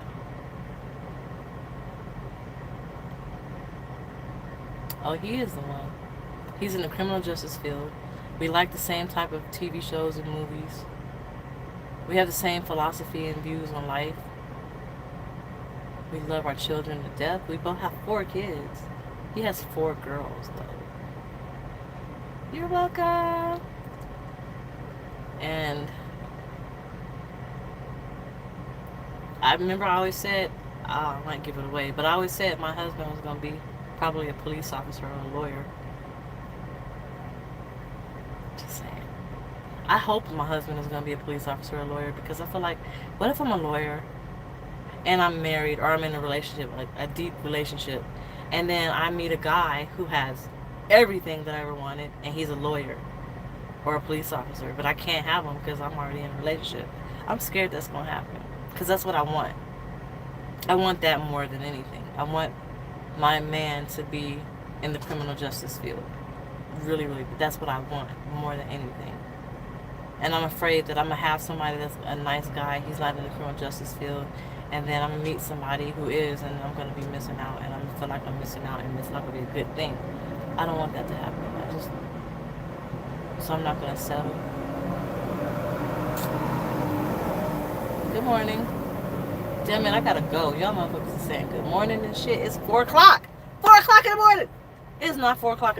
It's 4 o'clock in the morning? It's 1. Oh, wait. It's 2 o'clock. It's 4 o'clock where? In Texas? Don't feel dumb. It's a learning experience. Is it? Oh, shit, man. It seems like it's so late. That says 3:57. That says 3:57. That says 157. That says 157. Huh.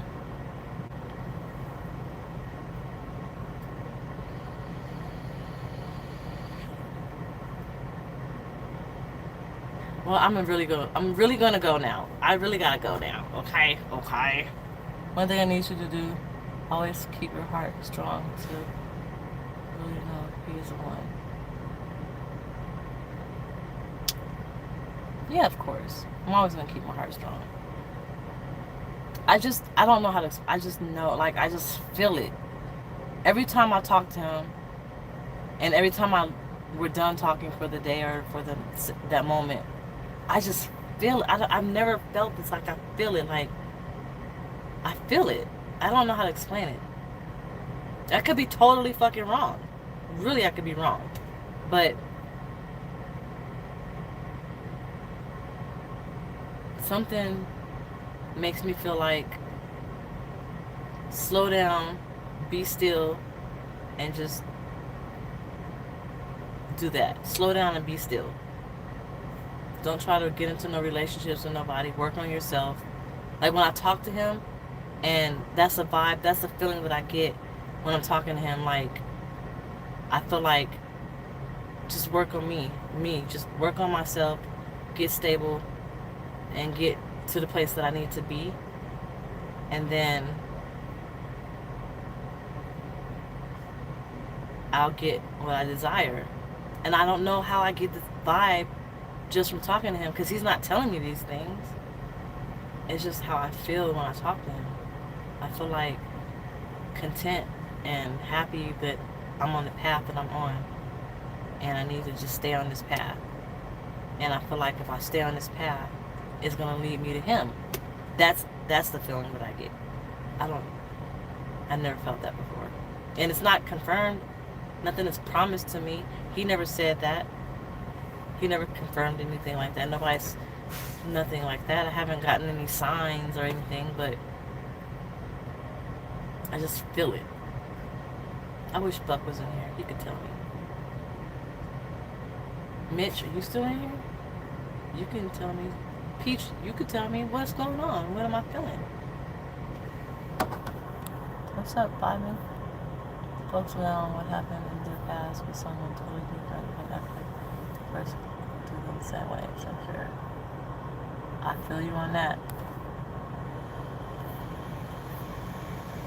You want to talk? Hit me up. We could talk. You need to vent. Princess, what am I feeling?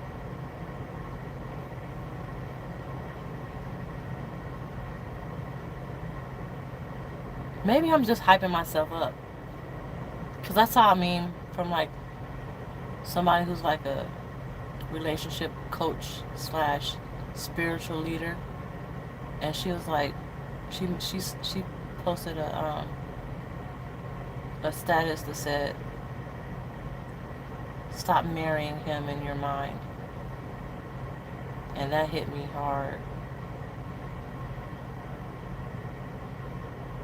Did I marry him in my mind?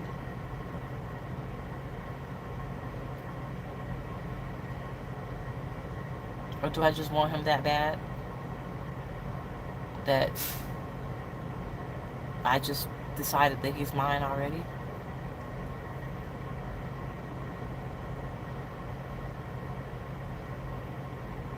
Thank you. Peach. You will be okay because we all that's on here love you like crazy. Aw, thank you. I love y'all too. I really do. I appreciate y'all. Every single one of y'all. Like, I got friends all over. I don't know where y'all at. Y'all gotta tell me one of these days where everybody's at. Especially my moderators. But I love y'all too. Y'all don't have to be here. I'm just a regular person. And y'all actually watch me and just be rocking with me for 4.5 hours. It's crazy. What makes me so different than all the other YouTubers that be doing videos? Those sit red demon spawns to grab my hopes and dreams. Girl! oh, you going through it. You are going through it. No, we're not gonna claim that. Reverse that. Let's speak positive. Everything that you feel negative, see, the law of opposite says everything has the opposite. So every word that you're gonna think negative, force yourself to say the opposite of it and just keep doing that. You're gonna feel better. I promise you. That's what I have to do when I start feeling depressed. That's what I do. If you gotta write down the negative, like for example, that statement you just made, I feel like the devil sent a red demon spawn to derail my hopes and dreams. Write that down. And then under it write, I feel like God has sent an angel to guide me to my hopes and dreams. And then say that to yourself and keep saying it to yourself.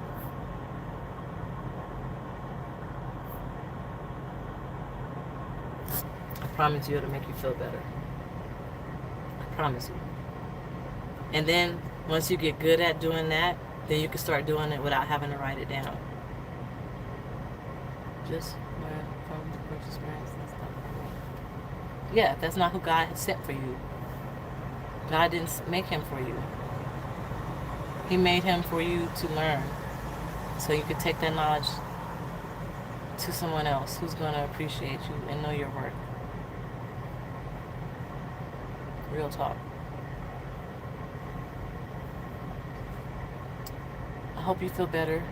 I don't know if I have your number, but if I don't, email me so you can, or send me a message on Snapchat, DollFace Trucker, and we can talk. And I'm gonna talk to y'all later because you see my eyes are getting low, I'm getting sleepy. It's like mind over matter. These shits were saying 4 o'clock in the morning, so I feel like it's 4 o'clock in the morning. I live in Texas, so it's 4 o'clock in the morning. I've been through that same stuff, Peach, and I had to sit back and think of all the situations that I had and came across, and what they all had in common. Once I learned what they all had in common, then I was like, okay, so what is this trying to teach me? Because at first I couldn't figure out what they all had in common. I learned what they all had in common, and then I had to figure out what is the purpose. If God is sending me a message, right? If he's saying all these things are happening, there's different situations, they're very, very different, but there's one common denominator, and I need you to learn from that common denominator. If God was going to sit down and give me a textbook and teach me how to learn from that common denominator, what would that lesson be? And once I found out what that lesson was, I started acting on it. And for me, it was sex. That was the common denominator. So now I'm abstaining from sex. And since I've done that, I have a whole different view on me and my worth and my value. And it's powerful. I don't feel like hopeless or helpless anymore when it comes. I felt like the victim at first when it came to relationships. Like, why am I always getting hurt? Why am I always the one getting played? Why am I always the one wanting more than they want? Now, I feel power in that. Like, I know my worth. I know what I have to offer and what I bring to the table. And I'm not the victim. It's their loss, not mine. Because I'm a good one.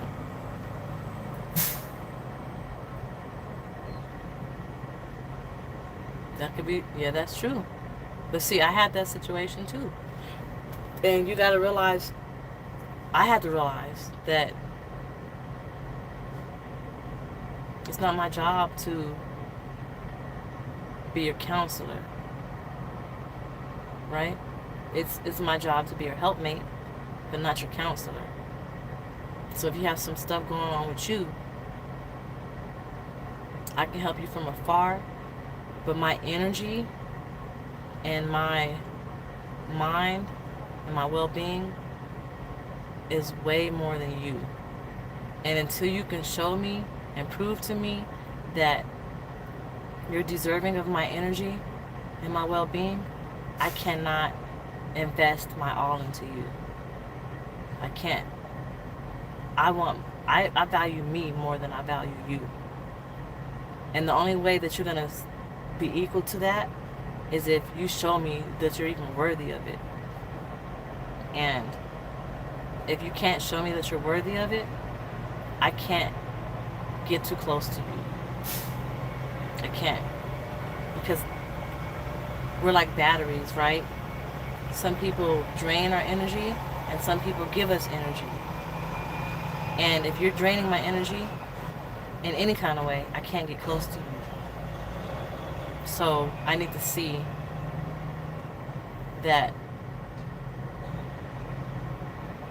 you're somebody that's going to help give me energy, not take it, if that makes sense. So when you say you like to help people and you went outside your comfort zone, that was it right there. That's that energy. Don't go outside your comfort zone for nobody. Not until you're sure, 100% sure, 200% sure, until it's confirmed, until you prayed about it, you slept on it. Until you have no red flags, until you have no questions. You probably had one. I'm sure you had at least one. I'm not sure about this. A little slight faint one, it might have been. But you had it. And you ignored it. Am I lying? Because you want to step outside your comfort zone. I dealt with the same thing. Now I don't care no more about nobody else but me. And I have to. And because I feel that way now, it's so much easier to deal with people. I don't get mad when somebody hurts me or uses me. Not use me. They can't use me anymore. But I don't get mad when somebody hurts me or doesn't want to be with me or doesn't value me or doesn't see my worth. Like, it just doesn't even faze me no more. It doesn't. Because I'm so in tune to me and what I need to be happy and sane and keep my energy afloat, that it's like like the water rolling off a duck's back. It's not even going to penetrate me. It took a long time to get to this point, though. How I'm speaking now, I wasn't speaking like that 3 years ago when I first started doing YouTube. So it took about 3 years, at least.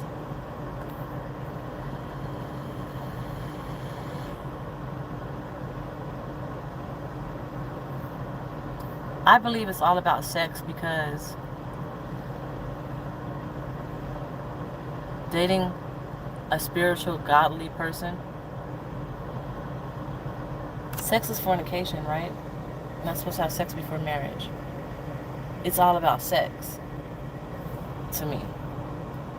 I believe that in my own little crazy, delusional world, that if I sleep with a man before I'm married to him, or at least before we're like committed, that it's cursed.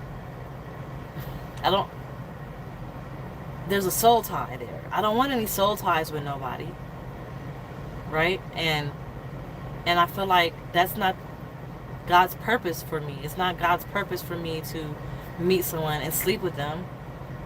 I feel like He's not going to bless that union.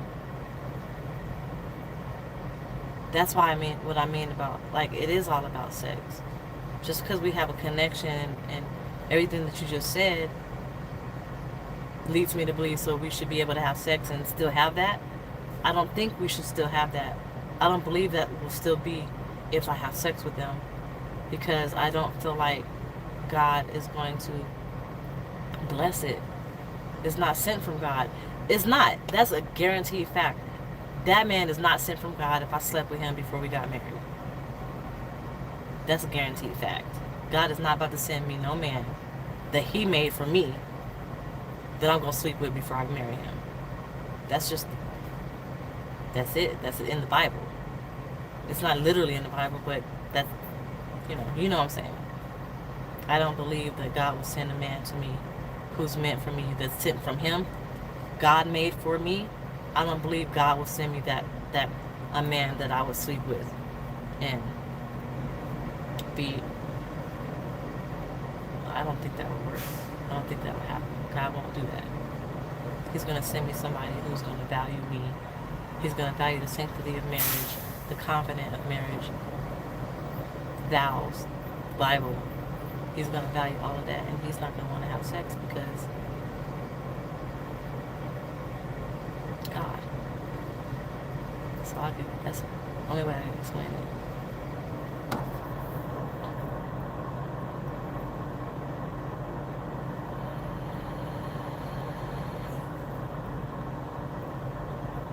Oh, you did. See, you with the first fight and didn't make the fight.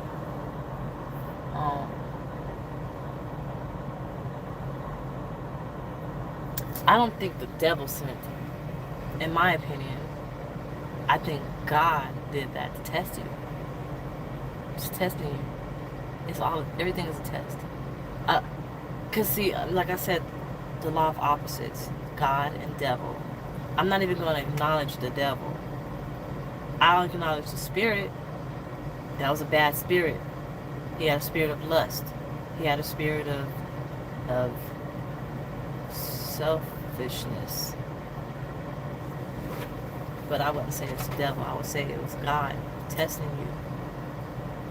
It was God opening your eyes and telling you you need to seek him more than you seek that dude. If you would have... I'm not preaching, and I'm not telling you what to do or what you should have done. I'm just speaking. Because I say these things to myself. If you would have listened to me, God saying this to me, if you would have listened to me and sought me out first before making any decisions, it wouldn't have led me down that path. And because I didn't seek him out and ask for his guidance, I took my own, because we have free choice, free will, right? I made my own choice and did that. And now I'm suffering the consequences from it. So everything you do, you got to seek out God first. You got to get his approval. You have a choice to do what you want, but you got to seek his approval before you do what you think you need to do, and wait for his answer. If that makes sense. I should have never allowed myself to go outside my comfort zone. It's okay to go outside your comfort zone. It's okay sometimes. I don't want you to beat yourself up because you went outside your comfort zone. If you want to beat yourself up because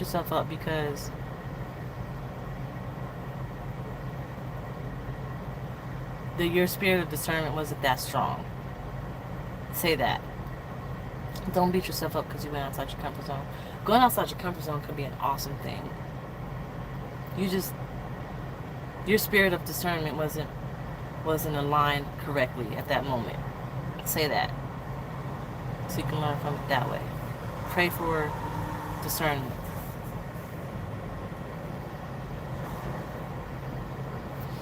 But with that being said, I'm going to read one more comment and I'm out of here. You're right, baby girl, because whoever God sends you, he would feel the same way. He would respect the way you feel. That's what's up. Peach, if you need to talk, hit me up. I promise I won't preach. I'll listen. I ain't trying to preach. I'm not trying to tell nobody what to do or how to do it or how to think or how to... None of that. I don't want to do that.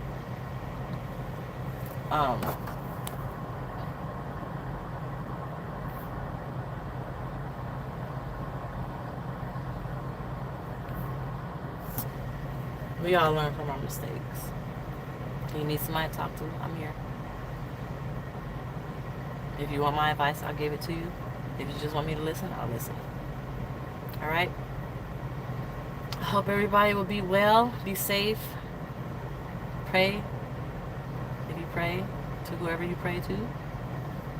If you make affirmations, make your affirmations. If you don't believe in God or something or a higher being, it's fine too. Just be well. Be positive. And I'll talk to y'all later. Bye. Good night, y'all.